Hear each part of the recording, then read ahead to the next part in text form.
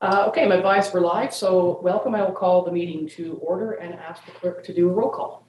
Councillor Shortreed. Present. Councillor Dayoud. Present. Councillor Berry. Present. Deputy Mayor Danielson. You're on mute, Liz. Sorry, present. And Mayor Moffat. Present. We knew you were there, but you have to say it out loud, right? May I have a mover and a seconder to approve today's agenda? Councillor Shortreed, Councillor Berry. By Councillor Shortreed, second by Councillor Berry, be it resolved that the November 17th, 2021 special meeting agenda be approved. All in favor? That's carried. Thank you. Are there any disclosures of pecuniary interest today? Okay, seeing none, we will move into the business, but I just wanted to make a few remarks. It's that time of year for our annual projects and priorities, and I think every year we always say this budget's going to be a challenge, and every year we always seem to bring it together in a really good way.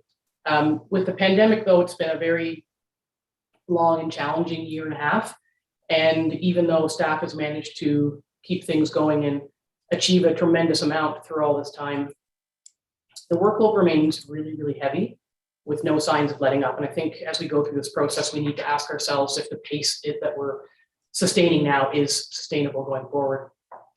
I think we know that the pandemic has brought a lot of changes. Community growth is at an all-time high.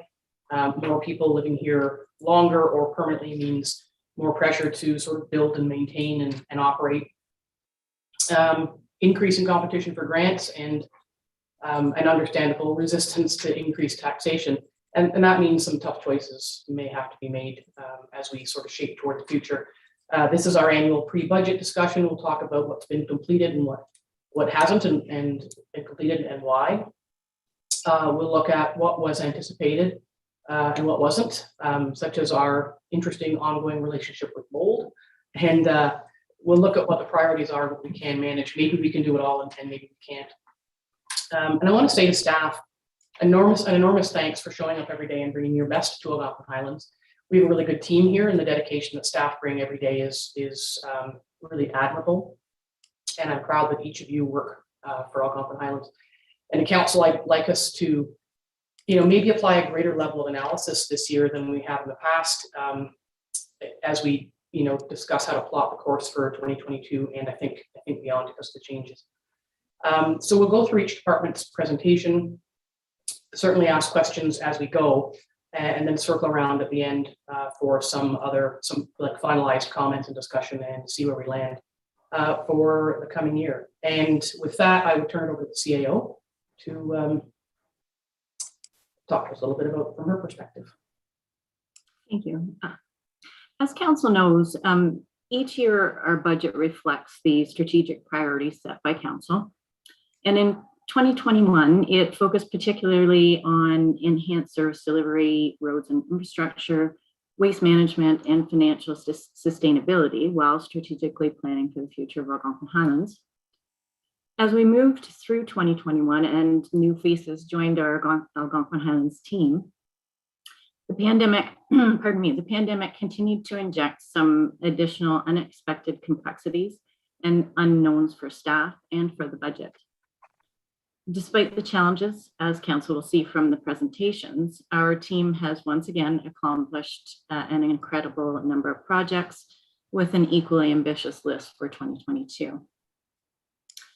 This year, we experienced record numbers in our building, planning, and parks and recreation trails departments.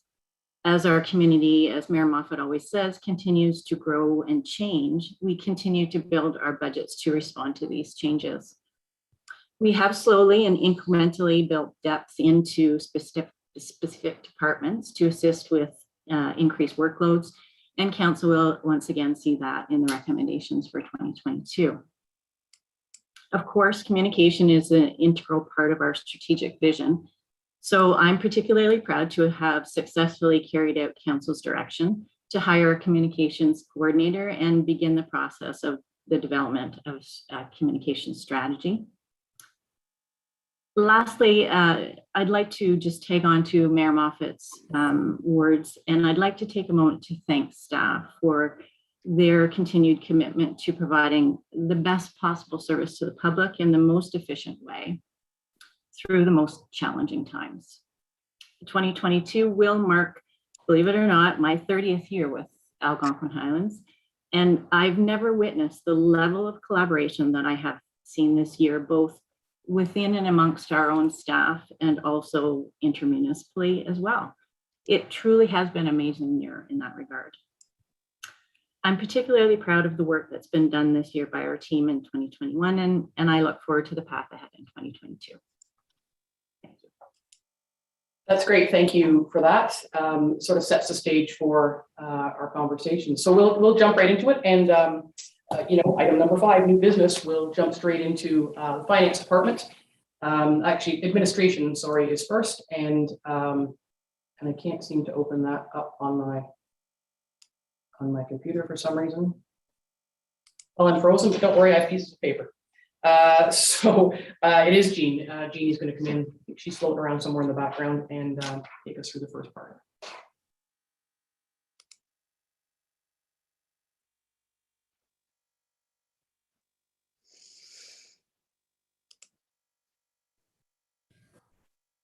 Good morning, Madam Treasurer. Good morning, everyone. Thank you. So I have the pleasure of actually presenting council administration projects and priorities, including finance. So it's a collaboration between the administration department and finance, this report. So as it indicates, we had quite a few projects on our plate for 2021. 18 in administration and finance, and 2 in council, specific to council. Both of councils are either underway or completed, which Bang the Table software being one of them, and the electronic streaming equipment is there and just about to be put in place in the council chambers as well. And then in administration, we had 18 projects in total, and 13 of those 18 have either been completed or are underway within this year, which is 70%, represents 70% of the projects. And there is 5 of them that have been deferred until the coming year. Does council wish that I go through these one by one, or shall, like it's Yeah, and we'll sort of play it by ear, department by department. I guess I would ask if council has any questions about what's been completed or deferred in this area in 2021. And if not, then Jeannie can keep going. I don't know that we have to go through them all. I think most of them are self-evident. So questions from council on this 2021. Councillor Barry. Just a question. I just didn't see it anywhere, and I wondered if it lived here. I just wondered, where does the charging station live? Because that's a fairly recent and large project. I just wonder, where does it live with admin? Does it live? Where does that live? likely with roads With roads? Okay. under the Public Works Department. Okay. I wasn't sure because of where it is. Thank you. It is located at the admin office and people have been using it. So it's lovely to see. So. That's great. Any questions on what's been deferred? And I don't know, maybe Jeannie, you want to touch on why they've been deferred? And I'm assuming deferred as in they'll just keep going in the new year, obviously.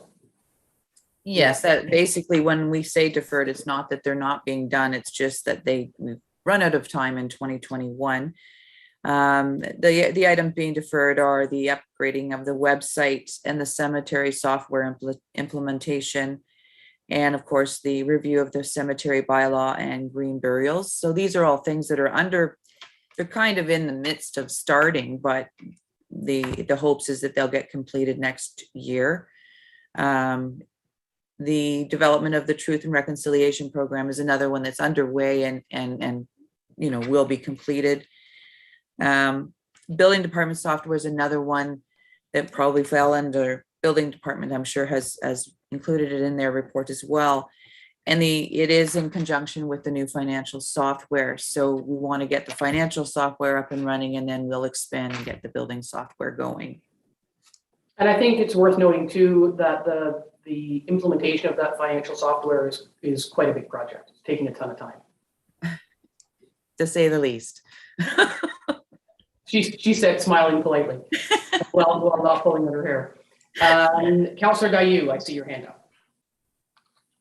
Thanks. Yeah, I have no difficulty with seeing these things deferred, given that the staff has been working so hard. And I do see actually a small silver lining here, particularly when it comes to things like the online fillable forms and the online payment options.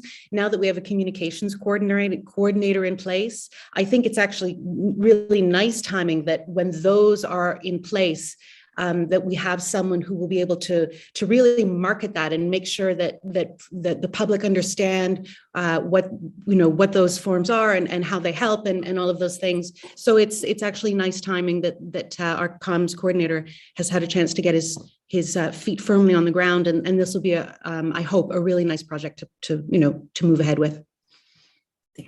Thank you. Any other questions about 2021? I didn't know is there anything that are you going to go through the 2022, or have you already mentioned, I think you've covered up some of those. I will speak to them as well, but. Oh, sorry, hang on. Deputy Mayor Liz has her hand up. I just was wondering about the columbarium and what the process is there, or what, how that's going. The RFP is in place to get quotes and proposals for the columbarium. And I believe the deadline is still a couple weeks away before we've finalized and get all our information in. So it's underway right now. Madam CAO. Just wanted to add to that, and maybe Dawn, Clerk Dawn could clarify that, but just so council's aware, is that the RFP did previously go out this year, but it was unsuccessful. So this is the second round of it. Yeah. There seems to be challenges in the acquisition of, products and services across the board, both in civilian life and in the municipal world. Jeannie, talk to us a little bit about the 4 projects that are being recommended for the next year. So for 2022, one of the items that's listed here is the purchase and implementation of document remediation software services and training. And that is to meet the accessibility requirements for municipalities. In order for documents to be accessible on the website, it does take a lot of special software and training. We've had some accessibility training in 2021 recently, and the process of making documents accessible is very onerous. So if we can get some software together and services and training in place in 2022, we can hopefully move ahead to be have a more accessible website and documents for all to be able to see. Does anybody have any questions on that item particularly? I mean, it's required, and it is unfortunate that, and maybe there is a way, maybe some software and training will provide a way to get us back to we used to have PowerPoint presentations for projects and for our priorities, but very difficult to manage those, I understand, with the accessibility requirements. So we have big long walls of words ahead of us today instead of colorful slides. I don't see any hands, so Jeannie, just keep going on your list. The next one is the continued collaboration regarding the service delivery review and the implementation of the innovative ideas and plans resulting from the project. This is spearheaded by the CAO and department heads. I don't know if Angie wishes to speak further to that, but we are looking forward to some benefits from this SDR. Angie, did you want to speak to that at all? I know that that's another thing that I feel like every time I talk to you, you're going into another service delivery review meeting. It's, again, I think council understands that it's a substantial project across the county that is taking significant staff time in actually all 5 levels, all 5 municipalities. So I don't know if there's anything else you want to say about that, Angie. That really captures it all. It is ongoing, and there's some really exciting things that are going to be coming forward for as recommendations. But it is incredibly time consuming, that's for sure. And we'll see the service delivery review outcomes just folded in throughout the year and in the years ahead. Yeah. Okay, Jeannie, carry on. The next one is an exciting, for me anyways, the purchase and implementation of asset management software. Council passed the plan, and we do have a basis of where our asset management is headed and is now and going forward. But it'll be very nice to put that into an actual software program, the data there, so that we can see live right ahead of what we're doing. We can do additions and disposals and maintenance updates and so forth. And it'll change the life cycles of assets and help us to better finance and gear ahead for the future. So that will be an RFP that will go out to get asset management software and go from there. Jeannie, how does the data migration occur in that? So asset management software is acquired and we have a plan. Does someone have to do data entry, or is there some sort of migration process for that? It depends on, like, the company that did the plan for us, Watson, does have a software that they offer. Should we decide to go with their software, the data, they already have that data in a format that they'll be able to implement into the software. If we decide to go with a different company, and I'm not sure how many are out there anymore, when this first became a thing with the PSAB and the governments and so forth, there was a lot of businesses that jumped on board with the asset management, but I think they've realized it's a bigger project than what they have staffing for. So I know that a couple of the companies that I've dealt with in the past have stopped doing the software and supporting it. So, but if we do go with, I think it's called Ascetic within CN Watts or with Watson, the data would already be there. So that would certainly help with the implementation, make it a lot quicker. Just depends on which software we end up going with, depending on the costing and so forth. Yeah, and the reason I asked that is just going back to my initial comments about, there's so many projects going on now and how much staff time is needed to do the nitty-gritty detail work. And I'm thinking with all the projects that are ahead and they all touch your department, finance, that the more time needed to do things like data transition or migration, the less time can be spent on being attentive to other projects. So it's all part of that big, what do we choose mix. So anywhere, to Councillor Dayu's point, anywhere that we can find our way to, digitize or modernize or upgrade processes is the way to go, so that staff can spend their time on, getting the projects done instead of setting the projects up. Correct. I see hands. I see Elisa Berry and Liz Danielson. Councillor Berry, go ahead. Just following up on that, is the modernization funding just about out of money?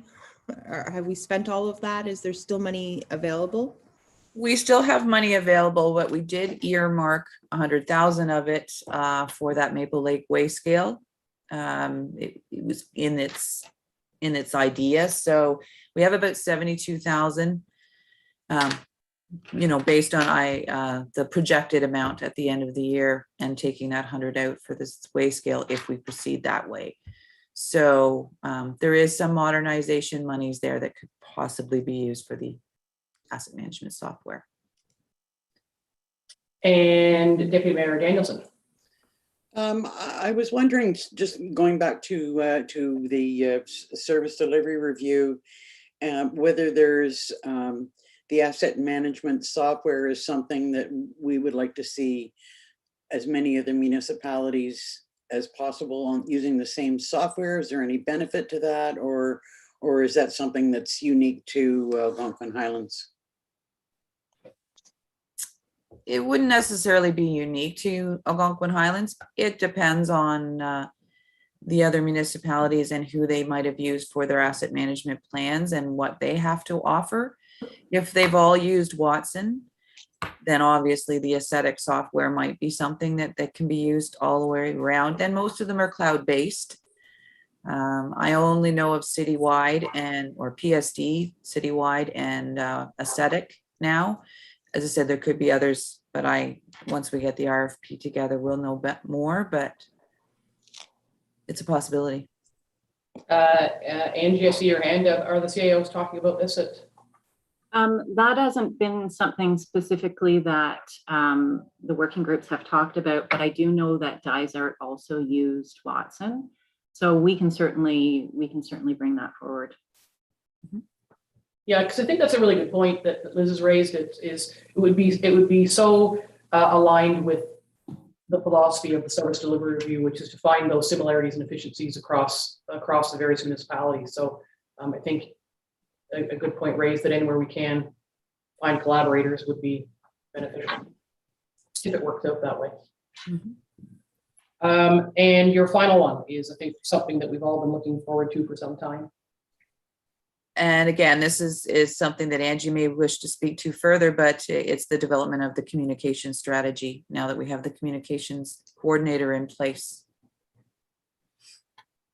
Yeah, Angie, do you have anything to add there?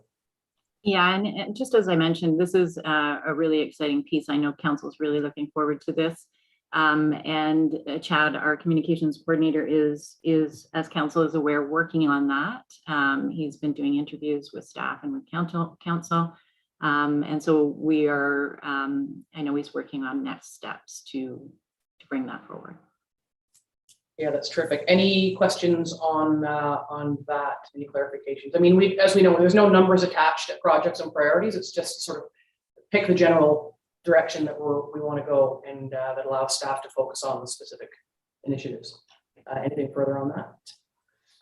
Okay. Anything else that anybody thinks of to ask Jeannie while she's on the screen now? I think she's going to stick around if we have any questions, particularly around the council and administration projects. Deputy Mayor Liz.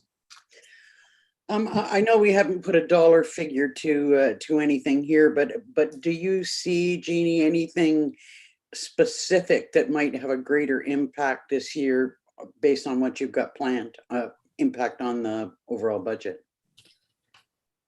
Not from administration's projects. I don't see a big, I think that these are all going to be within the limits of what, reserves and or department budgets. So I don't see these being, because they're all things that we've been looking forward towards anyway. So we knew they were coming. Councillor Dayu. Thanks. It just occurred to me now that we have been talking about the upcoming election and electronic voting.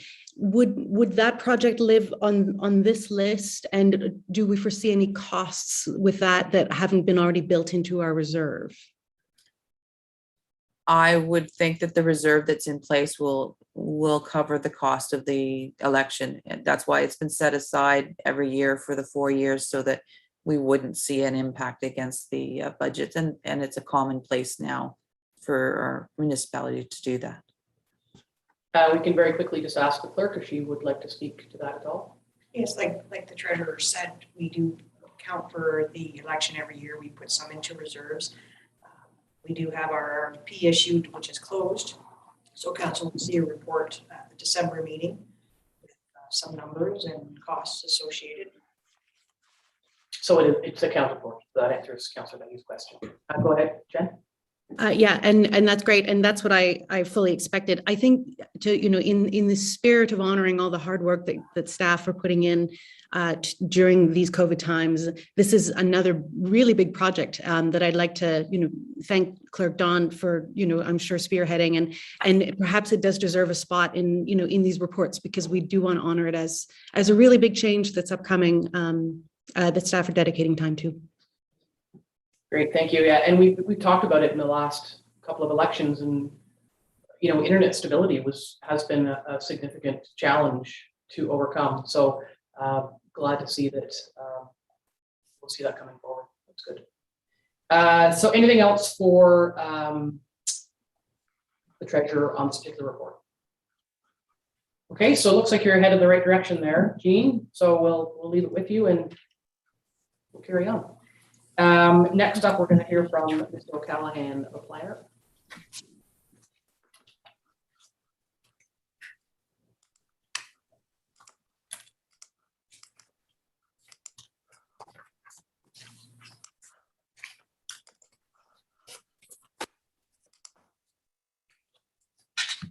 Good morning, Sean. Morning.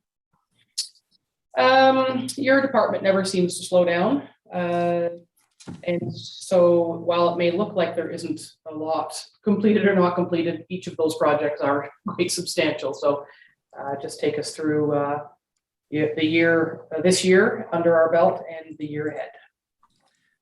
Yes, no, I think you summarized that quite well. These are larger projects that I certainly wish we could accomplish within a 1-year time frame, but they seem to have a tendency to creep over into additional time requirements. So with respect to the zoning bylaw review, that is nearing the point where we can post that on our website and seek public comment on that.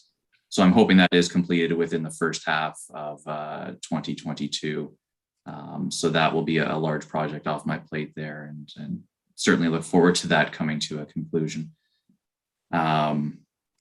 With respect to the license of occupation policy, as council would recall, there was direction to seek more of a public input on that proposal. So once Bang the Table is up and running, that's something we will be posting and seeking further public input on, and hopefully having some more direction later on in 2022 with respect to that project. And another one, the Oxton Lake Community Center, council will recall that is a lot merger we are looking to accomplish there. So my understanding is the surveyors should be on site there tomorrow, actually. So once that's completed, it'll be transferred over to our lawyers who will look after the merger there.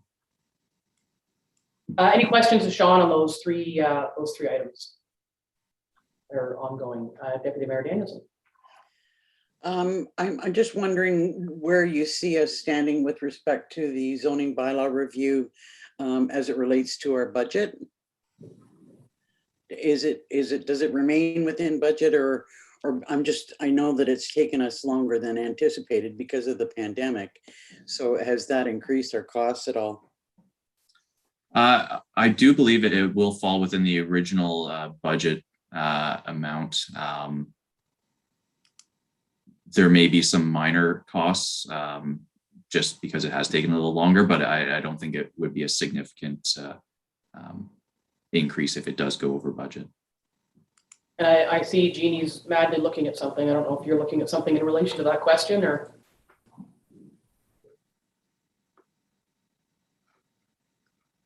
I was just looking to see where we're at for the year so far, and it's fine at the moment. We are well under the budgeted amount for 2021. So, but there's probably invoices coming. Thank you. And Councillor Barry. Just in regards to the zoning bylaw update, in discussions, we talked a lot about a policy around night sky, and I just wondered if that's something that is going to be coming forward in the following year. We decided not to have that included in this year's bylaw, and Sean had said that it would possibly be a policy instead, and I just wondered if that's in the plans for the year ahead. It wasn't at the top of my list, I'll be quite honest, but it is something, if council wishes, I can certainly look at shuffling things around to make that more of a priority with council direction. Yeah, I think, thank you for reminding us of that, Lisa. We did speak about that, and Sean did say it doesn't live in the zoning bylaw, but would be a standalone item. And so that's something that this is the time, if council wishes Sean to sort of move that up his list, then now's the time to say so he can move his list around. We have talked about it a lot. It is something you hear a lot from the public about is a desire for, retaining dark skies. So if that is something that council would like Sean to do, say so now, and he can add it to the list.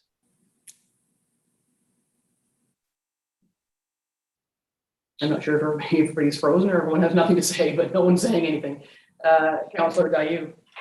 Yeah, it's hard for me to say, Mr. Callahan, change this for that, please. I certainly wouldn't wish to do that. I do note, however, that given the stats that we're seeing for building permits and, the hot real estate market and everything else, it feels like this is an opportunity, if we're going to have a night sky policy, to get it in closer to the ground level as our community develops at exponential rates, rather than putting it off for too much longer and then asking people to retrofit stuff that maybe they've only done in the last 6 months. Or so it strikes me that we are in a moment where we could do it, but I guess I would look to the CAO and Mr. Callahan himself to guide us on where that should fit in the priority from the staff perspective. Yeah.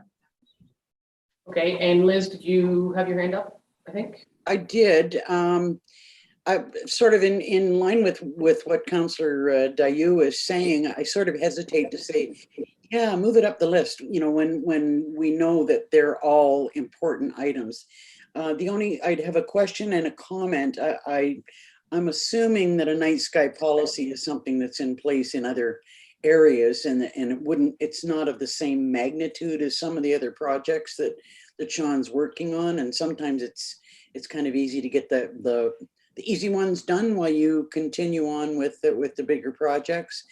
But my question would be, in the form of a policy, like what kind of hammer does that have? How is that going to ensure that people follow it? Sean, you can explain all that to us. Yeah, that was exactly what I was going to speak to. Is I just wanted to caution council, like implementing a bylaw or night sky policy is fine, but then it comes down to enforcement, and there will be additional enforcement requirements to ensure people are following that policy or bylaw. So it is one of those policies that has a domino effect on other departments and other budget implications. So while implementing the policy itself may not be an overly challenging task with others being in place already, it does have other implications across the township. Yeah, similarly to fireworks, there can be a complaint about stadium-like lights at the far end of Coagama on a boat access property on a Saturday night, and who's going to go there? We don't have people who can get there. So that's an excellent caution. Liz, go ahead. Yeah, the word bylaw kind of kicked it into gear for me as opposed to policy. But at the very least, if we have something in place, it would give our building officials the opportunity to, at least when somebody is doing new construction, to lay that out to them and trying to nip it in the bud, as opposed to going and giving somebody grief on a development that's been in place for a long time. Yeah, and don't forget, the other thing that we can do is a lot of these things go hand in glove with the communications coordinator and bang the table. Ongoing opportunity for education. So it could be sort of a slow, steady educational press for people to retrofit if they can, or they're interested in doing so. And hopefully with time, some of those things might change. But I think you make a good point about it being at the front end in terms of if council believes philosophically in the idea, then it can be woven into various departments to encourage folks to move in that direction. So I see it based on what everyone said. What I'm hearing is it can be approached from a number of different places, as opposed to being just black and white. This is the rule, and you're a bad person. It's how do we get there over time using the tools that we have. So does that make any more sense for you, Sean? Like, is that? I think we have to leave it to you to juggle your workload and say, yes, it's something that council obviously is interested in, but is highly aware of the other pressures that you're facing in your day-to-day job. And so what do you think you might be able to do with that? Should we just leave it with you? Yes, I can certainly make note of it, and to be honest, I don't think it's something that will be accomplished within the first half of 2022. It would likely be something closer to the end, once the zoning bylaw is in place. Then a couple of the other projects are moved off my plate at that point. But I certainly hear the interest in council with wanting to implement something, and I'll certainly make note of that. And should I find a spare minute, I will certainly work on that. Yeah. Well, we can leave it with you, and the busyness of your overall portfolio does not preclude us from using the tools we already have. You know, we have newsletters, so we're going to get rolling with Bang the Table, and there's no end of things that Chad can just get out there to the community of, had you thought about, you know, we believe in this, and we'd love you to come along on that ride. And that affects every department in myriad projects. So I think we have to keep looking at what those opportunities are for communications. Angie, you had your hand up. Were you going to mention something around that? I was, yeah. I just wanted to maybe throw this out there that I think perhaps staff should look into, again, where time permits, what other municipalities do around this. And then sort of maybe towards the end of next year, bring something back to council around that. Because I'm not 100% convinced that just encouraging folks to do night skies will do anything. So but it may. So I think we just need to do some investigating on what other municipalities do. Councillor Dayu. Thank you. And to that, back about 100,000 years ago, when people were meeting in person, representatives of the different environment and stewardship committees within the county got together, and this was presented. Lisa, I believe you were there too on that day. And at that moment, I apologize for not recalling which municipality brought it forward. I'm going to say Minden Hills. Highlands East. Okay, thank you. But there was a pretty solid draft there that was circulated at the time. So indeed, within our own county, there might already be some excellent models there that we can just refine at the right moment, rather than reinventing the wheel. Liz? You know what, I think that to Angie's point, I'm not sure a lot of people really think about it. You know, they just work on their development. There's so many aspects to their development that, you know, they want lights, and they don't realize that there's some pretty simple modifications that you can make to your systems that will aid the goal that we've got. And people just don't think about it. So, you know, I'm thinking that education and information will help to some extent, you know, while we're working on a bylaw. And again, for all manner of things, I think there's a lot of things that can be, we can advise the public about across all departments with the new communications position. And I think you're right. Sometimes folks just say, "Oh, I didn't know that was of interest to the municipality," and those who are interested in stepping up will do so. And as always, there will be those who, you know, just want stadium lights. Don't dismay their neighbors. Okay, well, we'll leave that with you, and I'm sure that Chad's in the background somewhere making notes for all the times you mentioned his name with something attached to it. Food for thought. And so do you want to just quickly take us through your what's ahead? I think it's mostly the continuation of what's happening, but is there anything you want to highlight there, Sean? Yeah, that is correct. It's mostly the continuation of things that are left off from this current year. A couple of new things. The short-term rental review, which has been uploaded to the county.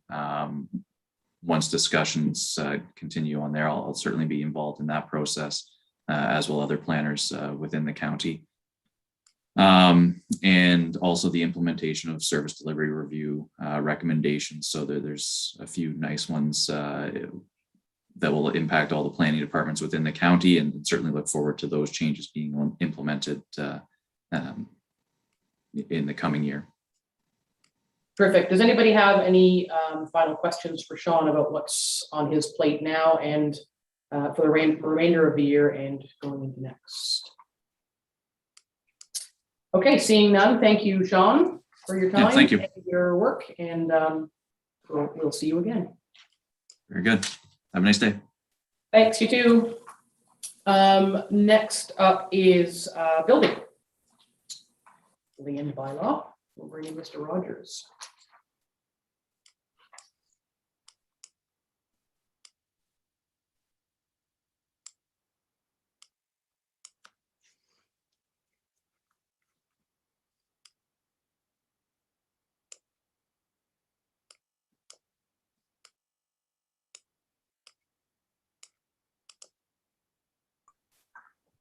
Good morning, David. Good morning, Mayor and Council. How are you? I think collectively we're pretty good. We're moving along at a brisk pace this morning, so that stands us in good stead, I think. But we haven't gotten to Public Works yet, so we'll see how we go there. Talk to us a little bit about what was done and deferred for this year. Through you, Mayor, the surplus of the boat has been completed. The gentleman's actually coming this morning to pick it up, so it was done on government deals, and we got a very good price on our boat. Years 3 and 4, the septic reinspection program has been completed, and for that, I do really need to thank our CAO, Don Mugford-Gay, and the Finance Department, because it was a really challenging year this year with WSP, but we have managed to get through it, and they should be bringing their year-end report to you at the December meeting. So, I really appreciate the fact that Council allowed us, Greg and I, to increase our hours to 40 hours through the busy summer months, because that really helped. As Council has seen on our building reports, it was an extremely busy year, and so far in November, it has not slowed down. So we're still going very hot and heavy. So those are the projects that we completed. The ones that were deferred, obviously, as our treasurer had pointed out earlier, trying to get their program up and running has put a delay on getting the program for the building and bylaw department. And also because we haven't done the program in place, we didn't purchase the tablets yet. So that's where we're at with what we completed and the deferred. So any questions? Any questions on the year to date? Okay, take us into next year, what you're hoping to do next year. Again, to you, Mayor, I like the very first item. So yes, we will be looking to hire a new building official because I will be retiring in the new year. The second one on the list is the hirement of a bylaw enforcement officer. I'm sure Council is very aware of the number of complaints we're getting. Bylaw enforcement has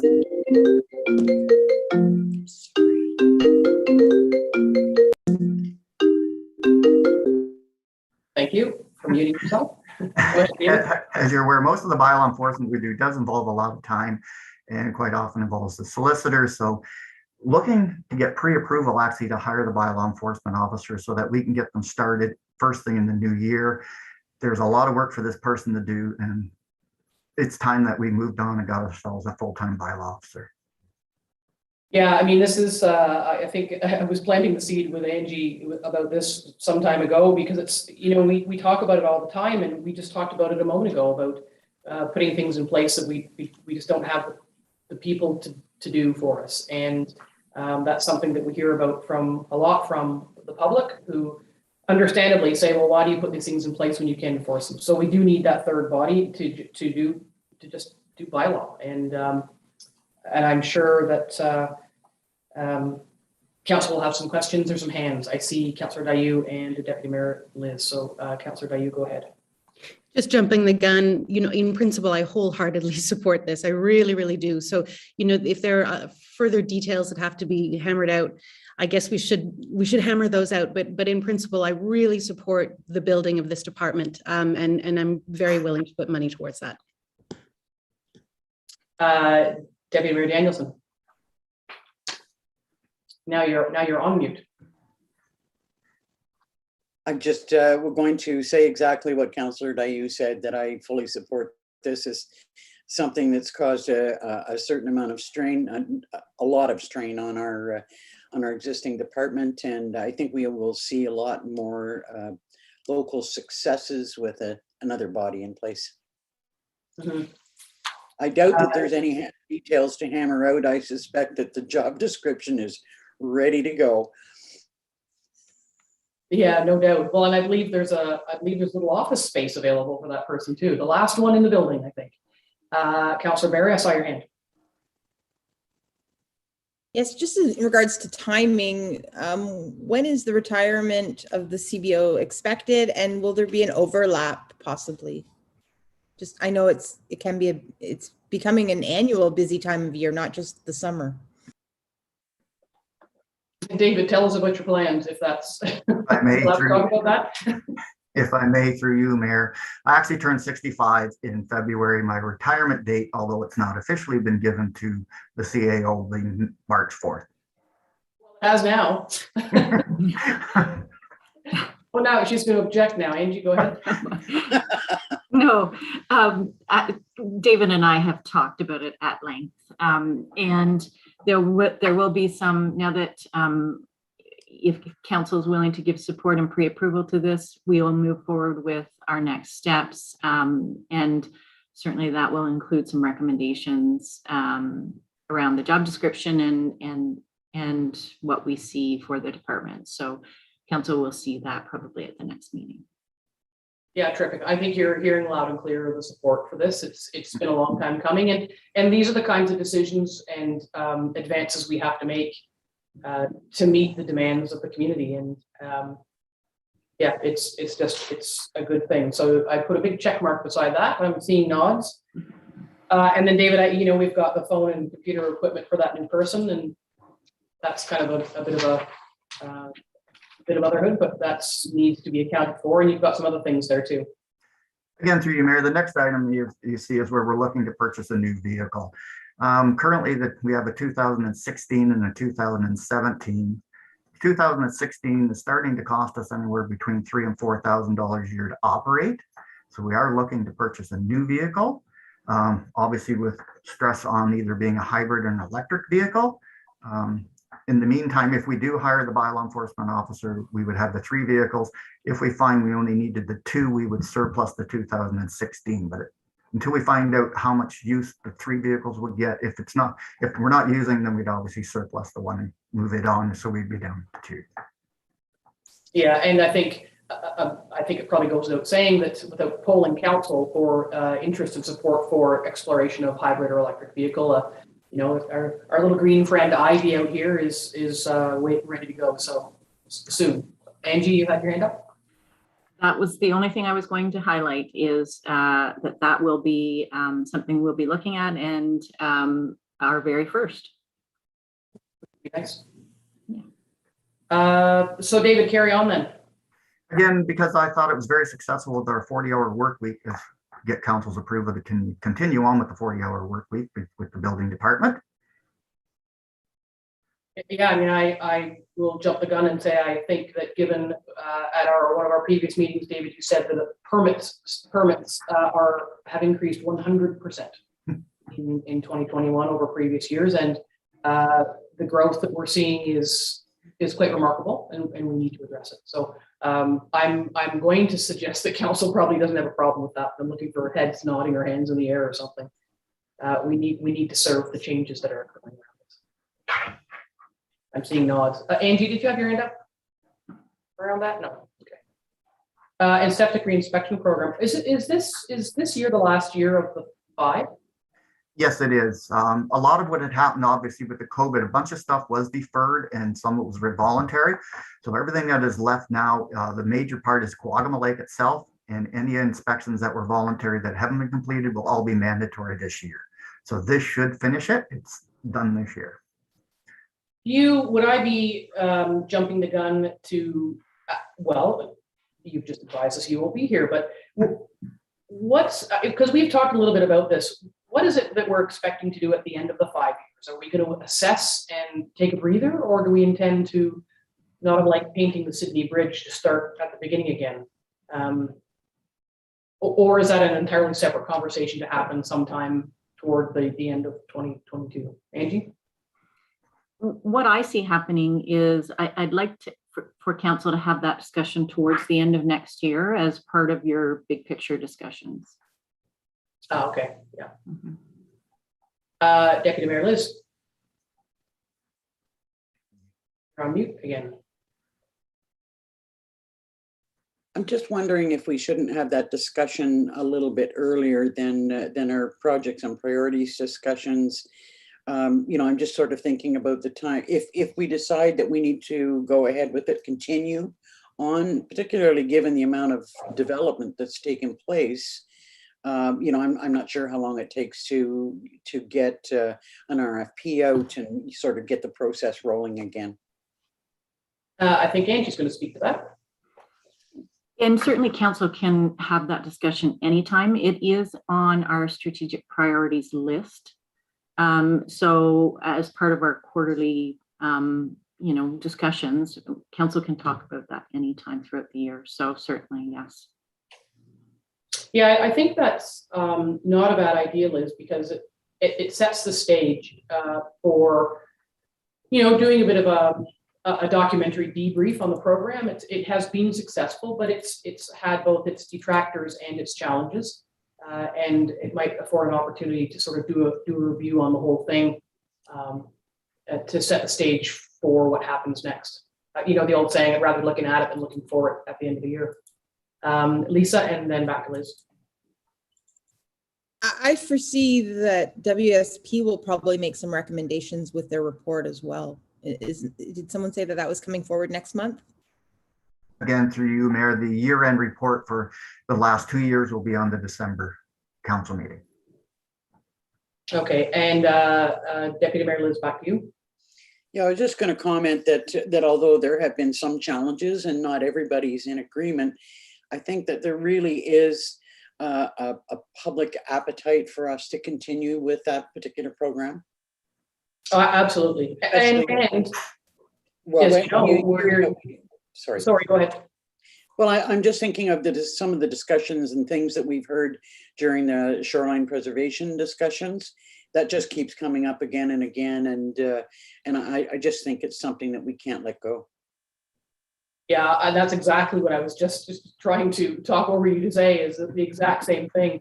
And there's an appetite to explore a different model and a higher level of inspection too. So I think there is much to explore there. Councillor Dayu and then Councillor Berry. Well, I appreciate the wish list for our communications plan is growing daily, and with this conversation about projects and priorities even more so. But I do think, wow, we're very soon going to have some solid information about trends, the things that people tend to do, the things that people don't tend to do, the things that we need a little bit more tweaking or education on, that could be built potentially into the communications plan now. Even if we don't have that solid information, at least we know that it's a piece of public education that we can work on in the future. It's good timing in that way. So sorry, I think I said Councillor Dayu and then Councillor Berry. Did you have your hand up? Yeah. I think the most important thing, obviously we've done huge replacements of failing systems and that, but I think just having the inventory is something that has been needed and is something that we will have. And it's just, we now know the dates and timelines on everybody's septic systems. And that's information that has been necessary and is something that will help us going forward. So ultimately, what would council like to do? Do you want to see it? Angie said it's something that comes up in our quarterly review. Do you want to see it earlier in the year? What would you like to do around that? Councillor Berry.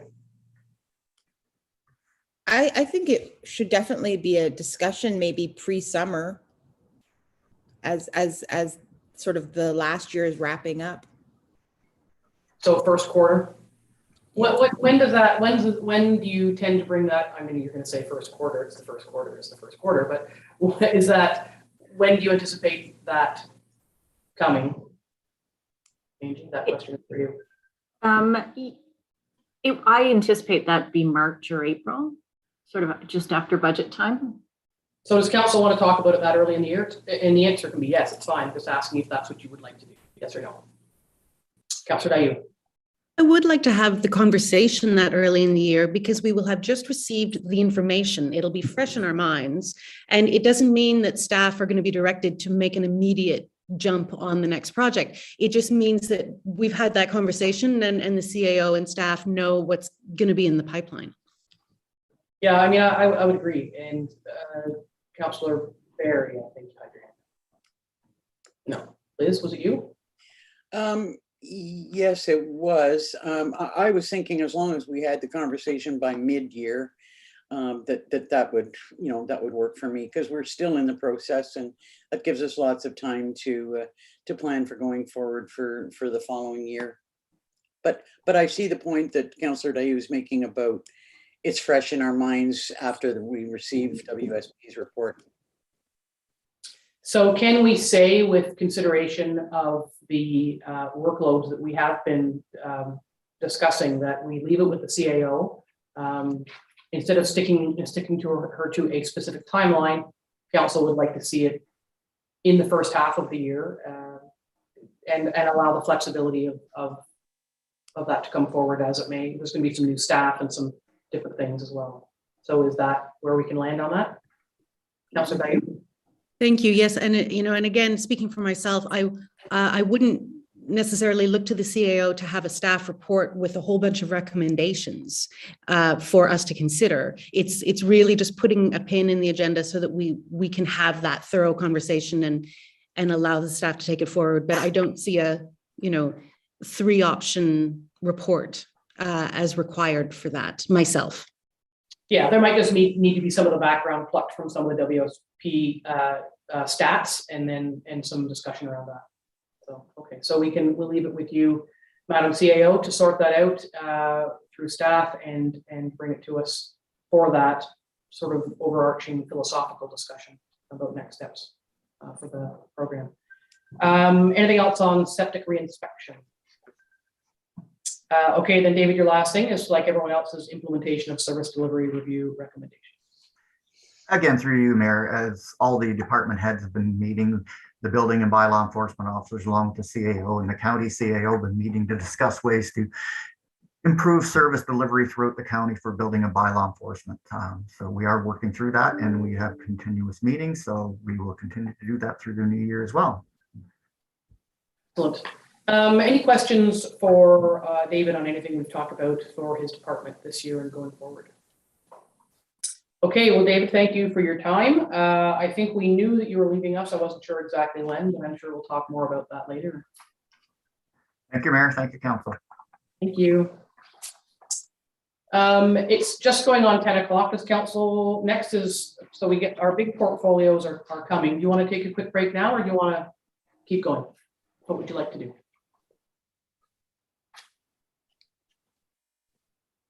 I can see lips moving, but okay, then we're going to go Parks, Rec, and Trails. So we'll bring in Mr. Card.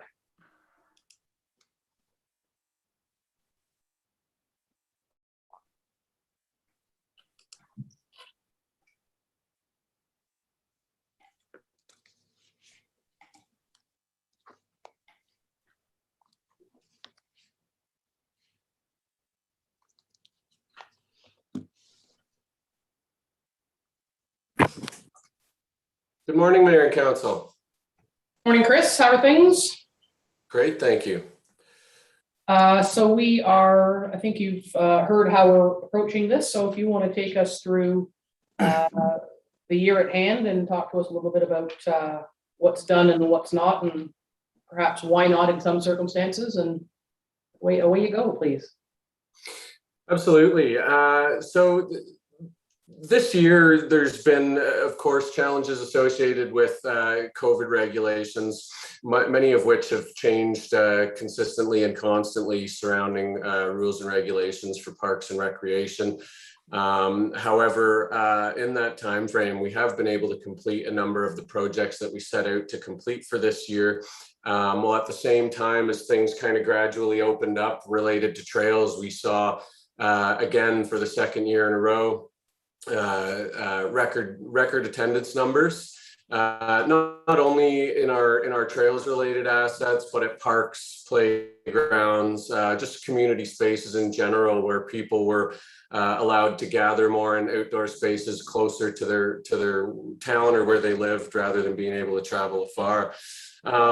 Much of the administrative that would have been used in order to support a tier such as the lightning protection system at the Dorset Tower, and the engineering design for the Skin Lake Landing was redirected into administering requirements for COVID.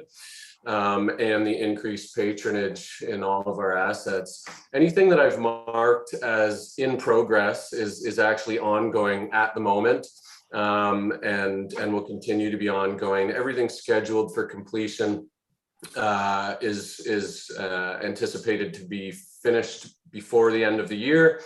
Anything I'm recommending deferring is the same project moving forward a year, and essentially just shortening the timeline slightly, such as the Skin Lake. We were hoping to go through the design, permit approval and tender this year, and then construction next year. I'd like to be able to get moving on it here shortly, and then do it all within next year. So those are the highlights. Any questions for Chris on what's sort of in progress or scheduled for completion for the existing year? Was that your hand up, Lisa, or not? No, it wasn't. Okay, then let's tackle the year ahead. Sure, thank you. So beginning with parks, Alvin Johnson Park, where we've done significant improvements over the last number of years. And next thing I'd like to be able to do there is just resurface the parking lot. This is adding some gravel where we have low areas that there's water pooling, etc. Next being over at the Stanhope courts, the tennis court that's there, which is very high use. We have a fantastic user group who uses it with their own kind of league going on a regular basis, really right up until the snow flies. The past several years, the maintenance requirements there have been increasing.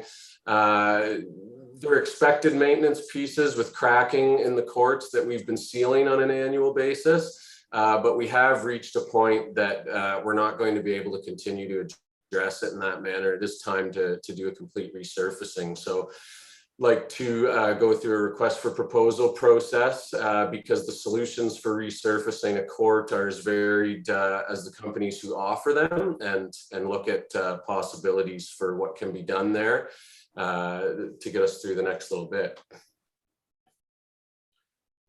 I'd like to increase maintenance related staffing to include a seasonal weekend parks maintenance technician. This would be during peak operating seasons from May until just after the September long weekend. We are seeing significant increases, and this has been something that's happening gradually for a number of years, and something that we've really aimed towards and been successful in doing in the projects and improvement initiatives we've taken in our parks. We are seeing increased attendance, and as such increased requirements for cleaning washrooms, changing garbages, doing routine inspections of park spaces that are high use on those weekend months, etc.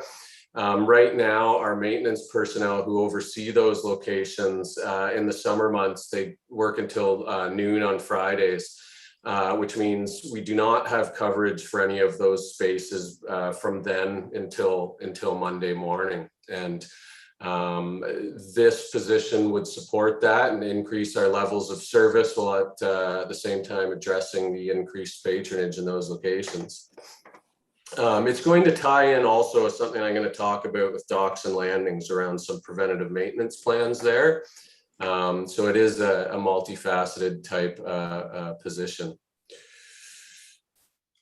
Replacing Alvin Johnson Park benches and adding some at the Stanhope Park. Don't really think I need to explain more with that. I'd like to install some bear-proof waste receptacles at the Hawk Valley Parks, where we're seeing increased patronage there. And that way we're directing any refuse into those rather than being left on the ground. I would like to do a top dressing and seeding of the lawn at the Ox Tongue Lake Community Center. It's something we talked about this past year as part of the improvement initiative there when we were looking at, the lot merger and the outhouse placement and the swing set replacement there. We have decided in conjunction with council that the swing set, we'd be looking at opportunities for grant funding to support that. But I do think to make that space attractive and usable now, if we could move forward with the top dressing and seating. Right now, it's really just a sand lot.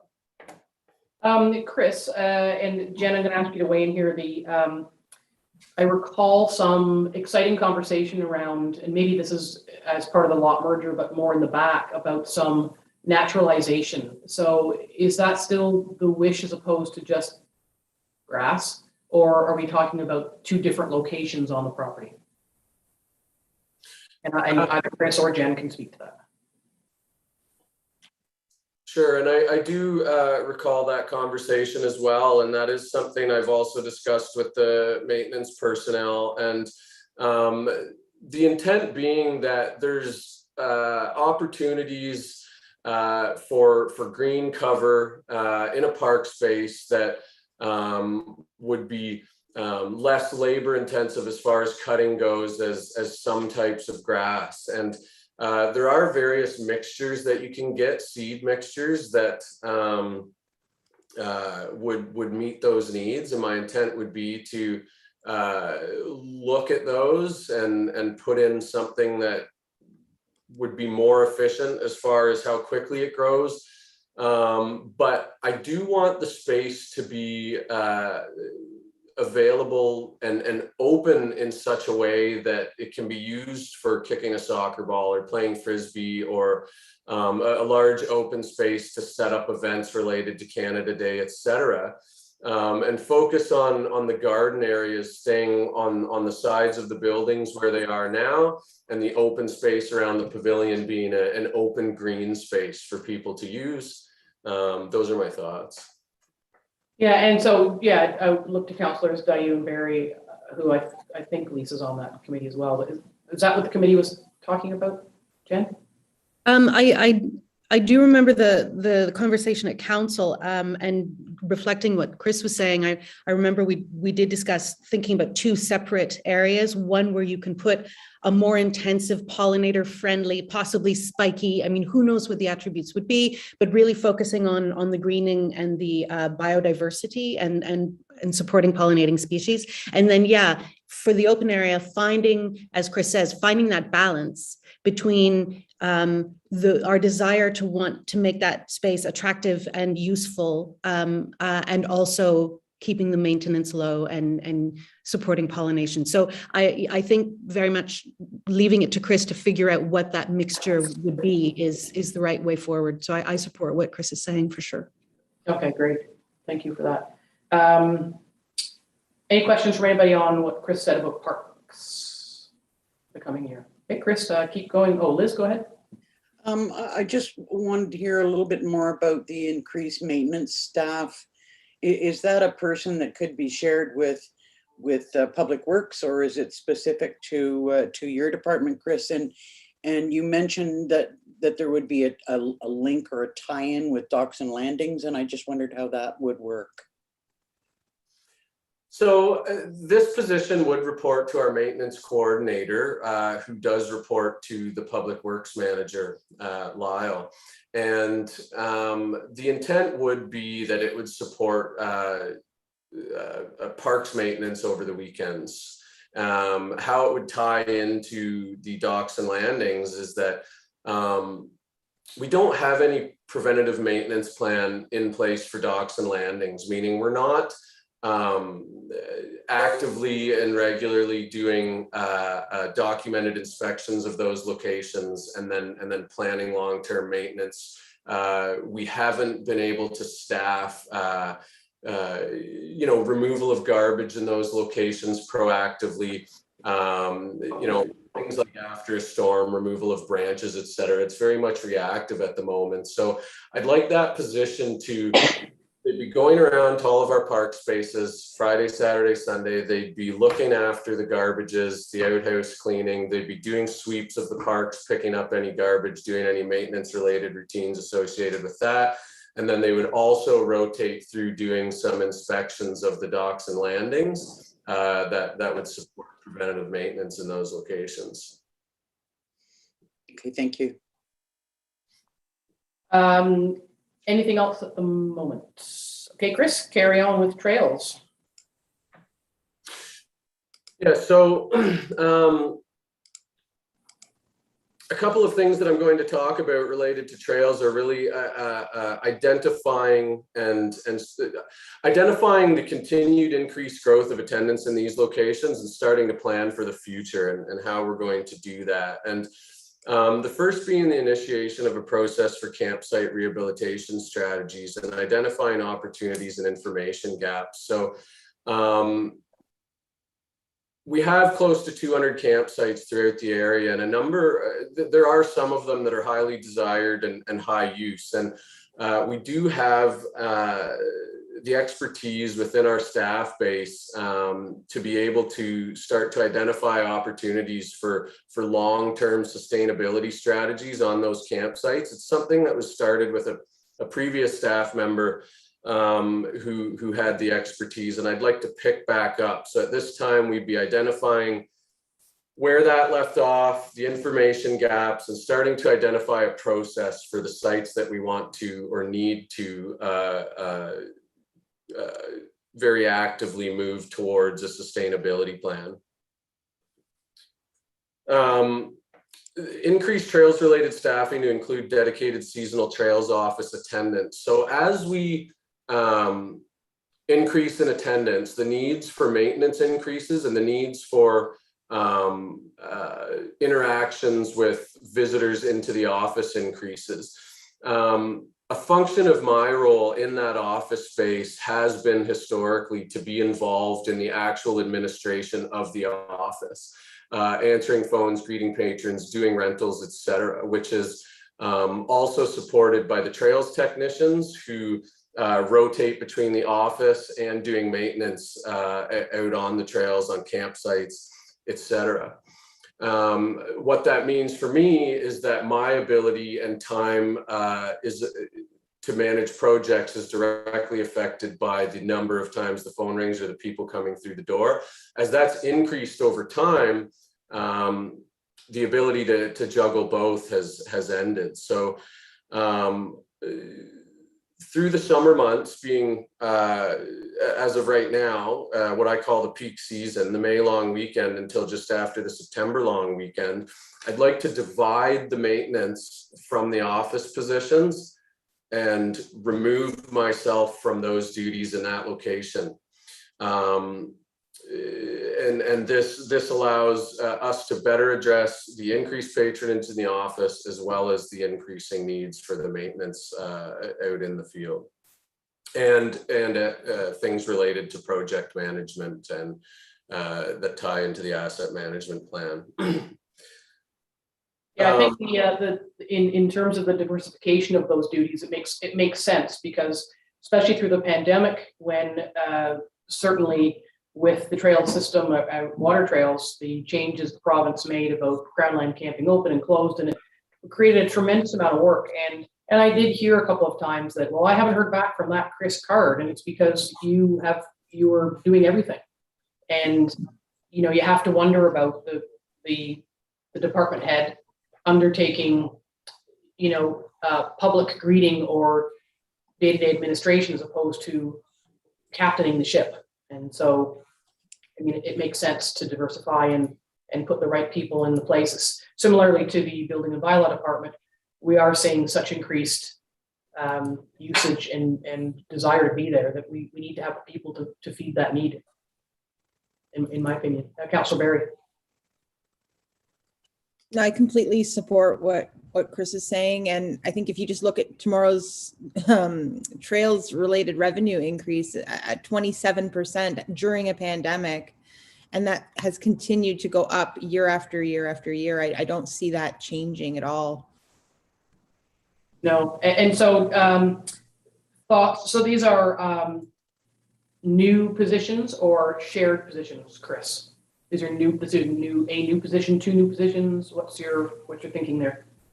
These are new positions, and it would be two positions because we're open 7 days a week at the Trails office. So between the two positions, they would support those 7 days a week. What we will be juggling in at the moment, and this is due to the situation with the Dorset Recreation Center, is we are also implementing our recreation coordinator into the Trails office duties. So it would be a year where we're going to be able to utilize her, pad out the difference with the additional staffing, and moving forward, it would be entirely two staff over that time frame. Deputy Mayor Danielson.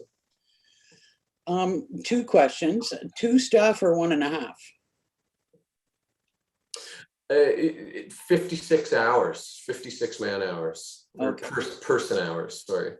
And you had said that moving yourself out of the Trails office, and I'm just looking at thinking about Carol's comment a little while ago about that's the last office for the building official. Where are we going to put you? And this requires some strategizing, and it's something that Angie and I have been talking about, and I see her hand up, so I'll refer to her. Yeah, Angie, go ahead and Through the mayor. tell us where you're going to put Chris. Well, Chris and I have been talking about this for sure, and I agree wholeheartedly that he absolutely needs to focus his managerial duties more so than he's been able to. So we have been strategizing around that. Nothing is firm at the moment. We continue to talk about that, but there is a space in our renovated space downstairs. But we've also talked about, allowing Chris to work from home for those busy months of the year. So that is something that if council's willing to let Chris and I sort of negotiate through that to come to a conclusion, then we'll work through that. Yeah, I mean, you and I, Angie, have talked about this a number of times, right back to the very beginning of the pandemic when people had to work at home. And, we were a little nervous in the beginning. And I remember in a number of our conversations, I was saying, well, wouldn't it be great if we could be the employer that allows for that flex time or, that trade-off to be, an employer of preference.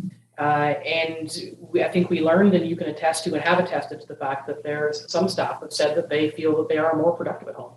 And I think you've got some thoughts around that. I see but I'm going to go back to Angie first, then to Jen, and then to Liz. Just quickly, yes, we have talked about that, and that's absolutely very, very true for many. And I mean, Chris is at home now, and the reason for that is because of his work situation, where in a meeting, there's so many things going on behind him that he needs to have that ability. So that has worked very well for him.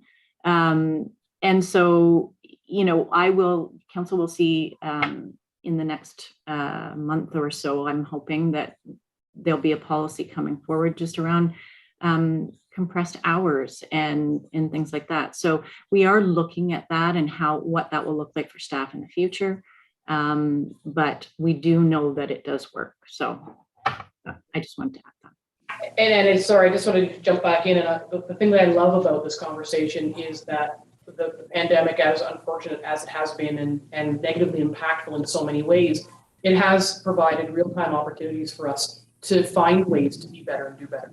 And so the combination of modernization, funding, and digitization and different ways to progress the way we do business, it allows for this to happen. And I think we can marry them together to increase service to the public by using some of those newer tools, thus allowing the staff who we are concerned about, facing some burnout, to focus on what really their managerial duties are. So I think it's all really, really quite exciting. Councillor Dayoud. Thanks. Just wanted to express my wholehearted support for this. Honestly, Chris, I don't know how you've done it up until now. So this is absolutely time to see that change. So really happy to see that now. And just putting a thought in your mind for tomorrow's conversation about fee structure and the fact that we are looking at an additional 56 hours of person power in the workload.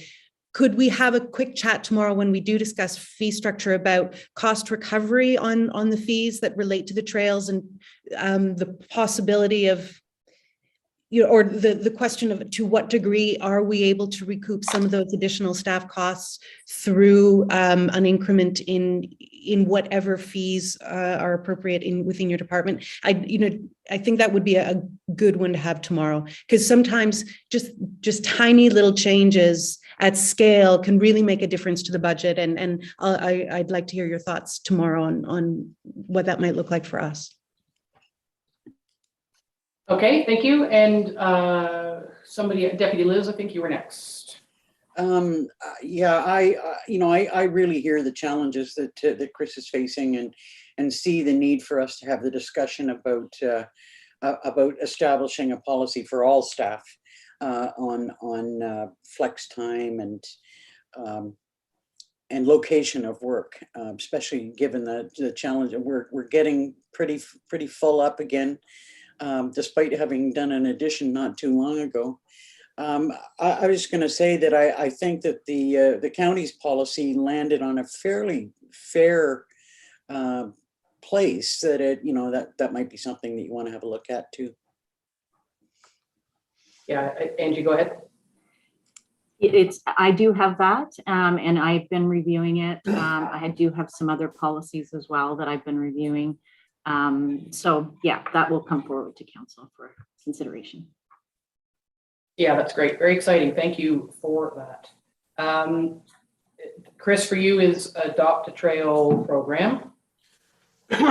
Yes, so since the outset of the Water Trails program, we have had what's called the Adopt a Trail volunteer program. I would like to do a thorough review of it this year. There hasn't been a lot of uptake on it. It's not a program that's been reviewed or updated since its inception when the Water Trails were created. And I want to look at opportunities and whether or not there's still a need, whether or not there's the ability to leverage it some more. But this would be something that our trails coordinator would be looking at with me, and perhaps it's something that we find that's not needed, or it's something that we completely revamp. But I'd just like to take a thorough look at that. Our internal review of Trails Division risk management strategies and safe operating procedures. The Trails Division does have a risk management manual that was developed in 2010. It does also need a thorough review, and to tie it in and relate it to our current emergency management processes and how it flows through the current staff base. And when we're talking about strategies and safe operating procedures, this is something that I'm thinking of big picture as we support growth into the future, and building into operating procedures the ability for the staff associated with them to work within those frameworks and have something to reference, so that there's a lesser need for kind of a back and forth with me on the small day-to-day things. Also, a number of risk management requirements have changed due to case law in the past several years, so seeing how it all relates to that. I'd like to do some work on the Sherbourne Lake Forest Access Road, where we have several backcountry road access campsites. Just doing some earthworks to add parking at Plastic Lake, as well as parking at site number 124. Now, Chris, my inquiry around that is, we had some interesting and protracted discussions with the ministry about who would sort of own and operate Sherbourne Lake Road a number of years ago. And it was ultimately, the ministry had asked if the township would assume that road, and we said no. So it still remains, a ministry asset that they are in charge of. So can you talk to me a little bit about any risks or challenges with what could be perceived as assumption of any part of that when we have in fact, gone through these conversations and said thanks, but no thanks to that road? I know it's the primary access to a whole section of the water trail system, but it still makes me a little bit nervous about doing work there following all those discussions. Yeah, so the Sherbourne access road and the Sherbourne Lake access points, there's campsites along the road on several lakes. And then there's the access point, which is used as a canoe routes access point. Combined, those would be the two highest use locations for access to the water trails of any of the 13 that we have. The campsites that are along the road, we do maintain them. We do obviously charge a fee for people to access them. And this is supporting the infrastructure directly associated with the campsites, where right now it's either degraded or not meeting needs. The risk associated with it is that yes, the maintenance of the road is entirely out of our hands, and we did make that decision previously. The M&R has been committing some funds annually, and really what that means is they're typically doing one pass of grading each year, but they also made clear at the time of those discussions that they don't have the ability or the budget or the need or desire to do anything more than that. And what that means is that, and this is where this discussion started back when, is there was a significant washout on the hill right before the end of the road at the access point, combined with a couple of culvert washouts. And the sense at that time was, if something of that nature were to happen again, they would not be funding that work. So the risk is we have the sites, we should maintain them to a standard that we see fit. And if the road were to wash out or significant amount of work is needing done, it is possible that the funding would not be there from the M&R, and the road could potentially be closed. Yeah, I think it's funny. I'm suddenly, with what you're saying, I'm picturing the conversations, the meetings we had, and I think we had decided, and you'll correct me if I'm wrong, that should that scenario occur, that we would just simply eliminate those campsites from the portfolio, as opposed to investing what could be a tremendous amount of money on what is essentially a forestry access road. I think that was the outcome, was it not? That was our lowest risk, was instead of taking over and fixing the road, we would just cut those campsites out of the program if that happened. That's correct. Yeah, there is supporting infrastructure now on the road that the M&R did install a gate, and that would be closed, and the road would just essentially be unmaintained and left to renaturalize. And everybody would drive around the gate as they do now and carry on as best they can. That's what happens. Okay, so that's good. Any questions? Any further questions on that? I just get a little bit nervous about investing, making sure we're not investing in something we've already said we don't want to assume. So that's all right. Let's carry on. Thank you. Establish reserve contributions for construction of a new Algonquin Highlands Trails office. This is to facilitate increased patronage and growing departmental needs. So this year, we were able to purchase the property that the Trails office is on. That was a key step in being able to look at the future and the future needs of that property. And this ties into the separation of my duties into managerial duties and also the space available there.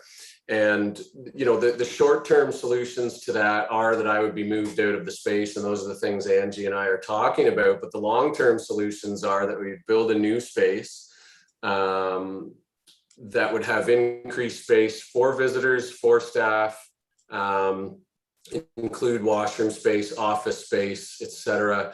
Right now, the Trails office is 450 square feet.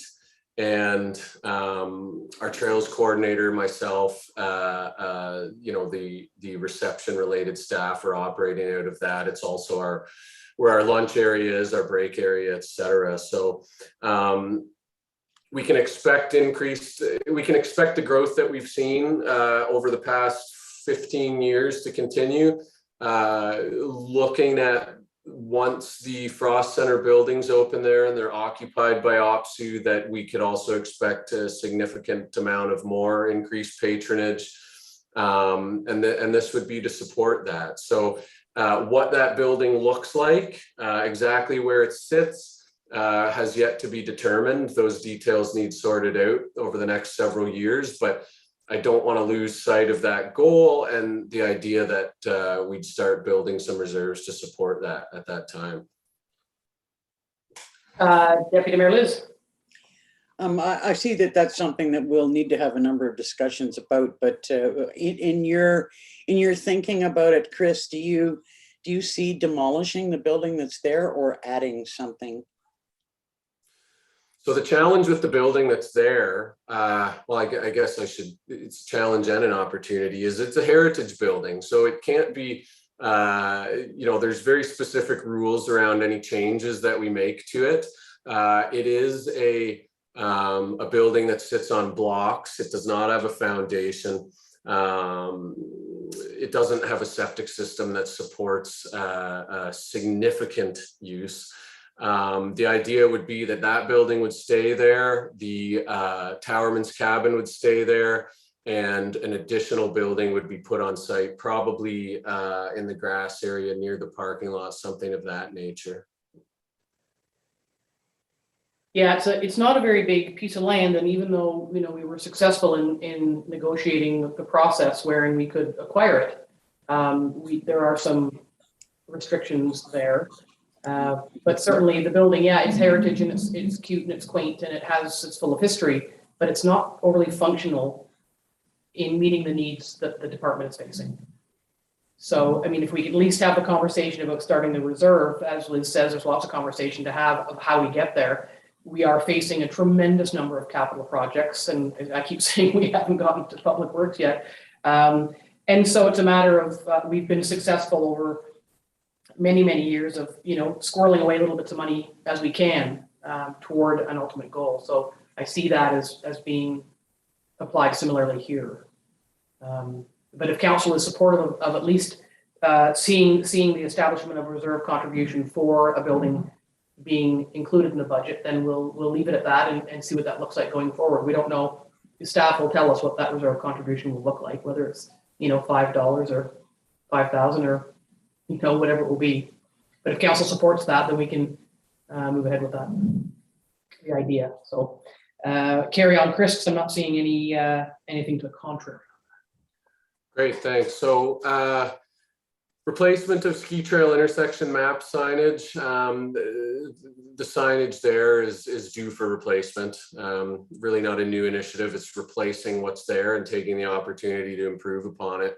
It's just reached the end of its age. Replacing fence at James Cooper Trail Lookout, same type of consideration there, replacing existing infrastructure like for like that has reached the end of its usable life. Chris, one of the things I'd like to circle back on around James Cooper is in relation to the climbing. We have spoken in the past about this, and I think it pops up once in a while from the public of, you know, I don't think people are doing the climbing on our land, but we had spoken a couple of times previously about the possibility of sort of risk management investigations around that. Is that something that could find its way into your risk management strategies? Or is it necessary because it's not our land? I don't know if we know exactly where the line is between where that potentially high risk activity is occurring. Yeah, and I think perhaps the best next step would be, and I say this, you know, knowing that there's a number of things I could bring up at this time in relation to this conversation, but the next logical step would be to budget this year to have the survey reviewed, survey stakes located, and first be certain of whether or not where people are climbing is on our property, and then establish a go forward approach from there. There are opportunities through what's referred to, I believe, as the Ontario Climbing Coalition, which is a not-for-profit organization that supports access to climbing on public lands by providing risk management strategies, insurance, those types of things. All of that would have to be looked at, but the starting point would be deciphering whether or not for sure that location is on our property. And is council aware of the location and what we're talking about? It's just down the road here. So it's, I mean, we can talk about it a little later, or we talk about it now. The James Cooper Lookout, the piece of land that it sits on, and the trail up to it from Mifflin Road is ours, but we have a little parking area and you can walk up off of North Shore Road, but in there is quite a rock bluff, and for years and increasingly it's being used by climbers, and we've been contacted, I've been contacted 2 or 3 times by people saying, you know, you've got a lot of climbers in there, and I've said I don't think it's our property, and we just want to make sure that the township isn't on the hook for you know, any incidents that may occur there. And so that's what I would look for is consideration in the budget to undertake what Chris has just outlined in order to make sure the township is protected for what is potentially a risky endeavor by people whose skill set we have no control over. I'm sure many of them have never fallen or had an incident, but we need to make sure it's not on our land. So I'd be looking for council support in pursuing that, Liz. Total support. There we go. So Chris and Angie, if you can just have a look at that and see what it looks like and how it might fit in. And we have had occasion to have surveys done for a number of reasons, and I'm sure there's no such thing as bulk survey rates, but we'll see what we can do. Lisa, did you have your hand up? No. Okay, anything else on, I guess that's it for trails then. And thank you for support on that, as it has been has come a couple of times quite recently. Dorset Tower, do you want to take a break or do you want to finish off with Chris? Councillor Dayu. Sorry, I just have one further question on trails, and then yes, I would support taking a break after that because I know that we've got some big stuff ahead, even on this list. But if I might just refer back to trails for a moment. And I'm loath to bring this up because the list is already so long of projects that are on your plate right now. But every once in a while, Chris and I has the conversation about the Beetle Lake Trail up here at Oxtongue Lake, and we all know the bridge, you know, had to be taken away. It just wasn't, or it floated away, and it wasn't going to be sustainable and safe for anyone. And I wonder if in this coming year, council should have a conversation about the options and just sort of make a final decision on that. You know, we've got 2 mini trails. There's the possibility of different bridges, but it doesn't have to be a bridge. We could cancel one trail altogether. There are a few different things, but right now, if you walk that area, it still feels a little bit provisional. And while I appreciate that's not a priority given the long list of things in the department, I just wonder if we should nail down a decision this year. I had actually coincidentally on October 25th sent an email to Angie and Chris and Chad as communications guy, that there had been an active infrastructure fund around active transportation, and it included bridges and the like. And so I sent an email with the link to that grant saying, did we know about this, and wondering about the Beaver Lake Bridge or trails, both land and water. So, and I know that we didn't know about it, and Chad had done some investigation that it's federal, but I don't know where we landed on that. So the Beaver Lake Trail, while drifting a little bit, hasn't been completely forgotten. And can either Chris or Angie speak to where we might have landed on that active transportation grant and what we might do with it?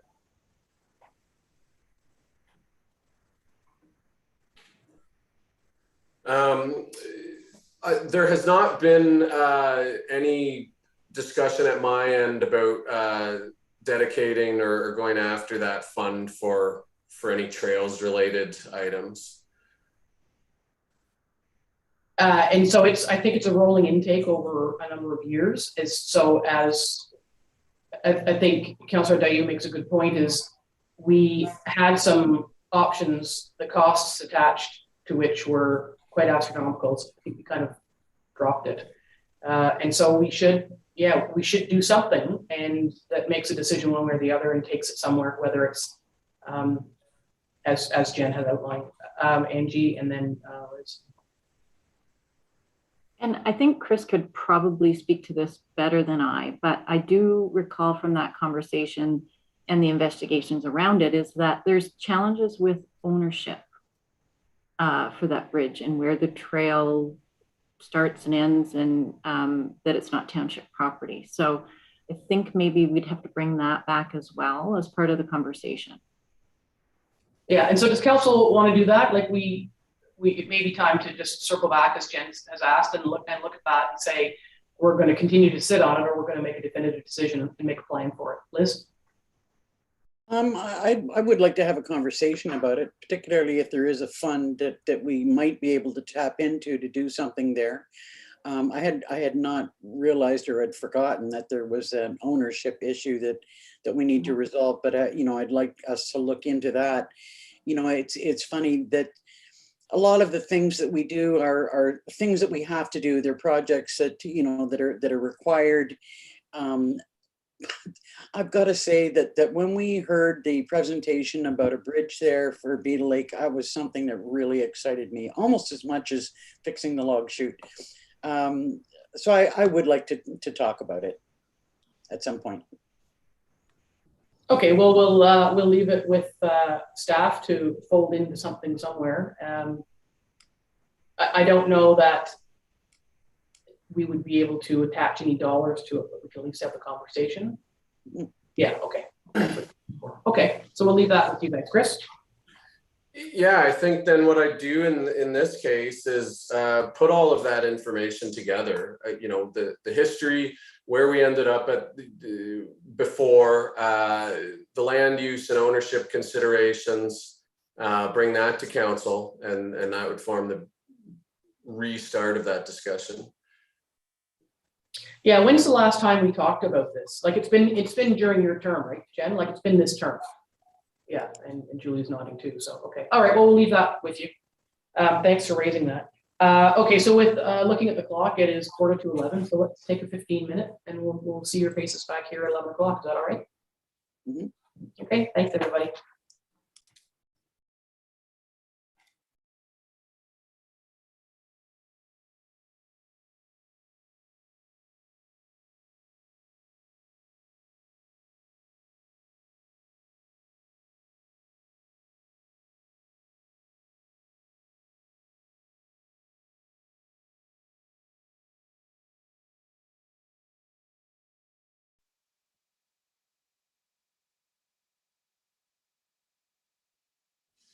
Okay, we're back live, so we'll reconvene and pick up where we left off, which was Dorset Tower. So Chris, go ahead.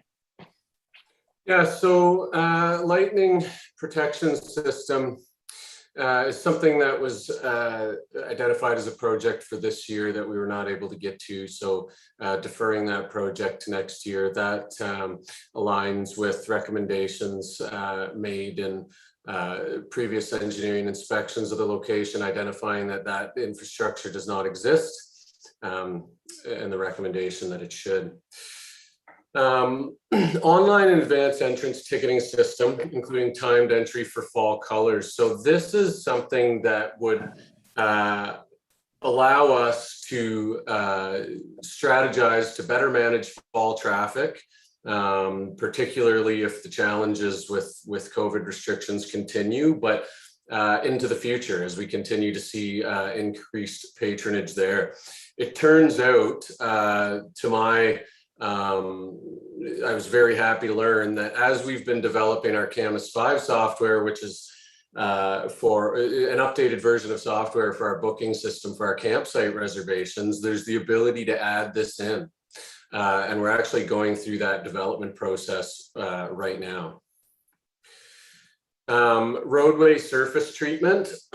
This is something that was identified in the asset management plan. It would be in conjunction with Public Works and looking to add that on to contracts that would be for other roads being resurfaced next year.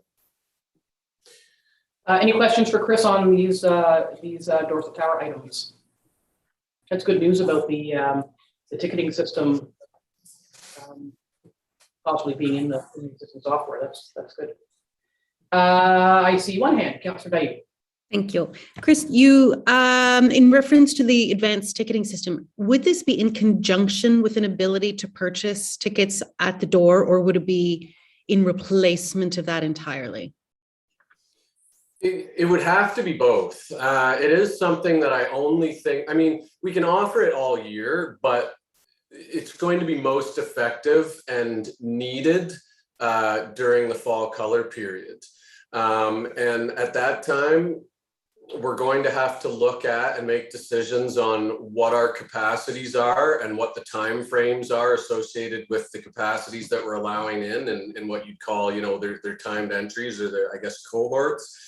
And we'd have to develop some operational procedures and policies that, you know, if those timeframes aren't filled up and somebody drives up, how would we manage that process? And I think if there's spaces available, we'd be able to let them in. But during those peak seasons, we'd be advertising and pushing the idea that people need to book in advance, and that disappointment if you try to show up is not only anticipated but highly likely.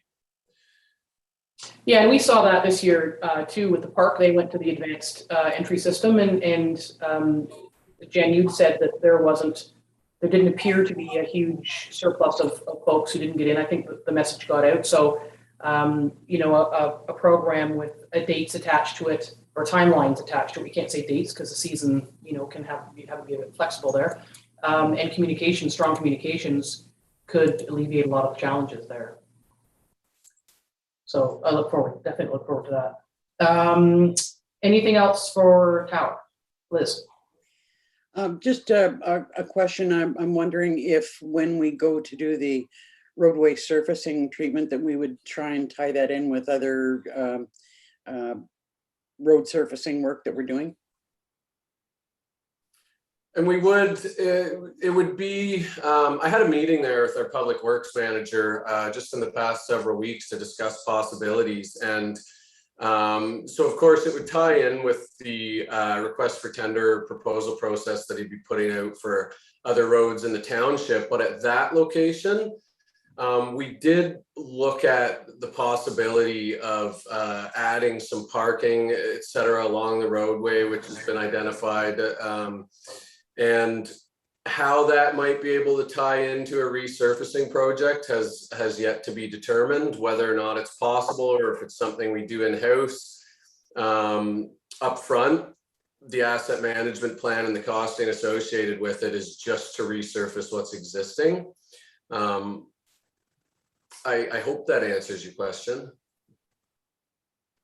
I think it does. It's a kind of, you know, it's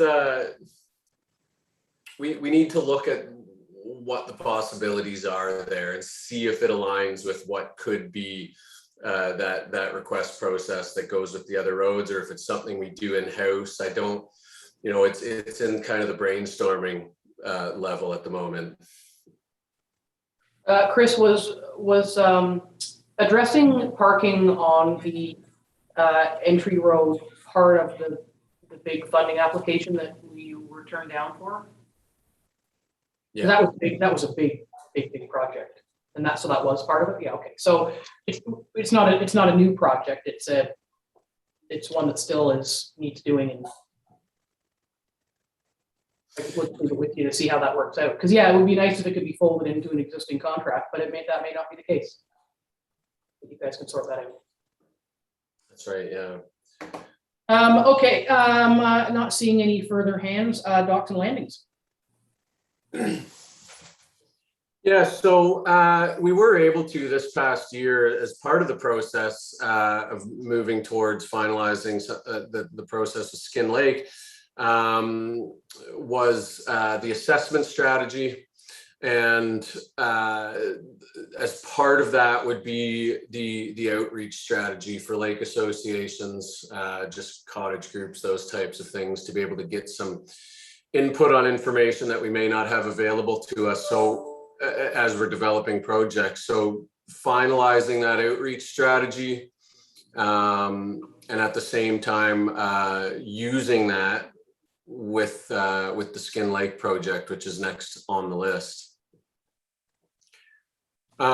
Replacement of Raven Lake Landing docks and gangways. I'd like to go with 2 30-foot by 8-foot docks and aluminum gangways in that location. That is a shared asset as far as capital costs go with Lake of Bays, and I have begun that conversation with them. We did commit some monies this year to the reserves for that location. The docks they are very close to completely having reached the end of their useful life. Replacing a dock gangway at the Frost Center dock. That's really just replacing what's existing, and developing that preventative maintenance program for the landings, which would be in conjunction with that weekend maintenance staffing position, which we discussed earlier under parks. Any questions for Chris in relation to docks and landings plans? Councillor Dayu. Thank you. Yeah, I'd like to just harken back to the docks and landings assessment strategy that you put a great deal of work into, and council discussed at length, for quite some time. And I wonder what your thoughts are on how we can keep that a living document. I know that the decision at the time was not to come up with one universal plan with all of the details and all of the landings figured out in advance. Rather, it would be an iterative document. And I get there's very sincere practical reasons why that's the better way forward. But it does mean that when it comes to us thinking through how much we should be putting into reserves every year, we've got the asset management plan, we've got your great thoughts on that, but I still feel a need for that bigger picture in a way. I've had a lot of conversations with constituents in Ward 3 about the Bear Lake landing parking area, and I forwarded these on. And it was agreed all around, yes, something that we need to keep our eye on and think through and come up with a plan for.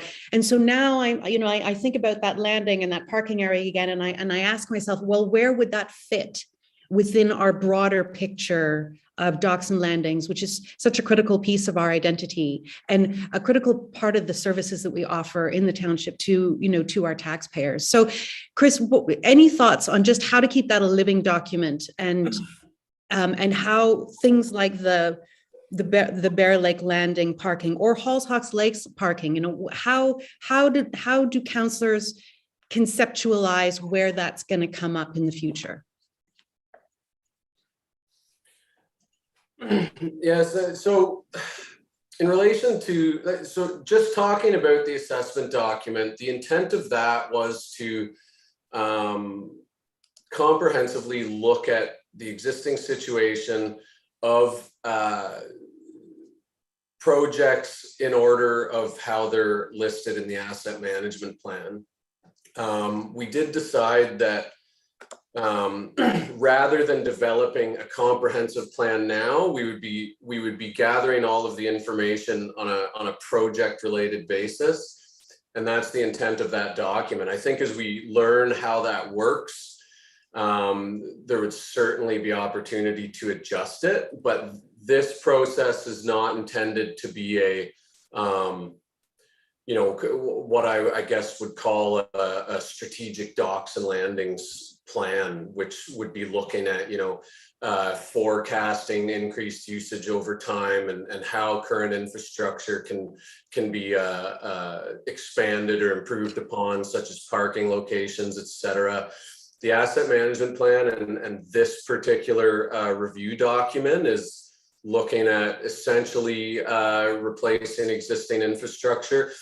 As each one comes up, it's set up that we could identify those opportunities, as in, say we're to get to Bear Lake Landing, and I'm going through that whole entire process of review. Part of that process of review would be identifying the need for expanded parking.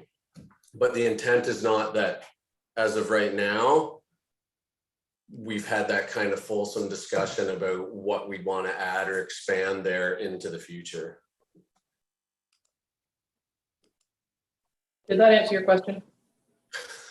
Well, it does answer my question. And again, I reiterate, I understand the very practical reasons why we can't have that comprehensive plan. That was well explained to us when we did have the deep dive on this subject. I admit I'm left feeling concerned that for such an important part of our township, we don't have that comprehensive picture, and I'm concerned for our reserves, and I suppose I'm concerned for just how we're going to put in all of these projects that are going to creep up that we're not aware of now, or that we will only be made aware of iteratively, like the parking issues at Bear Lake. I trust staff to guide us through that process, but I have to admit, I wish if I had a crystal ball, I would want to see that comprehensive plan, which I know isn't practical, but just to stick on Bear Lake for the minute, I am asked every once in a while, what about parking? Because we used to have one car per cottage, and now we have one car per cottage plus the trailer plus the two guests per cottage who are all using that space, and it's it's unwieldy and it's becoming unsafe. And I suppose as the representative for the ward, it's helpful to know what we're going to do about that, what our plan is going to be on that. And I'm still kind of left wanting that mouthful. Those are my thoughts. No, and I understand completely what you're saying. We have the same situation at the Hull Hawk situation where there are hundreds of boat access cottages. And it's just a bigger picture, and we've kind of had and it is a difficult one because how do you, on the one hand, you can say, you're absolutely right that people used to come with, a car with the kids and a tinny on the back, and now they want to leave their trailers and bring all their friends, and the kids all come in separate cars. To a certain extent, that's not our responsibility, but to a certain extent, it is.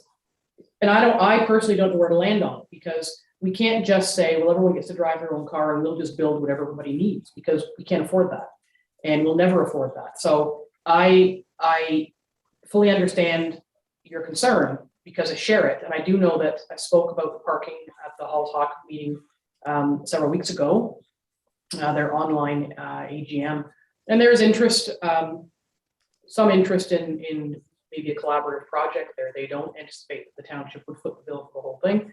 But that was touched on. Some of that research has been done about that parking. So I hear what you're saying, that if we don't put a pin in it, when will we ever actually have that conversation? And I wonder if, and Chris can answer this, maybe it's a matter of getting that outreach strategy and doing a trial run with it to see how it works, and keep visiting it to refine that process. Because the concern is that, just like everything else, there's more people staying here. There's more people who, Chris had it at the Skin Lake Landing where he was there doing some measurements, I think, and somebody came along and said, yeah, we need 15 docks here, because they want docks, they want their own, they want the township to pay to put docks in for them to use, not dissimilarly to Hardwood and any other location. We have any number of locations that are like that. So I don't know, I kick it back to either Chris and or Angie to say, is it based on the conversation we had about docks and landings, and in the face of Councillor Bayou's concerns, which remain, is it the case that the strategy for communication with lakes associations or groups would allow for that continual refinement of the process? Is that how you see it unfolding? And when we had this discussion and I had put together a report with the various options, one of them being looking at a comprehensive strategy up front, but ultimately we did decide on that they would be addressed on an individual basis as the projects come up, meaning that all of that information would be looked at on its own merit when that project comes up, and a comprehensive overview not being developed ahead of time. We looked at in that report the pros and cons of each approach, and none of them were perfect, but they did align with the current constraints that we have for other projects and staffing limitations and resources, et cetera. And I think ultimately, the only other option is to look at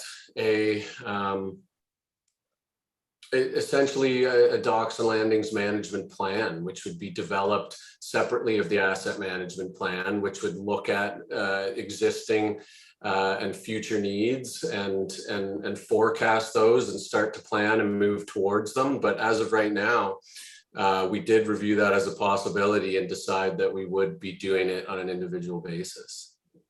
And it's also reflective of the asset management plan. I mean, the AMP is the guiding document in terms of what gets addressed first, second, and 45th.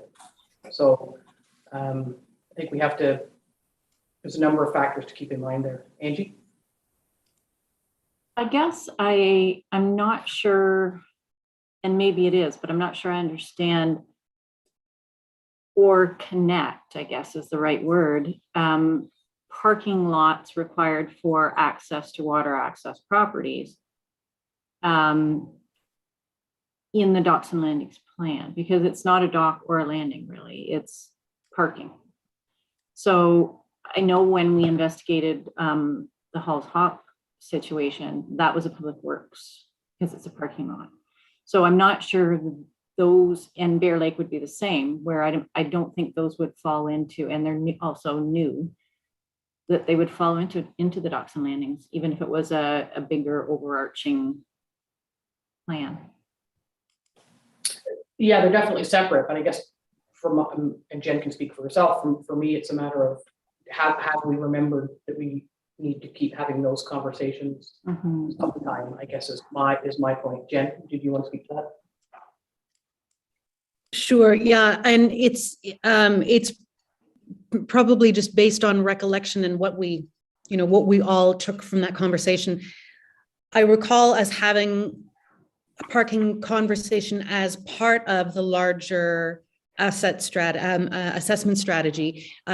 Maybe it wasn't put into the recommendations that we discussed that day, but there was a recognition at a certain point in that discussion that what we're talking about is access to water, and the docks and landings are a part of that, but people also have to park somewhere. And when we looked at Hardwood Landing last year or the year before, it was recognized that there are shifts in how much space people are requiring there. And I think during that conversation, it was just acknowledged that these are all connected in some way, and that what we're really talking about is water access and how we manage the township infrastructure around that, because they are so deeply connected. So, you're right, it is separate, but at the same time, so related in practice, in the living of that experience, that at least for me and for what I'm hearing from my constituents, they sort of belong in the same conversation. Or we could turn that around and impress upon the constituency that they are related in their world, but they are not necessarily related in the municipality's operational world, and that they would be addressed by separate departments. So, I mean, we can bring up the parking again under Public Works, because Angie's right, that's where it was determined to have lived previously. So I think the important point is that we don't lose track of it, because the need is not going away, and it's a difficult hill to climb, because the demands are increasing, and it's costly, and there's a quite a heated debate about whether we are obligated to provide parking for people, and if we are, how much, and that itself is an entirely separate debate to be held perhaps another day, as opposed to today. Deputy Mayor Liz. Yeah, I understand that the point about them being separate departments, and it would be definitely our Public Works department that would be doing the work, but I see them as being related as well. When we're having docks and landings discussions, I think that in some cases there's not much point in having a dock or a landing if you can't access it. So I'm kind of tending to agree with Councillor Dayu, in that I do see them as being a related discussion, but that's something we may need to discuss. Well, so again, being respectful of the conversation, we set aside a day to have this conversation. We had the conversation and we landed at a place. So, which was that they are, that it lives in Public Works, and yeah, it may be related, but it's not. Chris doesn't build parking lots, Public Works does. And so there's a bigger conversation to be had if you want to have it again, but we kind of already had it. So I'm not sure I'm not sure how you want to approach it. Going forward, Angie. And council did also have the strategic priorities discussion around the parking at Halls Lake or Hawk Lake as well. And Adam had brought forward options and costing and all of that. And when it was realized how much it was going to cost and what the additional service would be required around plowing and maintenance and all those things, council decided not to do it. So I guess I'm looking for, if council's interested in talking about that again, how do you want to do that? Do you want to do that as a separate strategic priorities discussion again and bring back those same options? Or what would that look like? And I guess that's the question I'm asking is we have the conversation, and yeah, is council looking to have it again? That's the question. Councillor Dayu. Not necessarily. I think we landed where we landed, and we landed there for very good reasons that were well explained at the time. And I don't necessarily think we need to reopen it, but where we landed, we all acknowledged, is not, an ideal world if we had unlimited resources and unlimited time and unlimited staff. So I guess my hope is that we can just continue to be mindful of all of these needs that are popping up, so that speaking frankly as councillor for Ward 3, so that when someone comes and says, hey, what about that beach area at the end of Harris Road? Does the township have a plan on how we can make sure it isn't denuded and eroded? I have got a way of describing our answer. Or Bear Lake parking, or whatever it might be. I think it's just about being mindful, so we're not always reactive to problems when they get very, very bad, but we've got some forward thinking there too. Yeah, I think that kind of sums it up. And these problems, or these locations that are challenges, are not going to get any less. They are going to increase. So there's going to have to be a conversation or continued attention to it on an ongoing basis. And I don't want to say hopefully, because that sounds very sort of lackadaisical, but, hopefully an opportunity arises sometime that allows us to make those kinds of investments. I think that would start with, and I'm sorry, I don't recall when we had that docks and landings discussion or when we've had the parking discussions,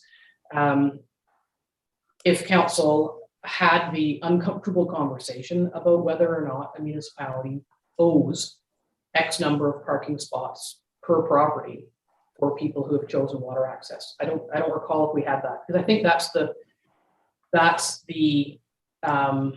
center of the conversation is council deciding what it is it thinks it should and can and could do for people, and then deciding what that looks like over what period of time, with what potential partnerships, because you're talking, if you start picking at a number of places where the public may deem there to not be enough parking, and then parking for what? So I know we're kind of way off track here for Chris's portfolio, but there's the number of day fishers that use the Beach Lake ramp, and they're parking all on the side of North Shore Road. Should we be putting parking in there? So there's no end of places where people would like us to build them parking lots. And so I think it may be worth revisiting that conversation to sort of find that philosophical direction upon which could be built future steps around this, because it's not, like I've said a number of times now, it's not going away.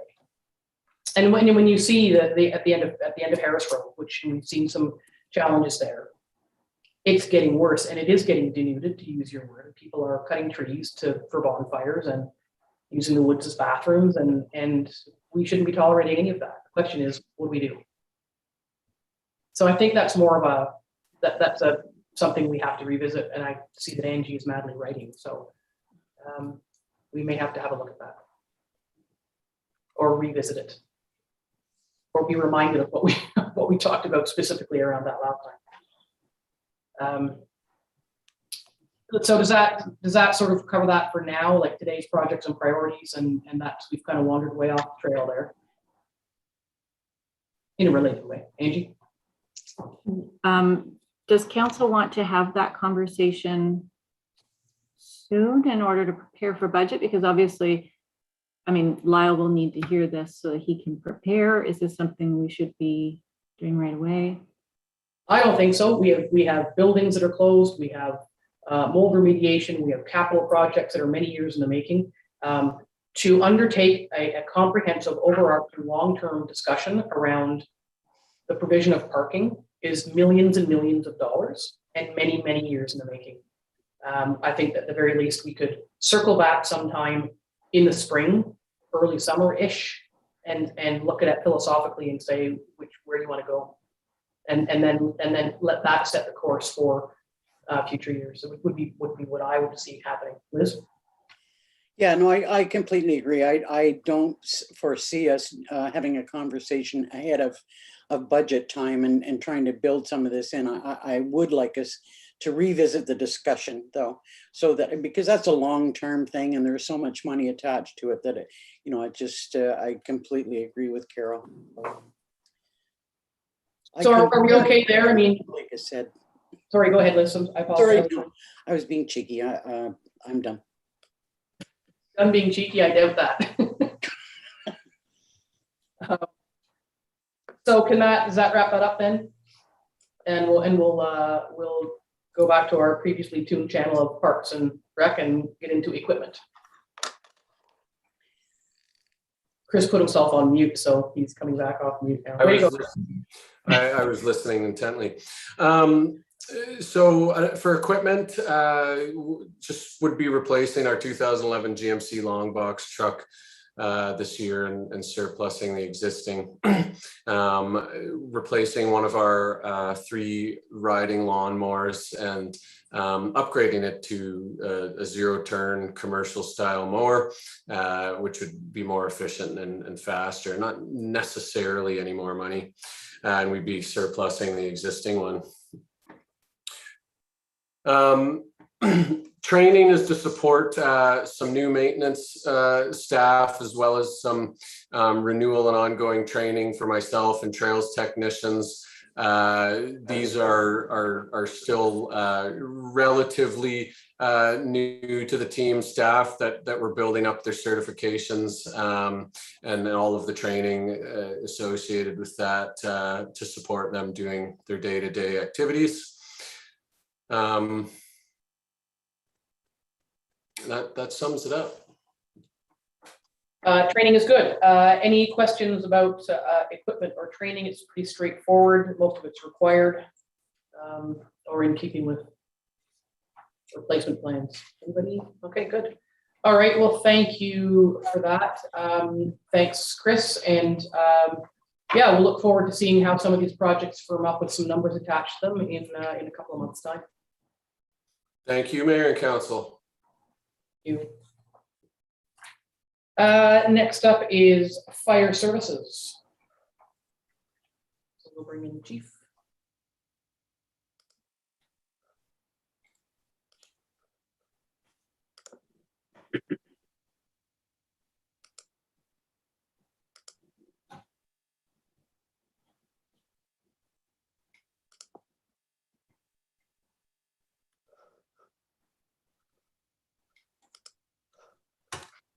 Morning, Mayor and Council. Morning, Chief.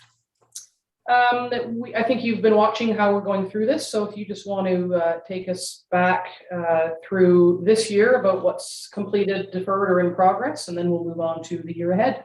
Yes, through you, Mayor. The first thing is the established formalized public education program. We've deferred it to next year in the aspect because of the COVID. We didn't have the opportunity to get out within the general public. So we'll put a program together.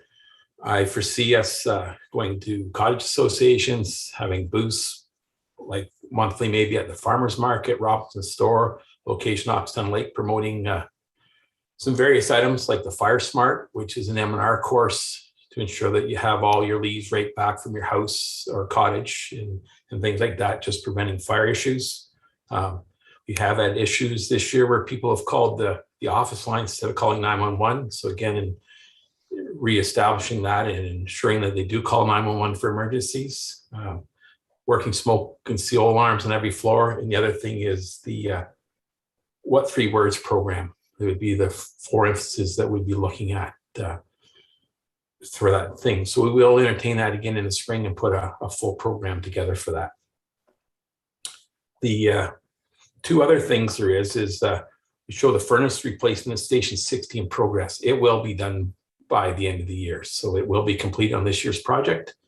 And the replacement of the kitchen ceiling in Station 80 is on hold as the maintenance are dealing with another issue there before they put the ceiling back up. So once they're done, that ceiling will be in place too. So I foresee it being early in the new year. Any questions concerning that part of it? Any questions from council on this? Deputy Mayor Danielson. I'm just wondering, and I'm assuming that part of our formalized public education program can be done in conjunction with our communications person. Definitely. Chad's been a real asset since he got here. We've been doing our public education through Twitter, Facebook, and other resources. And I can't say enough about what he's done. He's been a real benefit to this department for Fire Prevention Week and things like that. And he's continually putting up public safety notes for us on the various social medias. So he's been nothing but an asset for us. Yeah, you know, it just popped into my head, Chief, that in light of what's happening out in British Columbia with the flooding and the landslides and whatnot, that I said to Tony the other day, we were watching it, I wonder how many of those people have their prescribed 3-day emergency kit. And most people don't, and people forget that. And so that's another thing to put in any education program, is a reminder of, you know, how to keep your car stocked with what you might need. And you know, we've had a number of tornadoes go through here, and you just never know these days what's going to come. So there's endless things to promote in that regard. But that just popped into my head about people being stuck out there and probably not having the right supplies with them. Definitely. Okay, so take us into what you see in 2022. Of course, 2021 projects will continue, but you as well have quite a little list there. Yeah, so back in 2012, Fire Master Plan was completed for the Township of Algonquin Highlands. It was effective from 2012 to 2017. So it's something that we should consider doing a new and update. For people who weren't on council at the time, there's some important things that a master or fire master plan deals with. It'll deal with governance, with regulation, bylaws, making sure we're meeting all the requirements of through the government system, along with our municipal bylaws that are relevant to the fire department. It does a service delivery and recommending our service levels that we provide to our constituents here. It reviews all of our emergency response, our apparatus and buildings. They take all our reports for where fire calls are to see how the demographics work. So it's a very extensive report. It also will do a maintenance to make sure that we're doing all the vehicles right and we're meeting the requirements of all government regulations. The one thing if council chooses to do the fire master plan, the one thing I want to bring to the attention is the community risk assessment, which has to be completed based on the Fire Prevention and Protection Act regulations by July 1st, 2024. It should be done at the same time because it'll ultimately save a lot of money, because the same stuff they use in the fire master plan is used in the community risk assessment that is mandatory to be completed. So it's something, if council so wishes to do it this year, then we should put up a request or proposal to different consultants to do that. Yeah, I mean, I would certainly see that is a priority. Again, with community changes through COVID, there's far more people here. I would think that it's a priority, fire master plan. I noticed too, Lake of Bays right now is they're using Bang the Table to do a short poll of the public around fire services, and we just keep finding more and more things that Chad can do for us. But I thought that was interesting that they were going out to the public to ask, a handful of questions of the public of what I didn't look at the questions, but they are using Bang the Table to provide the public an opportunity to provide some feedback at the front end. In the fire master plan, we'll do that. They'll go out and ask the public. They'll also interview firefighters, interview officers, and do various assessments to get a very rounded view. And nowadays, the fire master plan normally lasts for 10 years. So I think it's a worthwhile investment. Well, I'm not seeing any knitted brows or shaking of heads, so I would assume that council's fully supportive of updating that plan, and I'm seeing some nods. So great. So carry on. Thank you. Great. The next thing is extrication equipment. The asset management plan brought out that we should have been replacing the set in 2021.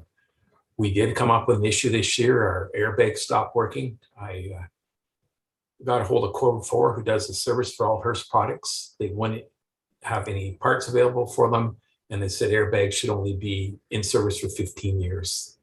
Through the serial number, they're actually 22 years old and they've been removed from service. So in checking with a lot of our extrication equipment over the years, the volunteer associations have been really, really good. But I know in Dorset, for example, Mississauga Fire donated some of the extrication kit when they're using now. Even though Dorset's only had it for 10 years, it already served its purpose in Mississauga prior. I spoke with one of the officers in Oxton Lake, and the same thing happened. Port Hope donated some of their equipment that they're using now. And so it's more than the 10 years old that they've actually had at their department. So along with that asset management plan, it shows one set being done the 2021, and the additional 2 sets done in 2023. I think there's sizable savings by putting a complete changeover right now and putting a plan in place. My own thought is we don't need to have heavy extrication equipment located in all 3 departments. We have a basic extrication at the 2 outside departments, and the heavy extrication would take place out of Dorset and go both ways. And there is sizable savings there. My biggest concern is we had 29 accidents this year. As we all know, an accident can be very life-threatening for the people trapped in the cars. The age of our equipment, they don't have a lot of power compared to the new extrication equipment we've had. I did have AJ Stone, one of our suppliers, lent us some of the new electronic tools that they have, and all the firefighters have had a chance to use them just to see what their thoughts were, and they find it a lot more effective and efficient. There's no longer hoses.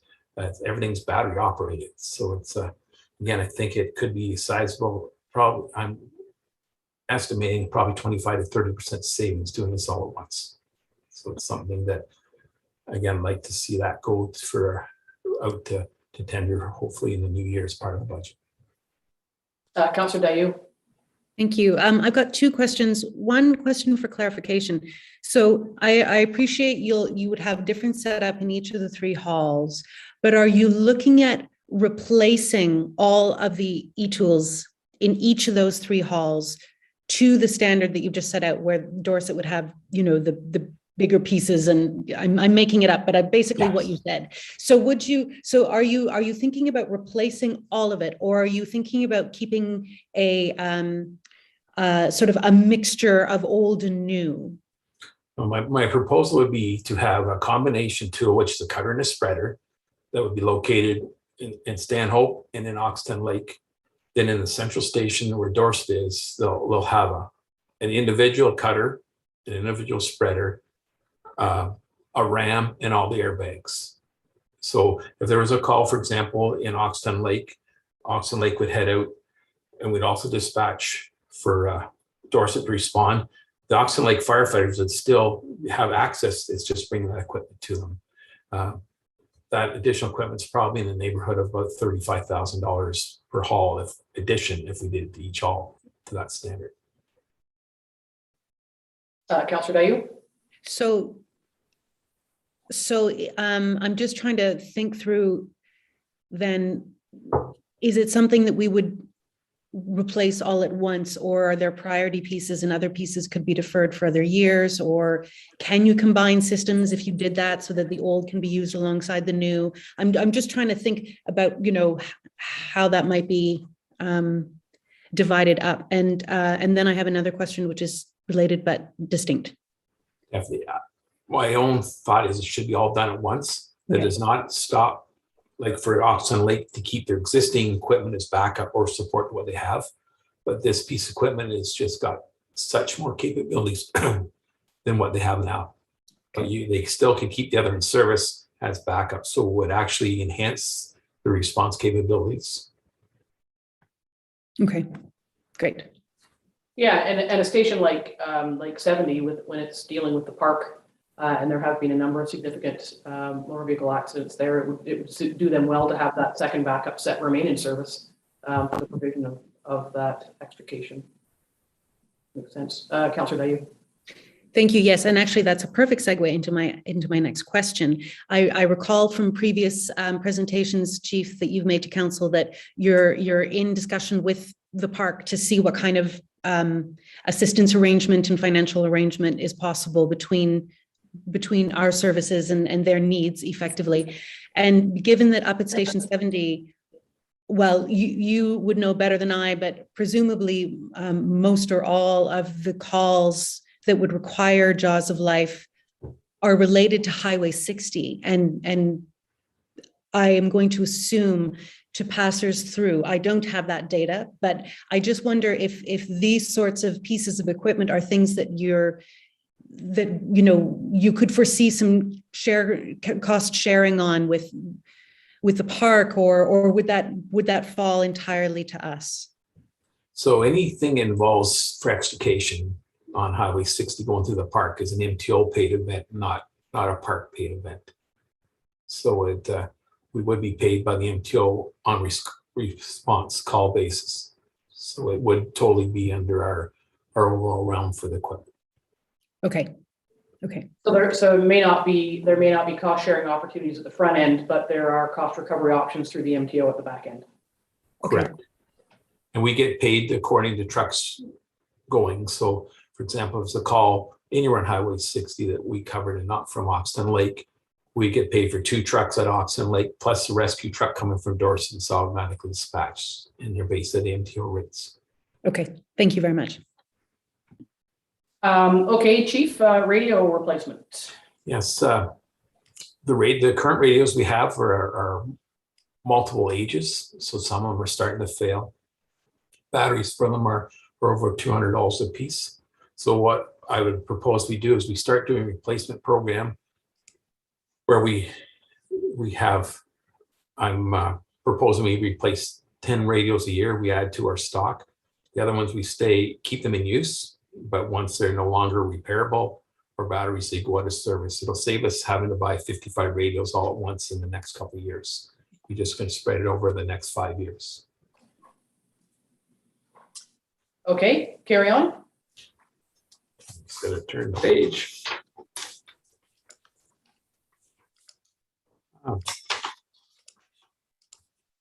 Chief, I want to go back to the radios for a second. Do the radios allow, station 80 to talk to Minden Hills if they're on a mutual aid call? Or can they get on a certain channel and talk to each other? There's multiple channels on those radios. So what we're just in the process is over the last 6 months, we had Halliburton join in the digital system. And just in the past month, Minden Hills has put digital radio systems in. So we're going to bring in all the radios back in specifically for station 80, because that would bring in frequencies so they're on the radios and then they can speak with Minden Hills or Halliburton. We just got to bring them all back now that the 2 places have got the radios frequencies in it and digital. So that will be something we do going forward. And hopefully in the next little while, we're trying to line it up with Bearcom to do it. Okay, that would be terrific. Madam CAO.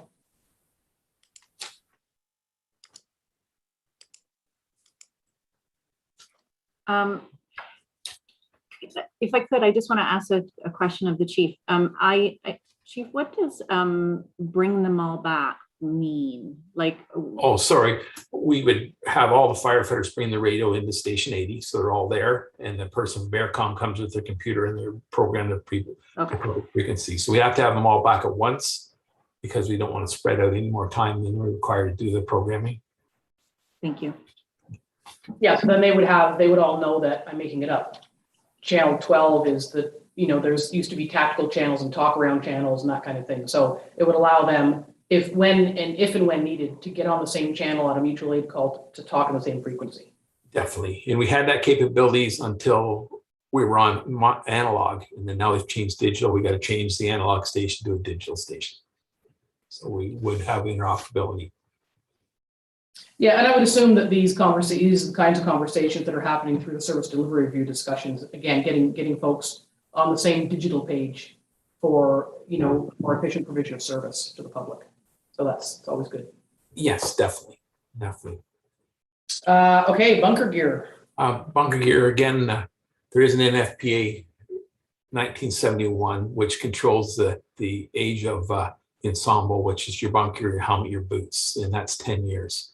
Again, with when Chief Kavanaugh was here, he had a program for replacing a bunker gear, and it was proposed to do 6 sets a year, and over a 10-year basis, every year we're going to get new sets.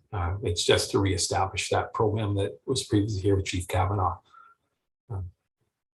It's again, like I said, just bringing it forward so we do reestablish.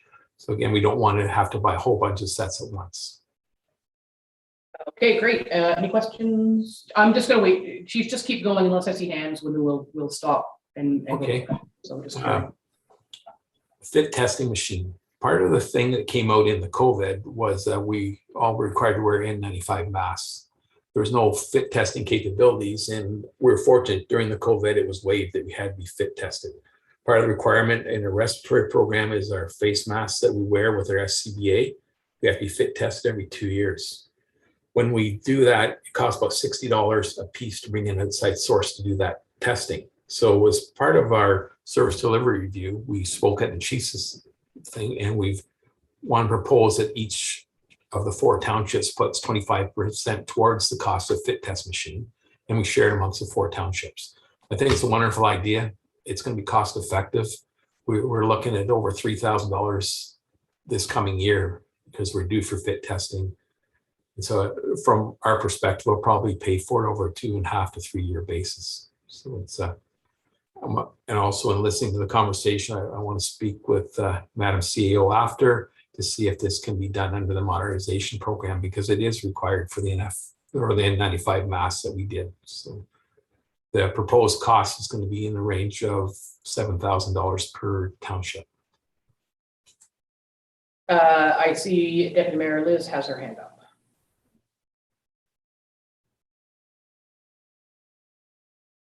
You're on mute. Just out of curiosity, where would the fit testing equipment live? We would rotate it around through the 4 departments. So what I'm looking at with the way it is, we'd have it 3 times a year for a month. So depending on the use, is January would be a busy month of the new recruits. So we might actually have a person there to do the testing right at the original recruit where they're all coming from the 4 townships. Included in that is there's a training course for 2 people from each township, which is included in the costs. So we'd look at our training officer being 1 person, then have a backup person that would also be trained to do the fit tests internally. Yeah, I gotta tell, I like to see the collaboration, and I think that if everybody's participating, that it just makes so much more sense to share an asset like that isn't needed every day, but is needed for certain purposes. So really like to see that for sure. Councillor Dayu. Just out of curiosity, would the radio replacement program also be a candidate for the modernization funding? As in the portable radios?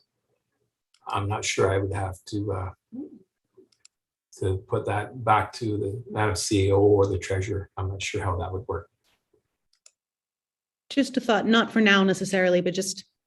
Yeah, just plant the seed, and maybe you guys could have a look at that. And I think if we tried really hard, there's probably a lot of competing needs for the modernization, and let's use it where it makes the most sense. So we can leave that with you guys to have a look at. Good question. Fire hose. Yeah, we every year we're required to do hose testing. And over the years, our hose, we're starting to get more failed because of their age. So again, being proactive, I like to get a small quantity of 45 millimeter hose, which is their attack hose, and some high vol to just replace what we're currently losing during our hose testing. Well, you got to have the tools to do the job, right? Yes, definitely. Carry on. The purchase of the cordless ice auger. Currently, both Dorset and Oxon Lake have gas-powered ice augers. The ice auger in Stanhope is a hand-turn ice auger. I think it's very important that we have an effective, efficient way to do a hole. There's nothing more frustrating than going to drill a hole and you can't get your gas-powered auger to work, which is quite common these days. So what I'm proposing is we get 1 cordless for Station 70, so they have something in lieu of their handheld one, and see how it works. And then if it's successful and seems to be the best choice, we in turn get one for Stanhope and Oxton Lake next year. I don't see any hands, so carry on. A air compressor at Station 80, the current air compressor, which is to fill tires on our vehicles. It's seen it's the best of its uses. It's been there, so we're looking at upgrading that to a new one. Okay, carry on. Portable scene lighting. Again, with the way technology's changed over the years, we're trying to get away from generators and cords and all that around a fire scene. It eliminates trip hazards and things like that. So I'd like to see getting 1 new portable scene lighting for each department, and it'll all again. It'll be battery operated or rechargeable. So it just makes it safer for firefighters and gives us better lighting at fires in the nighttime. And is that would that scene lighting would be for across all 3 departments at once, or phased in over years? No, I think we should get 1 for each department right now. It's the costs of them are approximately the $800 range. So it's the safety that it will help out for each department. I think it'd be an asset. Okay, carry on. The purchase of fire boots, coveralls, and work boots. Again, back when Chief Kavanaugh was here, he had a really good program. And they all had the fire boots and the coveralls and work boots. And the fire boots fall under the 10-year ensemble. What I'm proposing as we start going forward, that we again start replacing boots because they've come up to are approaching the 10-year process. We don't necessarily think we require the work boot. What I'm proposing is we go for a leather fire boot, which is approximately $200 more than a regular fire boot is. They're old rubber ones, but if they get a bushfire or anything like that, they just slide them out of their bunker gear and wear them with their coveralls. So it goes down to one boot, gives a lot better comfort for the firefighter. We also have an issue with, we do have 4 ladies that are on our fire service now, and with the length of their leg, the rubber boots go up past the knees, so they can't do a proper leg lock. So safety wise, we have had to get one for the one lady, just so she is able to perform the function. So again, there's opportunities to get boots that would suit them well, be more comfortable, and it doesn't have to be astronomical prices. So Chief, in terms of bunker gear, it's often the case that if somebody leaves the service, the bunker gear gets turned back in, and it can remain in storage until somebody the same size, it gets fully cleaned, and you can change the name tag on them and that kind of thing. While I don't dislike spending money on good things that people need for the right reasons, what about $200 leather boots? If somebody leaves the service, the boots don't go. Do they stay? They would stay with the department. All of our stuff should stay with the department. As far as gear, all our new recruits have been outfitted with gear that has been previously used, but still under 10 years. So we cleaned it, they've been inspected, and we're using them going forward. Well, I guess if you can clean bowling shoes, you can clean firefighters' boots, I guess. Adam's the AO. I think just to clarify, and Chief, correct me if I'm wrong on this, they're not $200 boots. They're $200 more than the boots. $200 more. On an average, fire boots between $250 and $300, and to get a proper leather boot, fire boot, you're between $450 and $500. So there is that cost to it. And that before, when they had the work boot, they would be spending in the neighborhood about $150 for a work boot, which they use for forest fires situations because the old rubber boots are just so hard on your feet. So it was combining the two options together to get the one better fitting leather boot. I mean, you need the gear. Those costs are substantial for the number of firefighters we have, and I would certainly be willing to see how those costs shake out in the budget. Definitely. And my proposal would be that we look at doing, again, like we were doing with the radios, look at doing a certain amount this year. We'd pick a number. We prioritize the 3 additional female firefighters because of the safety aspect. And then after that, I truly believe in supporting the ones that are at more calls, do interior firefighting, and prioritizing them. So if we looked at doing 10 a year, again, over 5 years, we go through the whole process, but there is firefighters that don't require it. If they don't go inside the fire, they don't require to meet that 10-year ensemble NFPA 1971 standard. So wouldn't it be the whole department? If somebody was happy with their regular rubber boots, would they be allowed to just continue to use those? Our only issue would be is they couldn't do interior firefighting attack if it was over 10 years old. If they're quite content with it, and in all honesty, worship, a lot of them don't want them. It's they've always had rubber boots, and they're quite content with them. It's just once they're 10 years old, we have to ensure if they're going to be going inside, they have to have the boot. Okay, well, as I say, we'll see how those costs shake out in the big picture. And they're also, and so now we've got some station wear as well. Why do they need ties?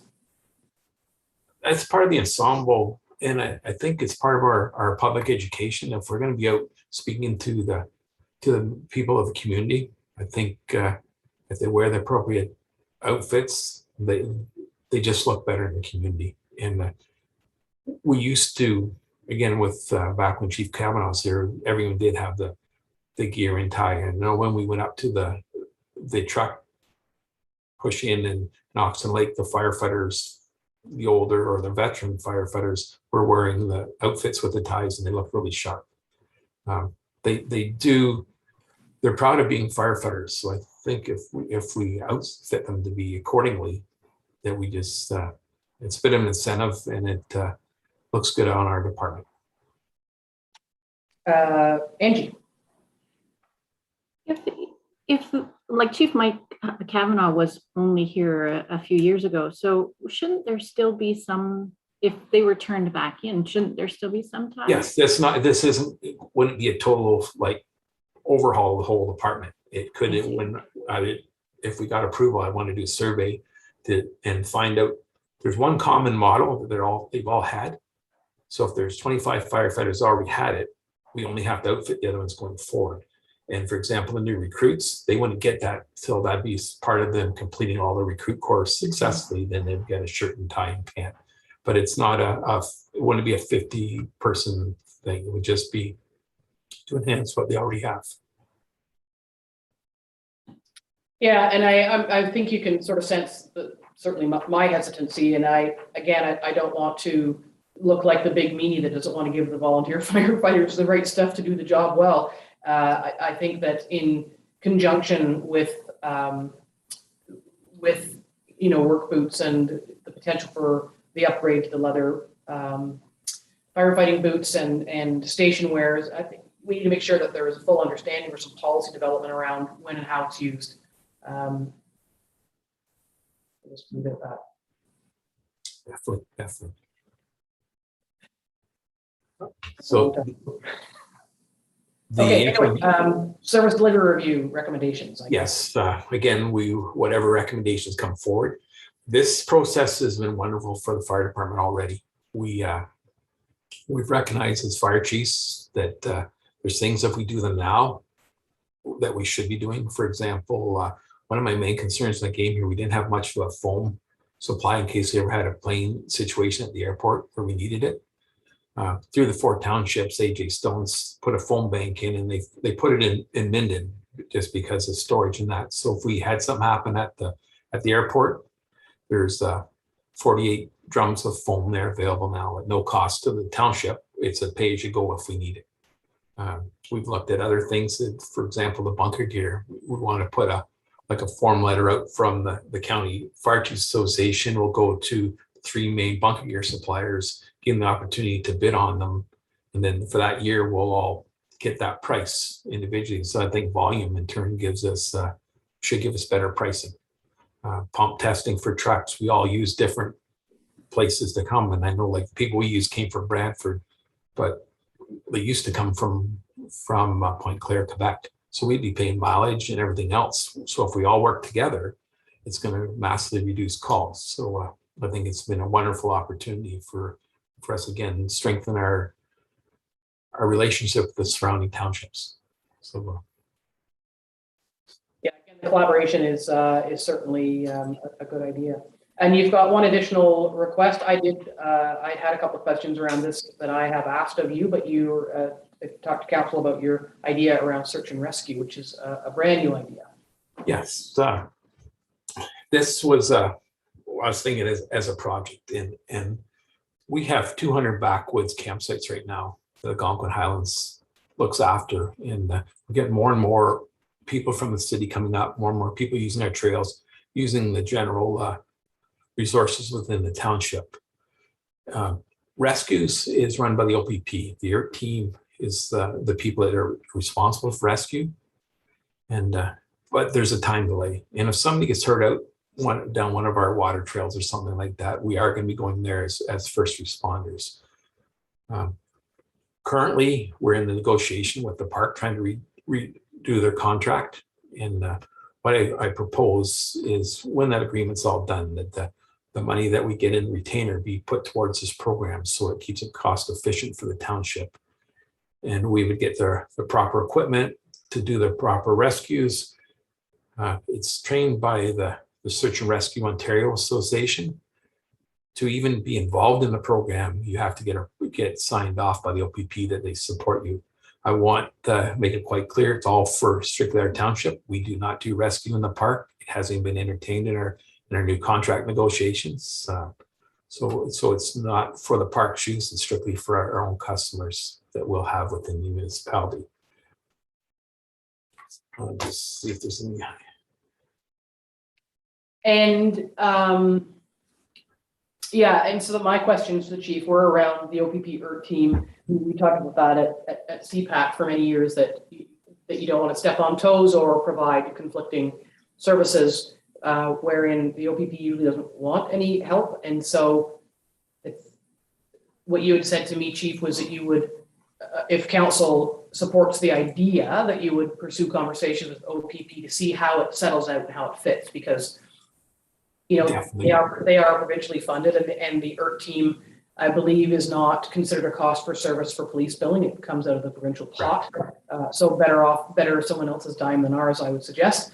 But I can certainly see that there may be some value for some more immediate responses in terms of internally on our water trails and et cetera.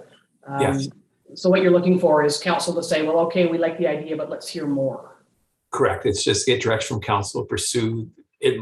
The OPP could come right out and say, no, we won't even consider it. It'd be something that just to pursue what our options are and bring back a report going forward. Yeah, and as I've said to you, I'm not convinced I'm a fan of this yet, but certainly willing to hear more information. Deputy Mayor Danielson.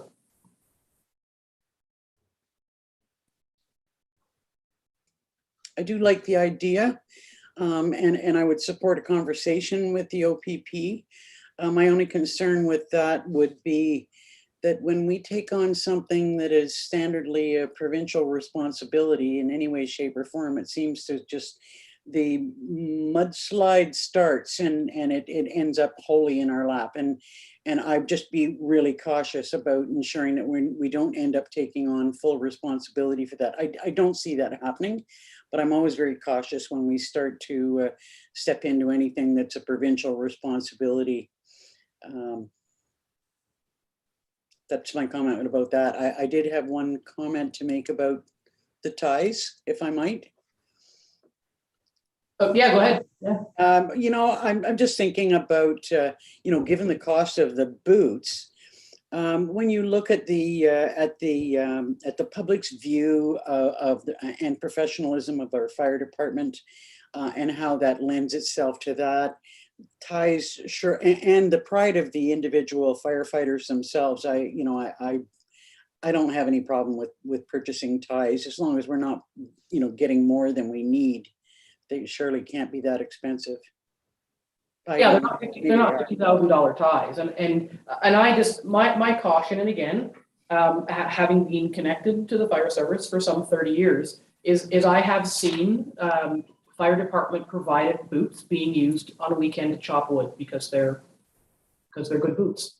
Yeah. So there, I said it, and I just think that if the taxpayer is going to fund the appropriate gear for the appropriate use, that we need to have some parameters around that appropriate use. And I'm not saying that everybody takes their fire department boots and chops wood. I'm not saying that at all. But I know that it has happened in the past, and I think we just need to have a collective responsibility for public dollars. That's all. And absolutely would not nickel and dime our fire services, because they give us so much. So, Councillor Dayu. I'm very supportive of exploring this search and rescue team concept.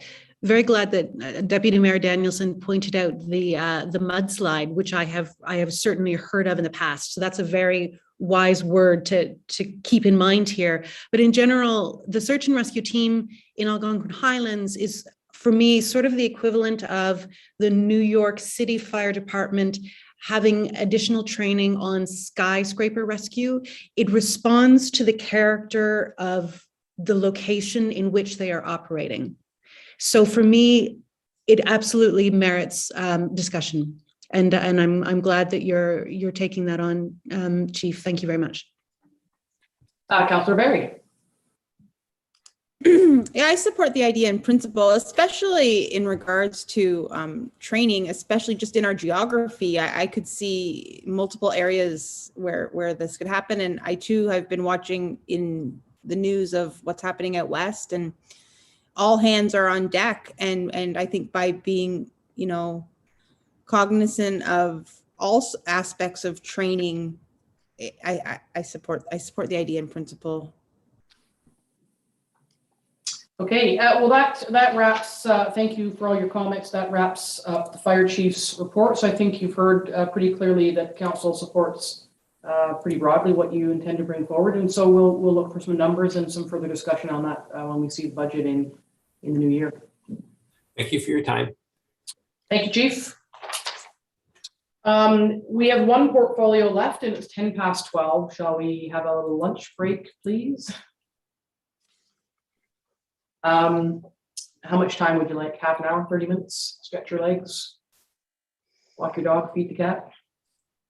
Okay, so we'll reconvene at 12:40. Yeah. All right, we'll see you then. Thanks.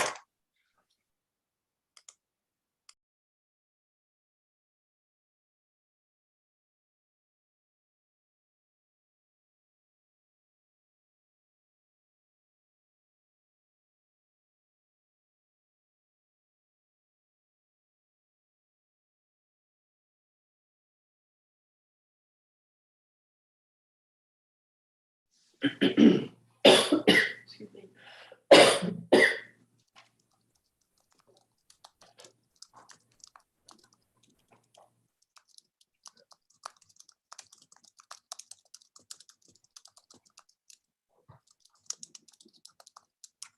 Oh, we're live. I'm sorry. I was busy writing something.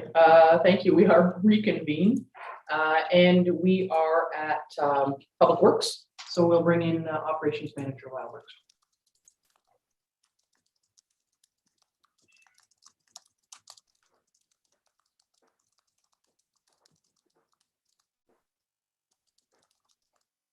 Everybody's moved on the screen. Everyone's in a different place. Every single person. That's going to confuse me. Good afternoon, Mayor and Council. Good afternoon. Save the best for last, as some would say. Yeah, I wish I went first so you would have been easier on me, but here we are. That's right. So you have a tremendously large portfolio. And I have on a number of items, I have little dollar signs beside a lot of them. We've got a lot of capital projects and things that need doing. So let's carry on in our usual fashion as we have thus far today. And we'll just do an overview, if you don't mind, about some of the things that did and didn't get done and any highlight reasons why. Yeah, so 2021 projects and priorities. I'll start with roads and bridges. The first item that's deferred is the North Shore Road reconstruction. So it's preliminary designs complete. I did have a meeting with the consultant. I brought up a few items that I had identified that were detrimental to the road that they had not considered in their design. So they're going to be looking at some items, one of which is having the county shoreline tree preservation bylaw and the draft shoreline preservation bylaw. It's very hard for us to go and cut all the trees down along North Shore Road. I know we're exempt from such bylaws, but we need to have a minimal impact. So I'm hoping that they can come up with a design that doesn't have as big of an impact along the shoreline and addresses some of the concerns that I had identified. So that's where that item is at. Our single surface treatment, or first, I guess I should ask if anyone has questions about North Shore. Liz does. Go ahead, Deputy Mayor Danielson. Yeah, I've been wondering about this particular item because I thought that it was originally planned to go through this year, but I'm really pleased to hear the considerations that you're giving it because I think they're absolutely necessary. So I'm really pleased to hear that. Yeah, and on a second note, we did do some storm works there, the ditching and some cross culverts, so that'll improve some of the issues. It's one task that had to be dealt with. So once we get a better design that I feel is more appropriate for the shoreline, we will carry on. But it's definitely ongoing. As I said deferred, but it is ongoing. The single surface treatment program's complete, which is mainly around Oxtongue Lake area. I think everything went fairly well up there. I know some people are expecting nice asphalt roads, but we got the single surface treat, and this should carry our roads for a little while longer. In doing so, we also fixed up some of the roadside to make it safer and better drainage. The Bear Lake Bridge Deck curb replacement, it was completed before I arrived. The Buckslide Dam Bridge investigation of loose concrete was deferred. Now that the water flows are a little less, we might have the opportunity to get down and have a look. But unfortunately, with all the heavy rain we had, that area was flowing quite steady. Wouldn't have given us a good opportunity to view what we needed to view. Lyle, in terms of the Buckslide Bridge, is that dam work that requires working with PSW, or is it our bridge footings on the downside? I believe it's our bridge footings. It's more of an investigation. It's no work until we figure out what's happening. Apparently there's some loose concrete. So once we identify what's wrong and how we can fix it, then we will proceed with the appropriate authorities. Yeah, because I think last time there was some dewatering involved, which required some approvals and participation by PSW, and then divers were brought in. So it's not necessarily an easy fix depending on where that loose concrete is. So anyway, that's a little bit of history there. Thank you. The St. Peter's Bridge replaced drain tubes. So there's drain tubes. There's a few little, I'll call them catch basins along the bridge to drain the deck. And there's tubes that protrude down towards the water. I haven't had time to investigate that and see exactly what we need to do. So that's just more of a workload thing. We will look at it this winter if we can, but otherwise it'll be deferred till next year. It's not a very major job, and it's not detrimental to the bridge itself. That's it for roads and bridges for 2021. If anyone has any questions, comments, concerns. Yeah, I think just keep going. If I see any hands, I'll interject. And perfect. Trucks and equipment. We purchased 2 new single axle dump trucks. You'll see the new Dodge dump trucks running around. They've been very nice to use so far. We ordered a new 3/4 ton pickup, but with some material shortages due to COVID, we're not sure when we'll receive it. Hopefully soon. And then at that time, we'll surplus our 2014 half-ton pickup. We did surplus one of the existing single axle dump trucks. We deferred the other one. The maintenance department's been using it to do some landscaping works around the cemeteries and parks. So come January, it'll be surplused. Now on to facilities. Stanhope Library Accessibility Project is ongoing. I just had a chat with the contractor yesterday. They're still waiting on the lift and the front door. So once the front door is received, they'll be pouring the walkway, which is getting pretty close to time they'll need winter heat in order to do the concrete work. So I'm still on them for that because there's a bit of concern with timeline. Stanhope Library walkway, hit on that already. Stanhope Community Center parking lot lines are completed, line painting rather. New outdoor water fill stations at the Stanhope Community Center. We have a plumber giving us quotes. It's been very difficult getting any tradespeople, especially plumbers, because there's a lot of people busy constructing homes. So hopefully that'll get done before December 31st. We also are in need of a mason at the Stanhope Community Center to replace some of the brick wainscoting around the base. That has proven to be quite difficult at this time as well. So it'll be deferred till next year now due to weather. The Quagma Roads Garage insulation upgrade in the ceilings. I know it was proposed to be spray foam insulation. We're going to further investigate the issues there, but also investigate what other insulation methods we can use due to some spray foam issues we have at other facilities. I have a bit of concern if we had the same issue there, we would be without a shop. So we're looking into the best solution that will have the least amount of impact. So it'll be deferred to 2022.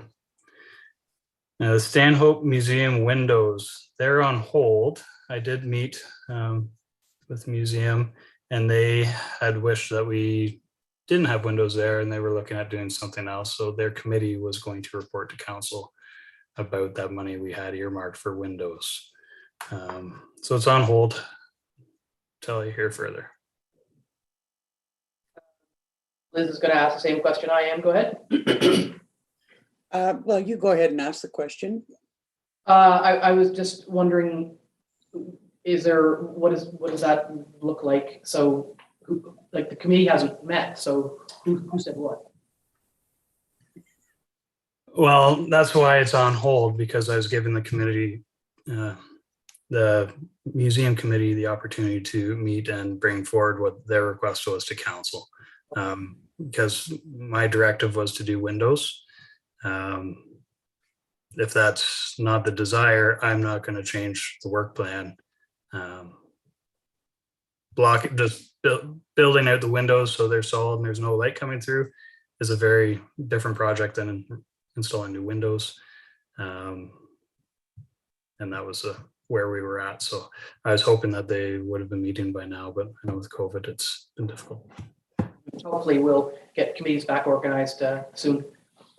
Liz, was that the same question you were going to ask, or what were you? Yeah, yeah, it was just, the ability for the committee to actually, discuss that and to see what someone has in mind. Okay, well, we'll get the committees meeting again and see how that unfolds. We know, HVAC is next. We know that's on hold. Yeah, Dorset Rec Center, not much to add there. We want to the HVAC system on hold till we know what we're doing with the full facility. The Dorset Museum roof was up for replacement. It is in rough shape. It's not leaking that I know of, but it's been deferred due to contractor availability. We did have several contractors look at it, the maintenance coordinator, but timelines didn't really fit. So we're going to try to get an RFP out probably within December for spring construction. Deputy Mayor Danielson. So while the HVAC system is on hold, I'm assuming that it would continue to be budgeted for next year. Okay, thanks. Okay, Station 70. Station 70 steel beam replacement is completed just a couple weeks ago. The Oxton Community Center rear entrance, it says ongoing, it's completed now. They removed the old step off the back, poured a new pad, and then did a concrete walkway, gravel walkway along the side of the building beside the generator to the parking lot, avoiding there's an old retaining wall and some old railroad ties that'll have to be addressed with some landscaping in the future. Sorry about that. As my phone's ringing. All my phones are going off. The municipal office basement renovations completed. And then the electric car charging station I've marked as completed, not realizing they're waiting on a part to make them active. So I will probably be looking at bagging the stations just because it looks like they're active, and I think that saves some frustration of people showing up trying to use it and it's not working. It'd be better to be covered until they are live. I have to double check, but I believe it's 2 to 3 weeks out for that part they're waiting for. And I'm not 100% sure what the part is. On to the airport. So the airport line painting. Sorry, Deputy Mayor, did you have a question? I just had a comment, and I just wanted to say that I had some reluctance about the offices in the basement. And I realize that they're not accessible, but having had a brief tour of the building, I was really quite pleased with the way that turned out, and I withdraw my hesitation completely. That's good. It was a project that was mainly done by staff in-house, aside from the mechanical work, and they did an excellent job, top-notch work. So it was also a bit of a morale builder, team building exercise. So it's good. All right, so the airport line painting was deferred. The markings along the runways and taxiways were in very good condition. They weren't ready to be painted. The parking lot was fair. I hope to do the parking lot next year, lined up with some other locations. So I didn't feel that it was money well spent this year. Airport fuel system upgrade. So the asset management plan had a replacement for the pumps for 2021, the tanks for 2022. So these have been inspected by a petroleum engineer. They didn't have any concerns or red flags raised with the fuel system. They said continue with your annual tank testing as you have to do because they're underground tanks. So I'm recommending that this gets pushed off until we have a report from the tank testing company saying that there are some items that need to be addressed. And then the airport drainage around the hangars, it's been deferred. I think it probably won't be 2022 if the market's still really high with the construction costs, but we can monitor it going forward. Or if council would like to spend a little extra money, we can have that discussion to get it done earlier. I think we'd have to see how it shakes out with numbers at the other end when, it is, the drainage is an issue and we don't want any infrastructure damage. But as long as that can be mitigated in the meantime, we need to, be aware of the challenge in getting, supplies and materials and laborers at a reasonable cost. Deputy Liz, what did you have to say about that? Pretty much the same. I recognize that this is something that needs to be done, but as long as we're keeping an eye on it and it isn't causing any damage to the doors or the buildings, then it's in your capable hands. Yeah, from my understanding last year, mind you, it was a decent winter. The airport staff and road staff did a lot more to clearing around the buildings and seemed to have a lot less issues.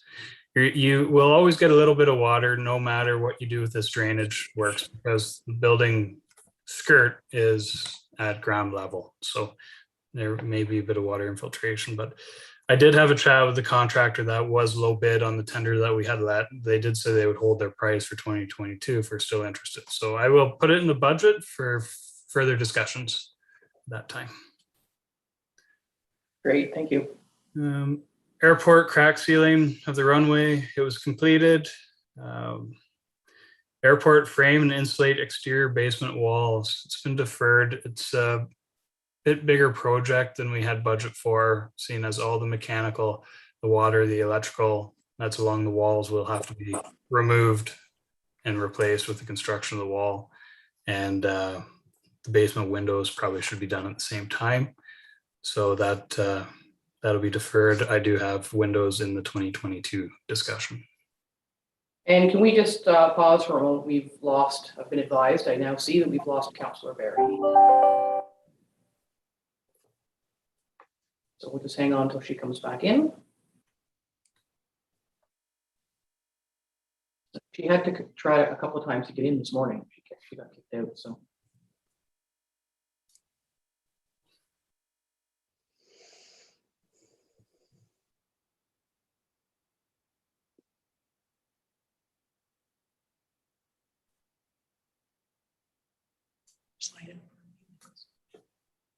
Yeah, and no one's, you haven't heard from her, like she hasn't texted you. Sometimes she'll text staff and ask for a. Yeah, so, okay, we'll just, in accordance with our procedural bylaw, we will just take a break until Councillor Barry comes back in.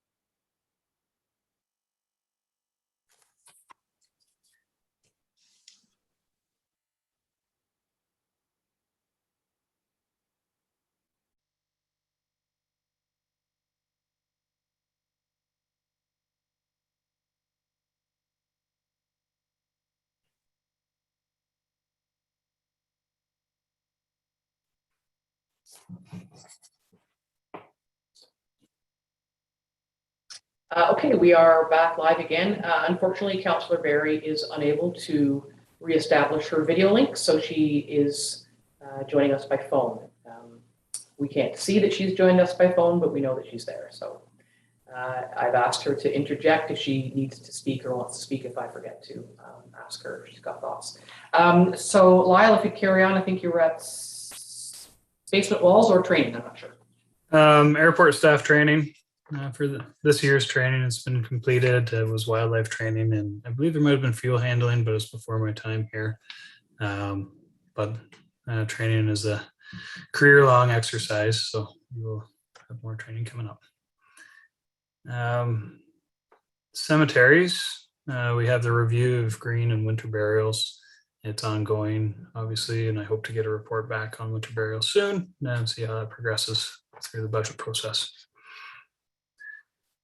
On to waste.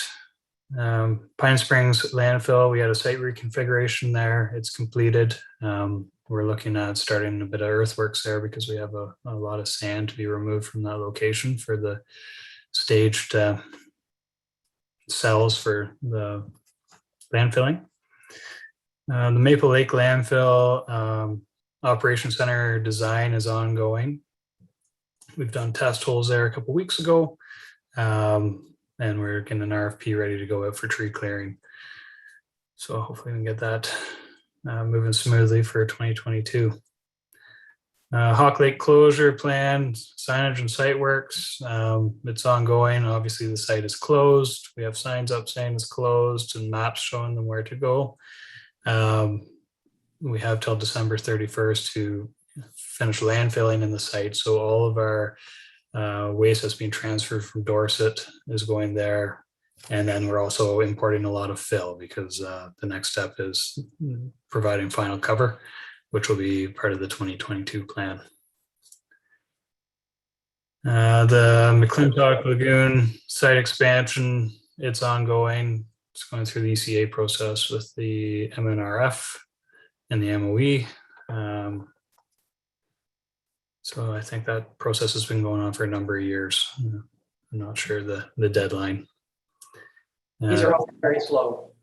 Yeah.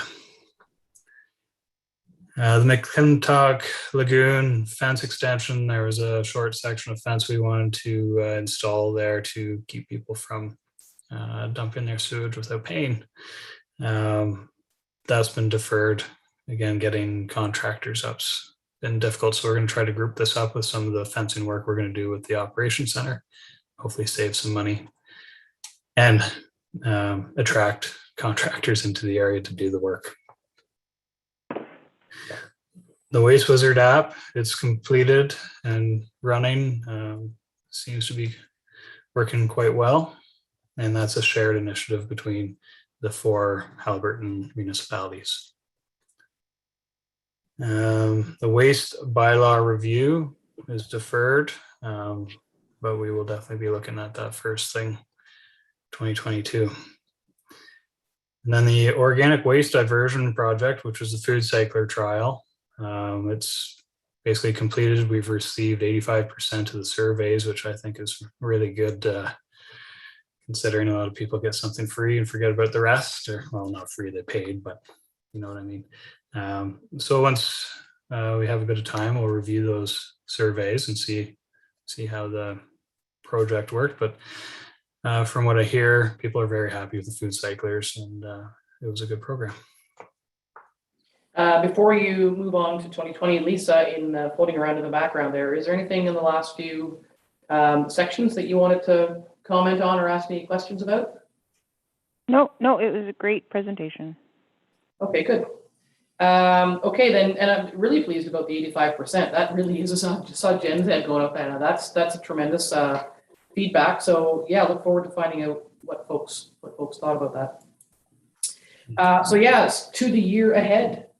The year ahead, it's a big year, and obviously we'll get through it. But the roads segment, our biannual bridge inspection is due for 2022, so that's it's mandated. We have to do it, and we partner with the county on this, and we'll be looking to partner with other municipalities if our schedules line up as part of the service delivery review.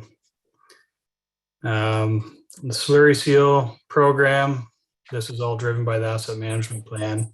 So you see we have a section of Buckslide Road from Walker's Line to Highway 35. We have North Shore Road from Howard Thompson Road to Airport Road. We have Nordic Inn Road from Highway 35 to County Road 12. And we have Town Lot Road from the 118 to Pacific Address 1005, which is the end of the section road that we maintain. Beyond that is private.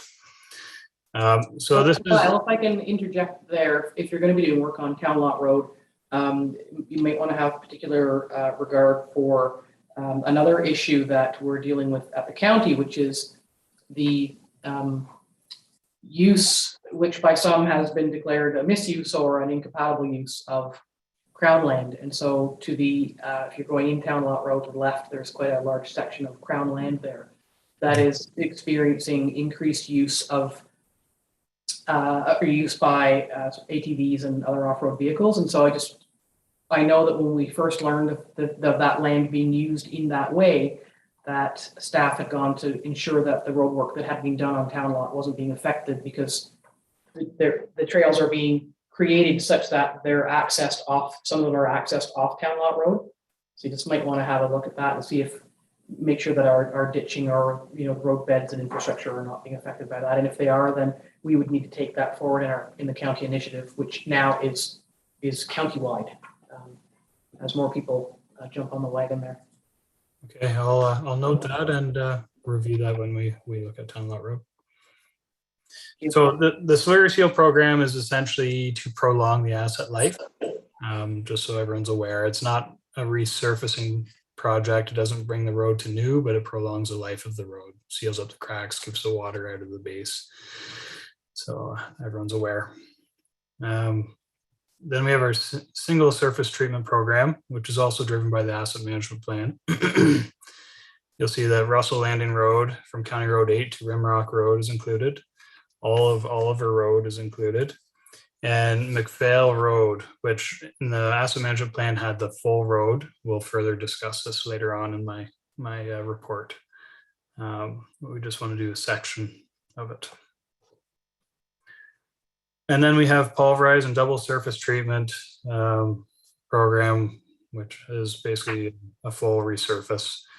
There was a number of roads on the asset management plan that have been done in the last few years. So we've pulled those sections out. Obviously, we don't want to redo something we just did. But as part of that, and it's an overlap with Parks, Rec and Trails, is the Dorset Scenic Tower Road. So as part of the tender, once we get close to it, I'll be talking to the Parks manager about integrating that into the tender. Historically, we've jointly tendered with the County of Haliburton and any other municipalities that wanted to join in, and I anticipate doing the same this year. And then gravel program, so that'll be replenishing gravel on our existing gravel roads. Every year it gets depleted by plowing and traffic use and whatnot, so it's good to keep up on the gravel resurfacing. Ditching program, I know we've been very heavy in ditching and we'll continue to be doing so. Good drainage helps good roads, and it's quite evident where we have poor drainage, we have some base failure and road issues. So we're going to try to have a good systematic approach going forward. Roadside brushing program, I know that makes a lot of people shiver. It's definitely a needed maintenance item, although I know it causes a lot of controversy and maybe angst, but we intend to carry on with that. If I interject there, because there is always angst, and I think as members of council, we feel that, and what's difficult is that what is hideous, in a season fills in a little bit and can look better. There's very often a misunderstanding or just not an understanding of the reasons why. The mechanical brushing is pretty harsh. And other than, hiring a fleet of chainsaw operators, is there any way to do a gentler job in that? Because it does really send folks over the edge, and it's ugly. Yeah, so further in my report, I'll discuss on some equipment. What I would like to see, right now, we're brushing roads that may have never been brushed since the road was built, or it's been 10 years. So you're not brushing small saplings, you're brushing trees, and that's what upsets most people. So I think if you could get to a reasonable reoccurring timeline that you're actually doing true brushing and not tree removal, it's a lot less scarring, and it'll actually be a quicker process too, so we won't take as much time doing it. But I do have an item later on to do with brushing. And I wonder too, is because we keep assigning Chad's got, I think, 10 years worth of work to do. But there are lots of opportunities further to some challenges that Councillor Dayu faced up in her neck of the woods.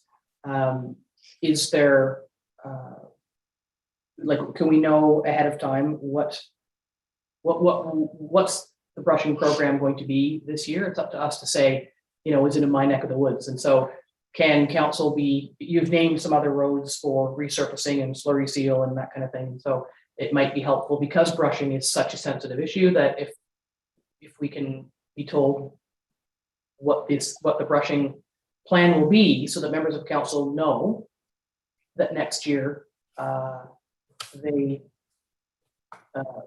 could send out a note to their ward folks and say, heads up, it's coming. It might stave off some of the unpleasantness, or it may not. But Jen had a difficult time with the scope of work done, and faced a lot of backlash on it. And so now's the time to say, you've got a plan in place. Can you tell us, not today, but can you let us know ahead of time, these are the ones that are being done, and then it's up to ward councillors to do with that information what they choose through the coming year. Yes, my intent, which I'm hoping to get, is have a program for all these that's reoccurring. So every year we know which roads we're brushing. I can't develop these plans overnight, unfortunately. We have a lot of stuff going on. So I know brushing is a contentious one, so that would be one that I'll focus on, trying to get adequate communication out beforehand of where we're going, why we're going. And Chad and I are going to be having a lot of time together setting up some communications on public works, because we seem to bug the most people. At least we interact with the most people. So definitely my idea for all these programs that I'm bringing up is that I create a plan, whether it's a 5-year program, a 10-year program, or a 3-year program, that it's consistent. Every 3 years or 5 years, it restarts. And everybody knows right at the beginning of the year, I can tell you X, Y, Z road is getting done. We don't have that plan in place yet, but that's my intent, just so it's easy on everybody. Yeah, and we have that multi-year planning that's laid out at the county, and that was introduced, I don't know, a few years ago, and it's especially around road work, when there are a lot of roads that need a lot of attention. It's not uncommon to get a call saying, the fact that the other side of Buckslide is going to be done. People will be very happy about that, because it's been deferred a number of times, and people understandably get a bit crusty. So knowing that, well, you didn't make it in this year's list, but you're on next year, allowing that established program allows council to respond a little bit more proactively when they get those inquiries. Because when people find out their road isn't getting done, they sometimes have a lot to say about that. And what I'm hoping to do once we get through the budget process is have some sort of correspondence go out to the affected people for the road resurfacing, saying that this road is up for resurfacing or slurry seal, as a communication, pending the cost, obviously, if it comes in under budget or over budget. But that's where we want to be. If we can get there in a year, that would be awesome. We will try our best. But it wouldn't be, I'm sorry if I maybe didn't hear you correctly, but it wouldn't be your intention to mail a letter to affected property owners. Please tell me that that's not your intent. I don't have to. Historically, when I'm doing reconstructions and resurfacing projects, you drop a flyer in everyone's mailbox. We don't have to go that extent here. We have social media. We can go that route. I'm used to giving out the notice with my name and number on it so I can get the phone call rather than the counselor. But I'm open to any communication train. I just want to ensure that we have a communication train. Yeah, and we can talk about that more. I struggle with, dropping flyers. To me seems pretty 1980s, and in the face of the various social media channels that we have and opportunities for people to subscribe, ward counselors to let folks know what's going on. I would welcome a discussion around how that might be approached, because I think we have more modern tools today than that. But we'll save that for the communication strategy. Absolutely. McPhail road base reconstruction. So there's about 500-meter section of road that everyone that goes to the dump drives over, that there's logs, stumps, rocks jumping out, and frost has heaved them out. I would like to do a road base reconstruction in that section. We can maybe do it in-house. Maybe we do portions of it in-house and contract out other portions, but the asset management plan did not address road base issues, and road base issues is the number one reason why you have road surface issues. This one gets a lot of use. I would like to try to incorporate it into the budget for council's consideration to reconstruct that section of road. So that way we have an adequate base. I wouldn't consider resurfacing it. I'd leave it gravel until the operations center construction is completed.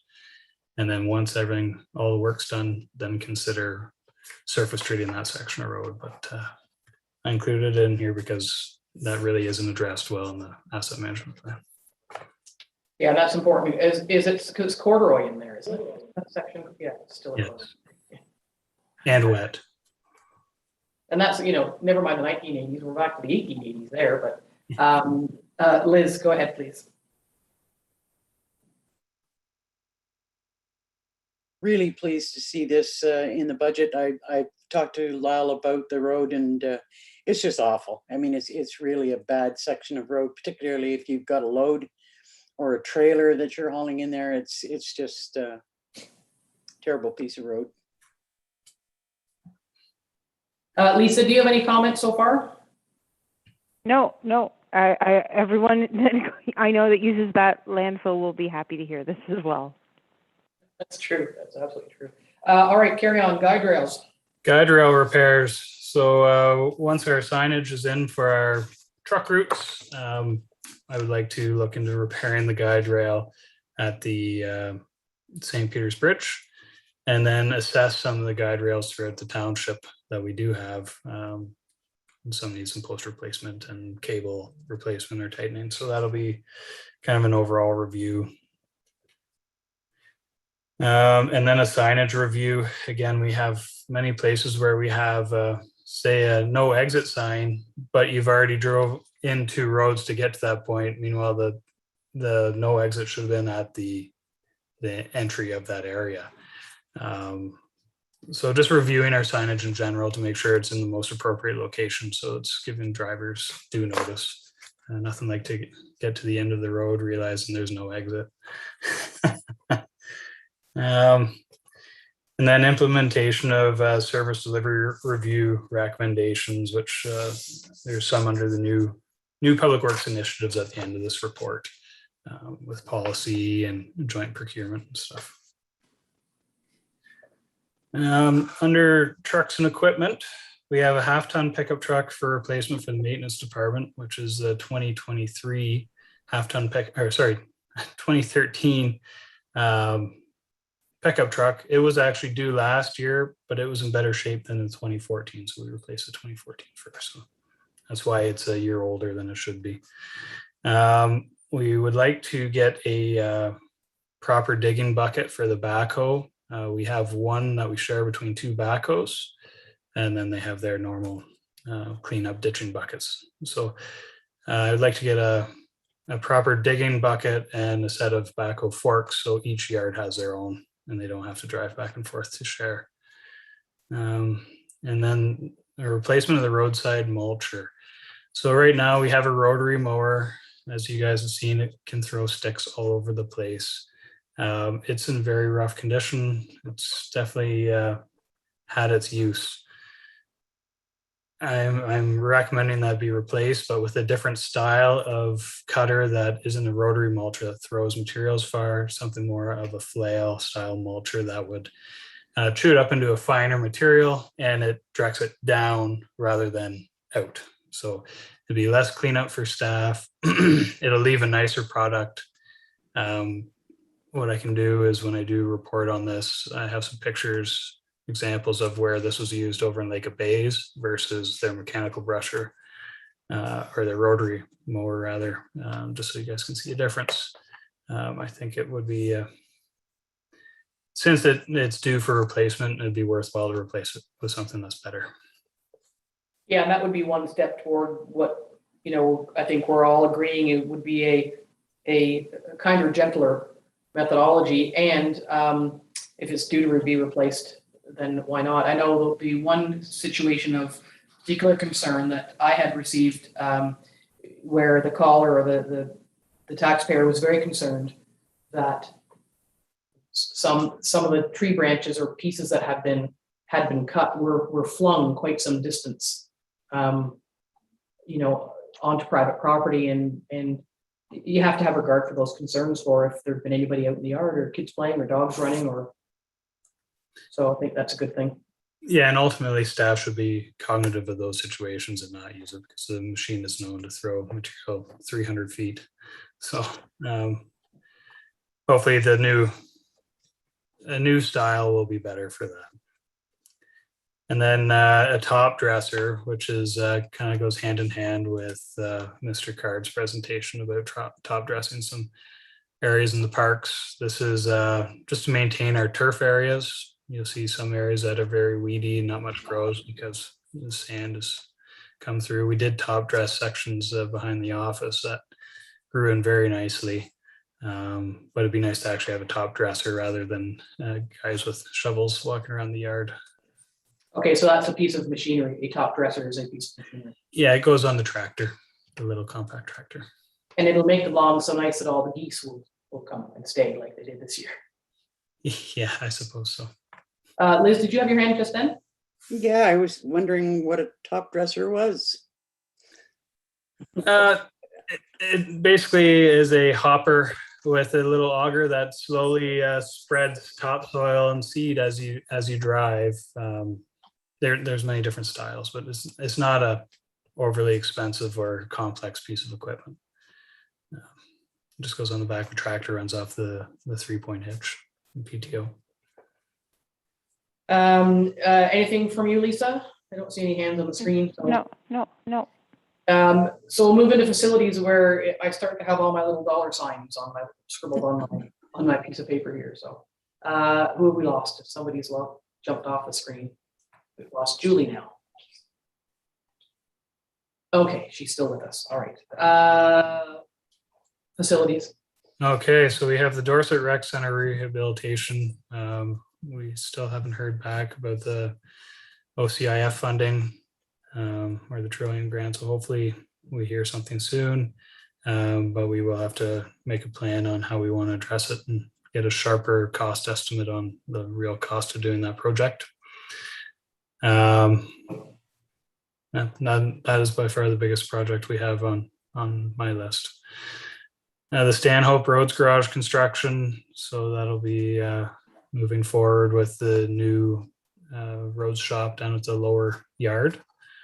We're hoping to do a bit of earthworks and harvest some of the winter sand there before it gets removed for construction.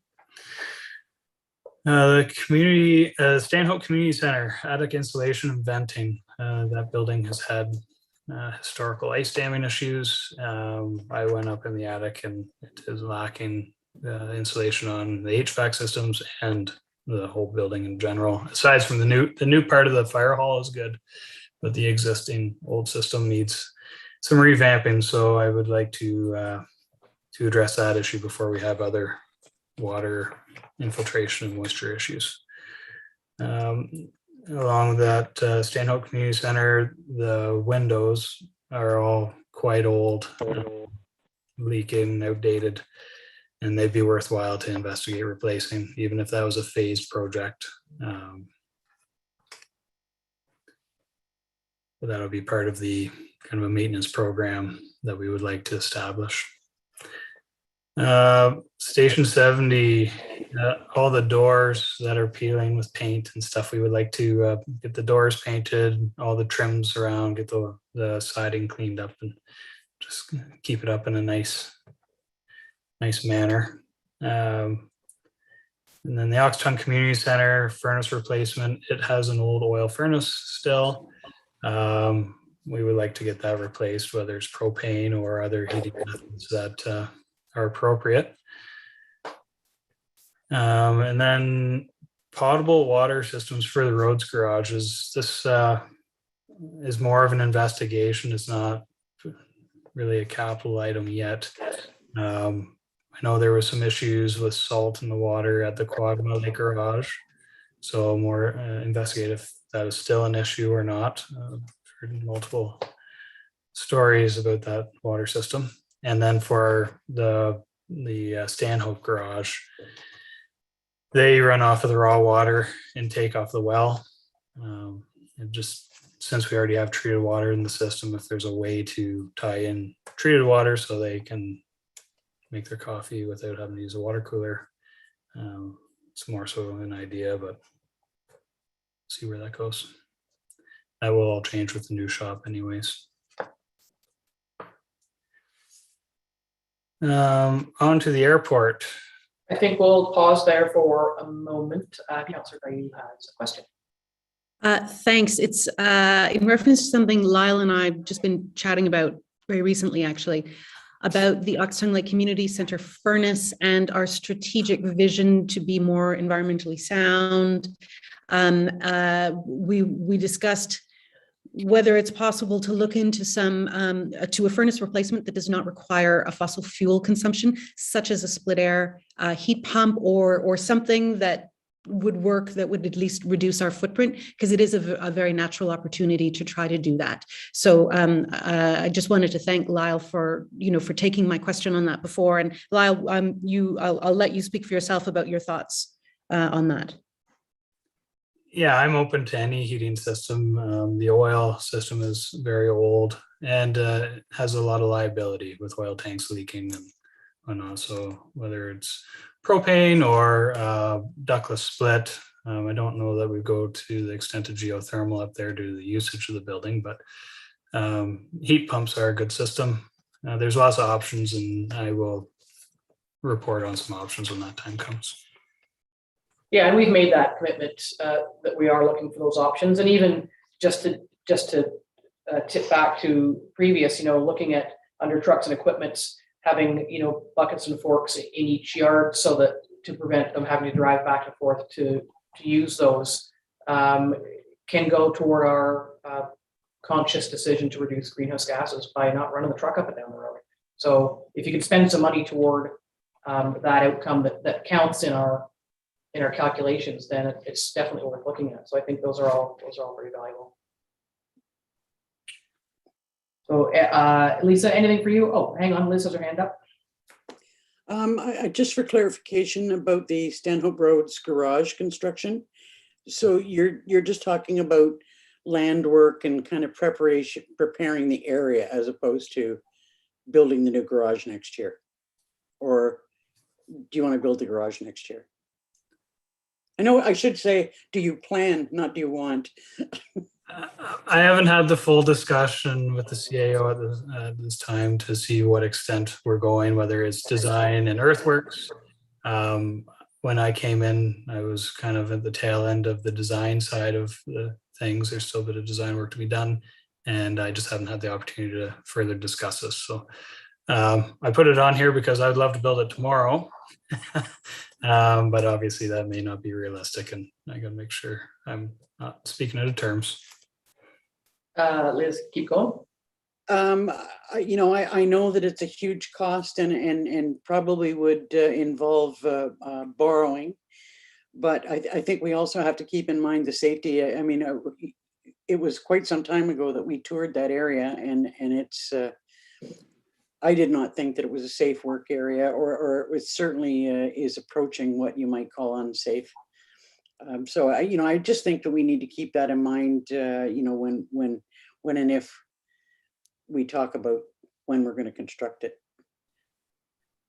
Yes, absolutely. We're going to be doing progressively get more site cleanup done there, because there's been a number of years of equipment and stuff stored that needs to be tidied up, and then some banks that need to be fixed up and not as steep. So that's some stuff we'll pick away at as we can. It won't be huge ticket items.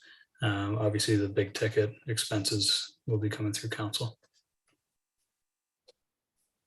All right, carry on. Airport, Lisa Berry, anything from you? No. Airport. Airport. So we need to address Hangar D, the insulation off-gassing issue. We have formaldehyde off-gassing from the spray foam. Hence my reservations about using spray foam at the New Roads Garage. So that's something that will be ongoing, trying to figure out how to address it appropriately and cost effectively. The airport terminal building, the windows are quite old and up for replacement, especially if we're going to do the basement studding insulation. It'd be worthwhile to do the basement windows at that time. And I know the lookout tower part of the terminal building has the original windows in it. So whether that tower gets removed or we replace the windows, that'll be up for discussion in the future. Tree removal to maintain obstacle limitation surface. So this is the approach and departure of the airport runways for planes come in and out. We aren't required to meet it because we are just an aerodrome, but it helps get other aircraft in that rely on the gradual descent. I have been in conversations with the MNRF. They have some chainsaw training and stuff, so we're going to help provide them an area to cut trees that'll benefit us and them. But we'll also have to look at it in more of a maintenance-oriented manner and get working on it on ourselves as well. Line painting hold patterns. So we have a number of taxiways that go to private properties, and they come directly to the runway. I feel that we should paint some hold markings there, so that way it delineates the runway from these taxiways.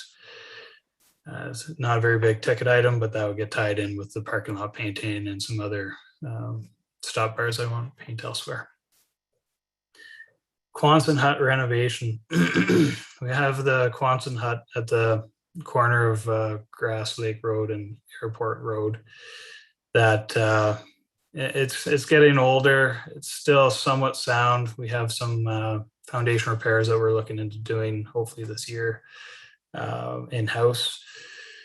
But it would be nice to build walls, rebuild the existing wall at the one end and a new wall with doors on the other to keep the pigeons out. Also for security reasons, I hear we may have had some theft problems there in the past. So it'd be nice to, if we're going to use it as storage, let's build proper walls and secure it. Fences and gates. So for the most part, the fencing at the airport is okay. Some spots where we just have a chain rather than a gate, which would be nice to install gates. And then to that Quonset hut property, we have a driveway with no gate, and you can get right out to the runways. So it'd be worthwhile to secure that properly to prohibit people from driving down the runways without authorization. And then as per our meeting in September, we'll look at updating land use and the development plan for the airport.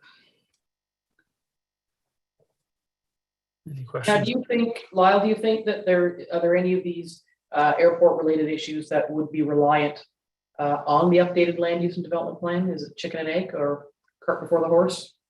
No, all the items that I have, I think, are standalone and don't have much to do with the development plan. the land use. Like we won't restrict by doing any of the work, say to the Quonset hut, unless we were going to demolish a Quonset hut and sell a piece of land off or have a different use for it. I don't see anything else hindering that. That's actually, I wrote that beside Quonset hut renovation, I wrote, do we need it? So is that something we're interested in looking at? We took the house down because it was falling apart, and I'm not asking for the conversation now, but I'm just wondering if the Quonset hut, I don't know what the renovations to keep the pigeons out and for security, I don't know how much we use it, but is that something that is up for discussion in your view? Yes, absolutely.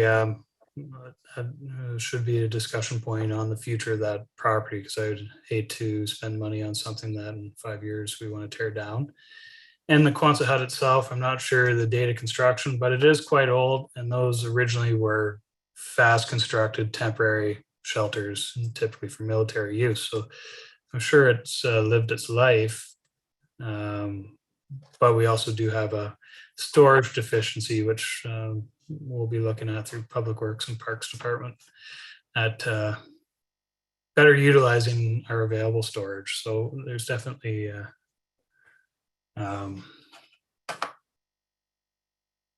some ideas to look at. Okay, we can leave that with you, Deputy Mayor Danielson. I'm just wondering, given its age, is it relocatable? I think I know the answer. But... I think you'd spend more money relocating it than building a new one. Yeah, okay. Quonset huts are generally fairly cheap for the square footage. Cost of construction is fairly cheap. I don't think moving it would be worthwhile. Because that's still a piece of property that we considered either selling or leasing, and I would hate to see us spending I get that we need to secure it. If we're storing things there, we definitely need to secure it. But I guess depending on how much money that costs, I'd hate to invest too much money in it if that piece of property was going to go, because I think it's the last property that has actual runway access. Sorry, maybe Angie would like to speak to this. Angie, go ahead. Yeah, I just wanted to mention the last direction that I received from council was that there was no interest in selling or leasing that after the last proposal. So it was decided to keep that. Yeah, we wanted to hang on to it because in conjunction with any development sort of in the upper level of the mall, that could become a valuable piece of land on the corner there. But that doesn't preclude an ongoing conversation about how to maintain it and how to invest or spend money there. So we can, we'll see where this is the kind of stuff where now we've got it in our heads. We'll things will come back for budget, and something always falls out the bottom. And just like anything else, this could be one of them. So we'll wait and see. Waste. We skipped over the cemeteries. If you like, I'll go. Why? Because I have, because we've seen this a fair amount. It's not on my printout because I printed immediately and then it was. Yeah, no worries. So of course we'll be continuing the review of green and winter burials. And we'll get back to you soon on that. Waste. The Maple Lake Landfill Operations Center construction. As I said, we're getting an RFP out for the tree clearing shortly, and then we'll carry on with earthworks, and so on and so forth.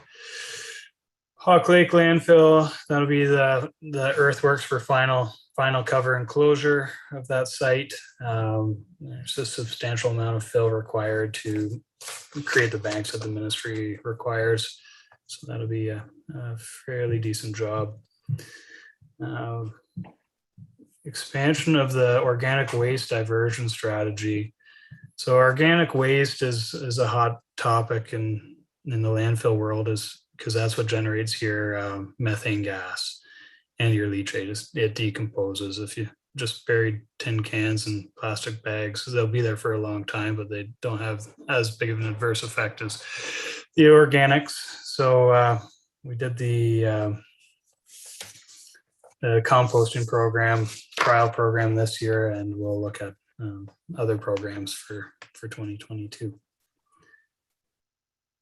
Also, Are you going to, sorry, excuse me, are you going to be looking at, as part of that, the ever-present discussion about developing and maintaining a composting system at the landfills? And I hesitate to raise that because we've talked about it over and over the years. And you know, folks still, in the face of the organic stream being eliminated from landfills, people are looking for us to not put it onto them, but to do something ourselves. But we know that municipally operated composting programs are successful in larger centers that have, you know, more facilities, or, you know, the biodomes, and there's various different things you can do. Where do you stand on that in terms of our ability to undertake that, knowing that that it's ahead, that's what people are looking for? As technology advances, I think there's more and more opportunity to do it cost effectively. Right now, I don't believe that there's a viable option. We don't generate enough. So for us to create a composting facility, even with all 4 municipalities, I think it would be hard pressed to afford it. But that's why we're going to be looking at different initiatives, and it is being discussed at the service delivery review side of things, because it is composting facilities generally are very expensive to construct and very expensive to operate. But there is a need, so it is being explored. I'm going to go to Liz and then back to Angie. Yeah, just as a note, composting and organic waste was one of the hot topic items at the recent climate change protest. And we did talk a little bit about the challenges associated with that, and you know, that we would be looking to encourage residents to you know, take responsibility, more responsibility themselves, but it was a big ticket item. It did cause one gentleman to bang his head against the sidewalk. Yes, quite literally. I think you said he fell on the ground. Well, and you know, sometimes there's value. I know I'm going to go to the CAO and in just reminding ourselves of conversations we've had prior, but because it helps with meetings being live streamed and people being attentive, more attentive perhaps than they have been in the past, but to remind folks that we have had a lot of conversations, and we've made decisions for certain reasons, and we have to be careful of sort of what I call 51st dates. With that, sometimes we've talked about things and landed somewhere previously. Madam CAO. I just wanted to add to what Lyle said about the organic waste facilities that the working groups are talking about with the service delivery review, and it's fully recognized that that is not going to be cheap, but it is a really good thing that the group is investigating, just for, I think, the and I can't think of the word, I apologize, but doing it as a group rather than doing it all separately, because each municipality is interested in it, but it is fully recognized that it will not be cheap. Yeah, absolutely. And there are a lot of things happening in the service delivery review that are better approached collaboratively than individually. That was my word. Was that the word you were looking for? Yes, thank you. Okay, so I just wanted to put that out there because sometimes things just tweak your mind. I recently had a conversation with somebody who is currently using the food cycler and asked the question, and when you know you've had the conversation at the table over X number of years, and it's I don't say this with disrespect, but it's kind of like whack-a-mole. Like somebody comes along and says, have you thought of this? And it's like, yes, we have. And we've had those conversations and we've explored them and we've expended funds exploring them, and not much has changed, but staff are ever attentive in the background to things that might have changed or could change or might be happening through a service delivery review. And I just regrettably sometimes feel a little impatient to have to to say, folks, yes, we have talked about composting in the past, and there's many reasons why we can't do it. Sometimes it's just worth saying again, just to remind folks that these conversations we touch on them quite often, circle back on them often. Anyway, that's my little rant on that. Landfill, keep going. Yeah, so I feel like we're getting into what council knows after lunch, a couple of hours after lunch, we start to get into crazy land. We start to drift a little bit. So we might, with all due respect, Lyle, we might ask you to pick up the pace a little so that we don't get goofy on you. well, why don't I just jump down to the recommendation?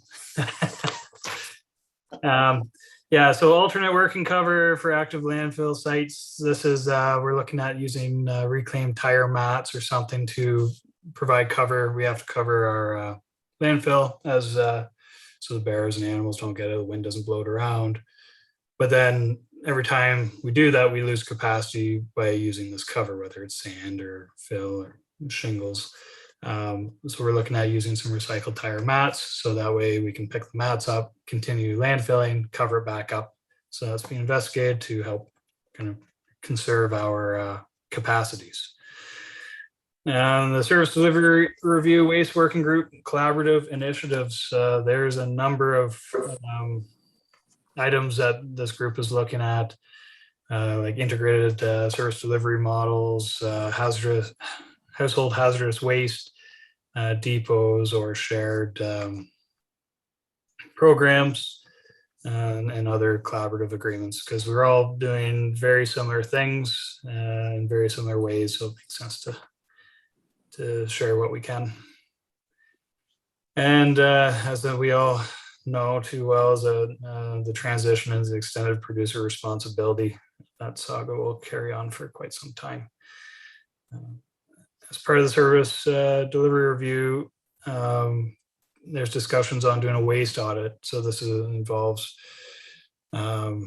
taking some waste out of a bin, establishing how much of it is recyclable, how much of it's organic, all the different characterizations. So that way you have a good idea of the usage of your site. This is something that, by the sounds of it, all 4 municipalities want to get into to kind of a benchmark of their landfill use. And that'll help us improve programs to better utilize our solid waste.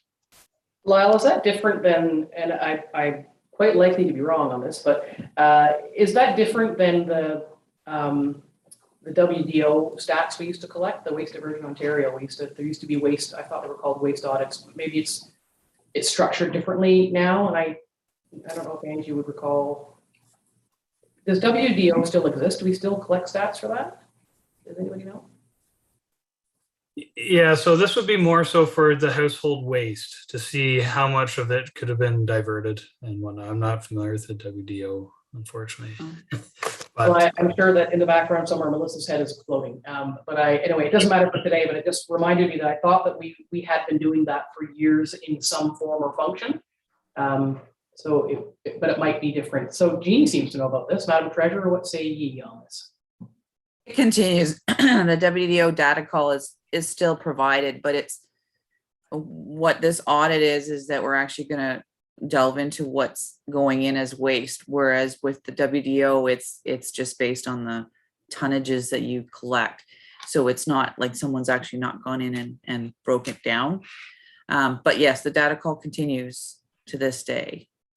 So okay, we do get points for diversion. So these are very different. Okay, thank you for clarification. Improvement to site security and monitoring. We've had some issues with people breaking into the landfill site and using it to the point that we discovered someone had a quick link in some of the chains. So we have to address that because that's improper use of the landfills, and we don't want that to carry on. So is that, by the looks on everyone's faces, everybody's jaw just fell open. So let's just slow back down again and say out loud. So somebody inserted quick links on our landfill gates and was going in to take things or just use it when they wanted to? Probably a bit of both. I think there's been issues with people breaking in, stealing scrap. I've heard from some residents that live close to Maple Lake. But a couple weeks ago, we had an incident where the landfill attendants showed up at the site, and there were some guys in a white truck with vests on, which they assumed were township staff, dumping in the construction waste, which they weren't township staff. So we do have some security issues that we're trying to get to the bottom of. Now, I was away last week, so I didn't get the full details on that one yet, but that's just an example. At least they were putting it in the right pile by the sounds of it, but it's still not right. Honestly, I don't know why I'm surprised. Like, nothing surprises me anymore. It's quite innovative. I'm gonna get myself a white van and a vest. Anyway, sorry. See, we're getting into that time of day. Carry on, please.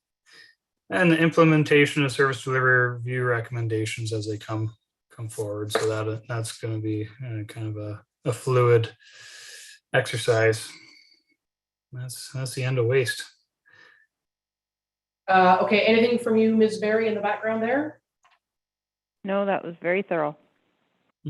Thorough is the word of the day, I think. And so initiatives, the new things that you want to bring forward. So take us through those. Yeah, so I want to develop some policy around our winter maintenance, road maintenance, so that there's something to help provide guidance to staff, and also some protection to council and staff if there were ever any litigation issues or complaints. Development of an entrance policy. This is a service delivery review item that we're all dealing with entrance permits. We all deal with them a little bit differently. So we want to have a consistent approach across the county. So every contractor that works in Minden can do the same work in Algonquin Highlands and not have that confusion because we spec something differently. So that'll be coming through hopefully early in 2022. And then we have lots of roads where we have had long-term agreements that may have been lost, or maybe there were handshakes. So we want to establish some boundary road agreements because there's some roads that we provide maintenance on. There's some roads Lake of Bays provides maintenance on, Minden Hills. So we want to kind of establish a formal agreement across there for everybody's protection. And that's usually a lengthy process. And develop and start implementing a preventive maintenance program. This mainly has to do with our facilities. So we want to get into having routine maintenance on everything from, which we already do to a certain extent on our furnaces and water systems, but to the point of cleaning the exteriors, light bulbs, setting up a proper program. So that way we can stay on top of the facility rather than letting it get run down, but also identify other issues that you may not have seen without performing these routine maintenance items. Much like people do with their house, cleaning their gutters, washing their windows. You always find something wrong when you're looking. So we like to establish some sort of program along those lines. And then a building envelope condition assessment and long-term plan for all our facilities, because we do have a number of facilities for the size of the township, and they're quite large, and we got a lot of work to do to them. So we want to make sure we have a good plan moving forward to keep them up and running well. Yeah, and I can't tell you how pleased I am to see this. I think we have, run into some challenges, and especially with the rec center, and as I mentioned in my opening remarks, our unhealthy relationship with mold. And it's time with the growth and the needs and how we spend money, we do need to have this kind of maintenance program far more organized, because people are so busy. We can't rely on, I'll remember to have a look at that. We need to have that program that just rolls through itself on a regularly scheduled program and our process to catch some of this stuff. So I'm pleased to see this. And I have no idea what building envelope condition assessment means. Councillor Dayu. Thank you. I think just to confirm what's probably obvious, for the building envelope condition assessment and long-term plan creation, I really like that idea. And presumably our greenhouse gas emissions reports are all going to be fed into that, and we'll be looking for ways of, I'm assuming that's just implicitly part of the assessment. No, not exactly. That can be implemented. Like, we can have whatever policy statement attached to it, that any major renovations, you source materials that are green, and heating systems that are more environmentally friendly. But this is more so to get us back to identifying any major and minor issues throughout our building infrastructure, and then developing a plan to keep our buildings in proper condition, or in a better condition. When it comes to how you do your repairs or renovations, then you could implement your greenhouse gas emissions. But this is more so to do with the condition of the building itself. Now, something that will be identified is where we have old buildings that aren't insulated or have subpar insulation. There would be a note saying like inadequate insulation, and then that would identify maybe a future need to revamp it, so we're not wasting money on heat or cooling. I guess it does play part in part, but it's not really to do with the greenhouse gas emissions. Can you advise, so in the undertaking of a building envelope condition assessments, now that you've explained it, it makes perfect sense. Is that something that would be folded into regular duties, or is that something that would go out and be done by a third party? I'm hoping that we can get started in-house. It all depends on capacity. If we have the capacity, we'll do what we can to have a very strong, robust plan. We don't have the time, but we definitely can get a simpler plan going. Ideally, we would have a master plan for our facilities long term, but I don't think that's viable for 2022. So is that something you will consider going forward? A facilities master plan? I think it's a good idea to look at use and conditions. Yes, absolutely. Councillor Dayu, I see your hand. Thanks. Thanks very much, Lyle, for that explanation. And I suppose as a member of council, I would like to encourage that as part of that assessment, that you perhaps do consider adding a purposeful area for greenhouse gas emissions for things like insulation, window quality, all those sorts of things, not necessarily just green building materials, but sort of the thermal envelope of the building. So if you're assessing the envelope, to also assess the thermal envelope, I think it would be such a great opportunity to take our two strategic priorities, one being the environment and one being sustainable infrastructure, and sort of ticking both of those boxes at the same time. So as you move ahead, it would be great to think about that. Yes, of course. Deputy Mayor Liz, did I see your hand? No. No, you did not. Lisa, do you have any comments on this, these last couple of initiatives Lyle's proposing? No, I think there's been some really great long-term planning and sort of not having to deal with things when they land in our lap, and looking ahead at what's coming down the pipe in all areas, sort of an extension of our asset management plan. So that's really great to see. Mm-hmm. Julie, you haven't said a thing today. You've nodded a few times. What are your thoughts on Lyle's? I mean, public works is our biggest expenditure. So what are your thoughts? And you know, it makes you wonder too, if we had been doing what Lyle's suggesting a long time ago, we would have maybe found the mold in the rec center before it got to this point. So going forward, I think it's a great idea, because hopefully we'll catch things before they happen and keep everything up to date, which would be wonderful. And I wonder too, just drawing on something that we spoke about earlier, again, and just as the place mark to keep things floating around your head, because I'm sure you don't have enough things floating around your head that need attending to, is the conversation that we diverted Chris on, which is the parking, some of the parking locations, and council did say no, but that doesn't mean no is forever. So I'm not saying for next year, but just as part of that bigger, just remember those couple things out there. What I want to ask is specifically and directly, Lyle, is, there's a lot of things that have been deferred because of COVID and supply chain challenges and whatnot. And perhaps some of the things that are in your to-do list are natural extensions of themselves and just the usual business. There seems to be a tremendous amount of work, and I know that it is a tremendous amount of work. If we had all the money in the world, do you feel that all of these things are achievable in the coming year? Because you've mentioned capacity a couple of times, and that's the big concern. And circling back to my opening remarks is, it's great that staff, we're really pleased that staff come in and, run 100 miles an hour every day, but I don't know that that's sustainable.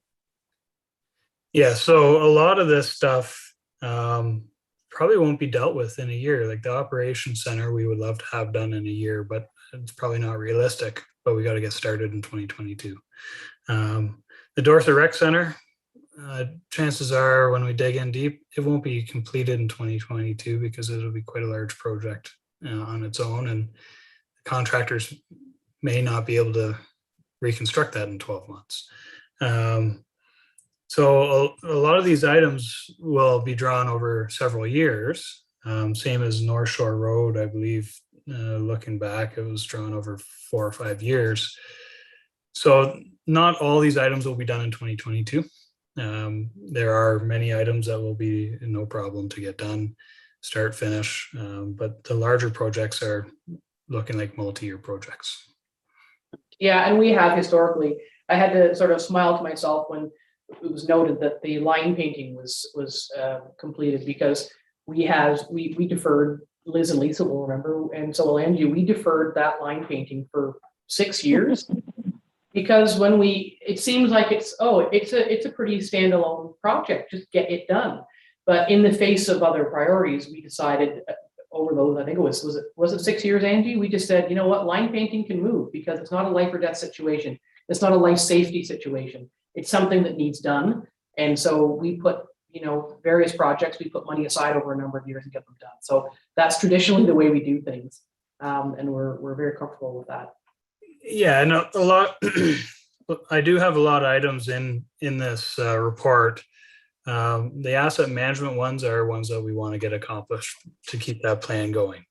But then there's the other ones that fell from the sky, like the Dorset Rec Center, that we have no choice but to get started on something. So that's why the list is very, very long. We will achieve a lot of it, but I can tell you we won't achieve all of it a year. Some will be drawn out. But.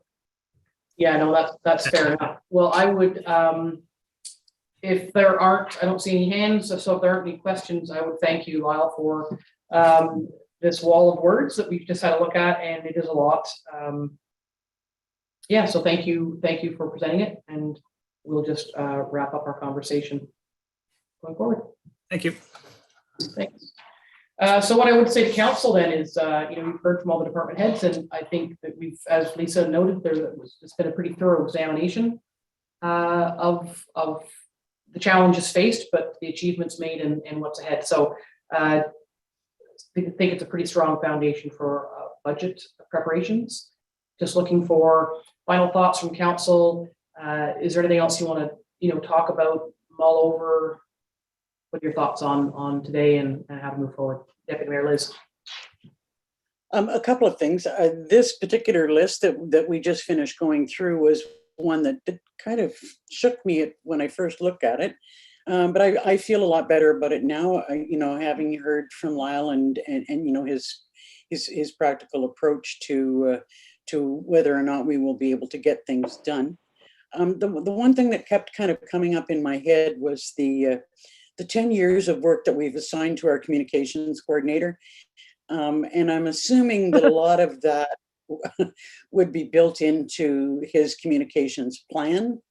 But I'm just kind of wondering about, prioritizing some of the things that we've listed that need to be done, because he's going to be a busy camper.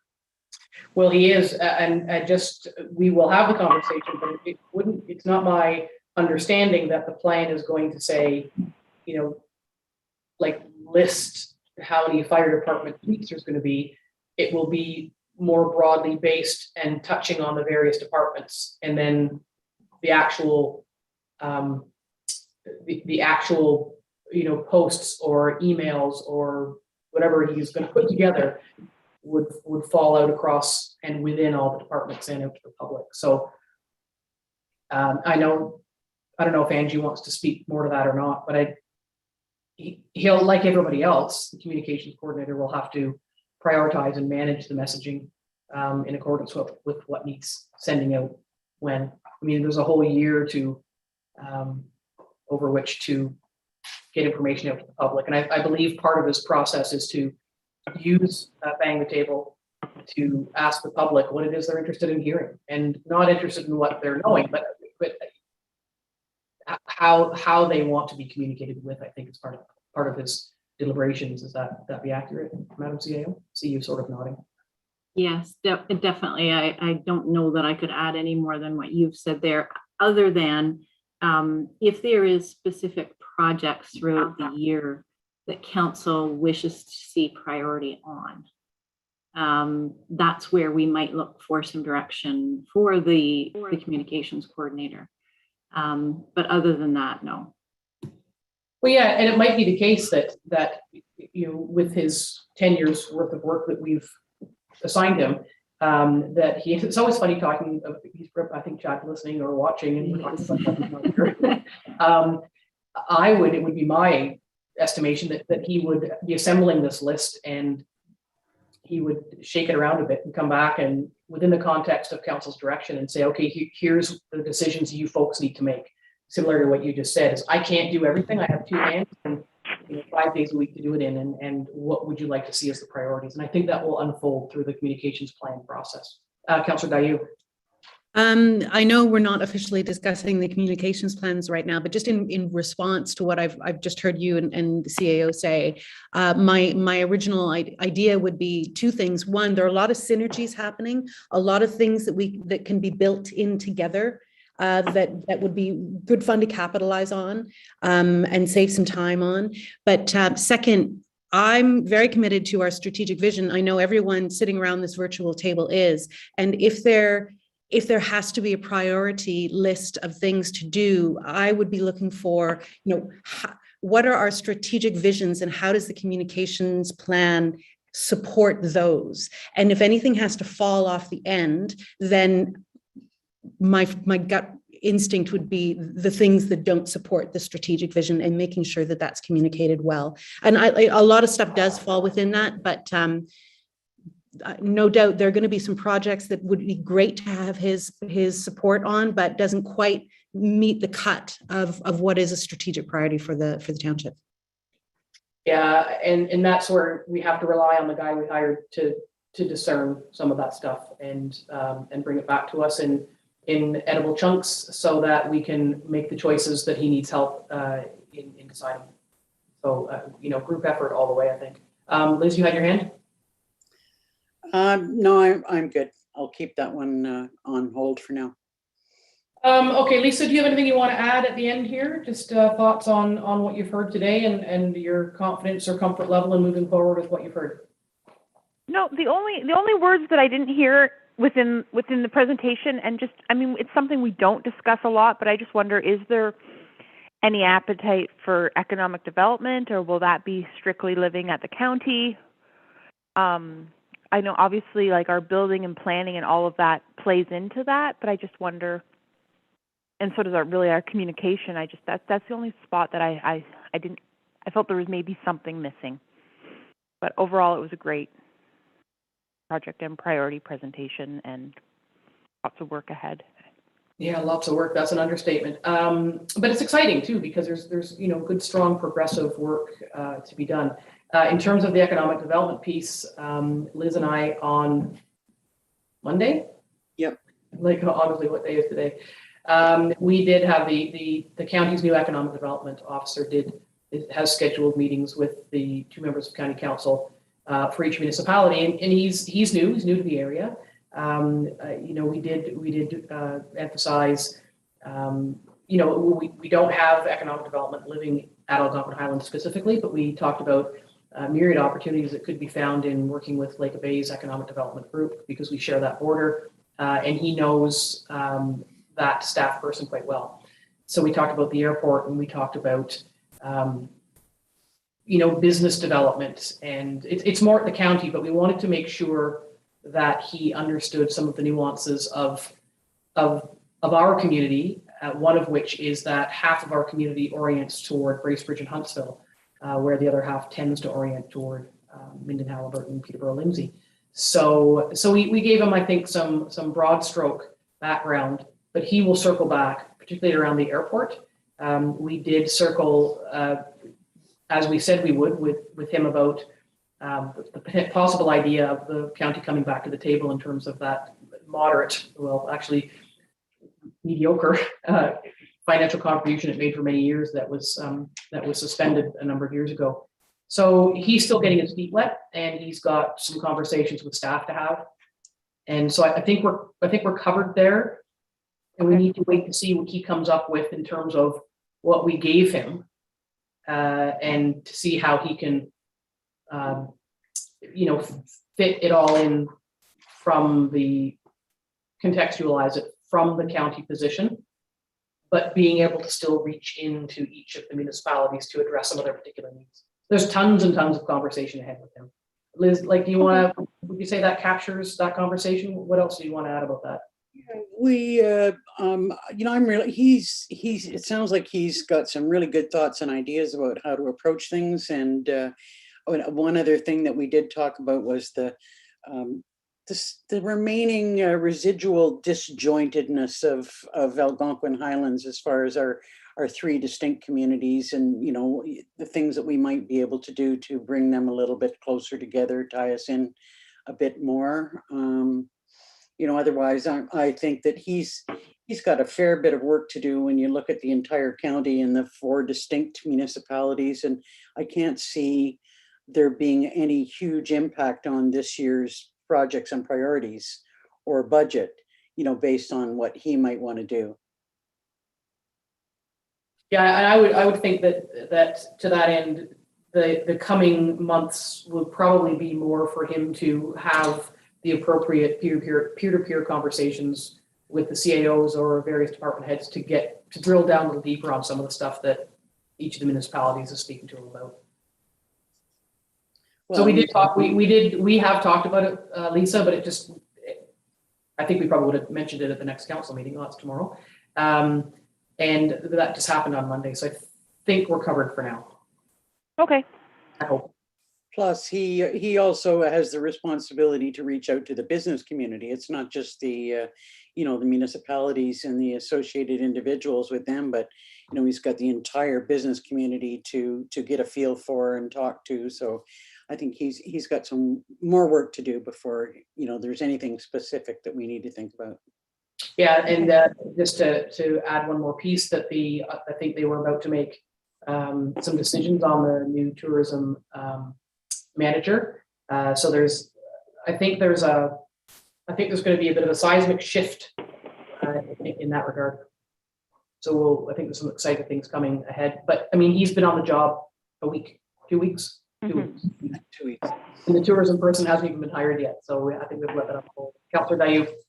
I'm sure you're trying to wrap up this conversation, but if I could just add one small point, we also shouldn't forget the zoning bylaw review conversation that we had very recently, in which we said, okay, well, we may not be able to or best advised to open up SR1 and SR2 to a whole bunch of different economic development opportunities, new businesses, new whatever it might be, but we can still use the other tools in our toolkit to make sure that people know what they can do, and if they want to apply for any exceptions, that they can apply for those exceptions. And we did talk about, when we get to the website redo that we could include a section on, so you want to move to Algonquin Highlands, here's how we're facilitating you to be successful here. So although economic development wasn't written down on the list alongside the bylaw review, the zoning bylaw review, I still think of it as an inherent piece that we will be taking on into the coming year. Yeah, and one more job for Chad. Yeah, no, I think that's a good point, and I think that we do a really good job of connecting those dots and making sure that we don't, I mean, sometimes we lose track of things, but I think primarily we do a good job about connecting all those dots. Liz, go ahead. I was just going to say, keeping in mind that the zoning bylaw puts regulations and rules in place for a reason. And you know, we don't want to be too encouraging about, well, if you want to do something different, like just forget about the zoning bylaw and here, come and talk to us. I mean, there's a certain amount of that, but you know, you got to keep in mind that the foundation or the rationale for the zoning bylaw in the first place. Yeah, and we can do certainly do a better job of explaining all of that.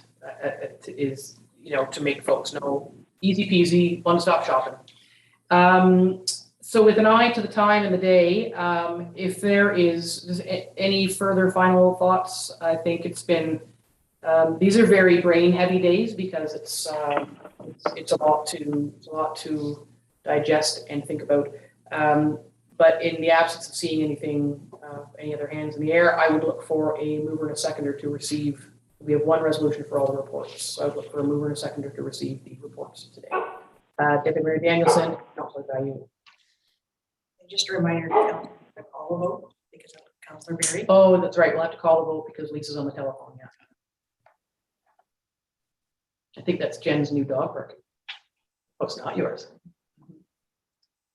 It's a Berry line dog. Sorry. That's okay. Life goes on. Go ahead. Moved by Deputy Mayor Danielson, second by Councillor Dayou. Be it resolved, Council receives the departmental 2021 projects and priorities reports, and that Council directs the CAO to immediately commence recruitment of a full-time bylaw enforcement officer. And further, Council directs the proposed 2022 projects and priorities be referred to staff for inclusion in the draft 2022 municipal budget for consideration by Council. Councillor Shortreed, yes or no? Yes. Councillor Dayou, yes or no? Yes. Councillor Berry, yes or no? Yes. Deputy Mayor Danielson, yes or no? Yes. Mayor Moffat, yes or no? Yes. That is carried. May I have a mover and a seconder for the confirmatory bylaw? Councillor Dayou, Councillor Shortreed. Right, moved by Councillor Dayou, second by Councillor Shortreed. Be it resolved that bylaw 2021-127 being a bylaw to confirm the proceedings of council held during its November 17th, 2021 special meeting be received and read the first time, considered read a second and third time, and finally passed with a corporate seal of thanks. Councillor Shortreed, yes or no?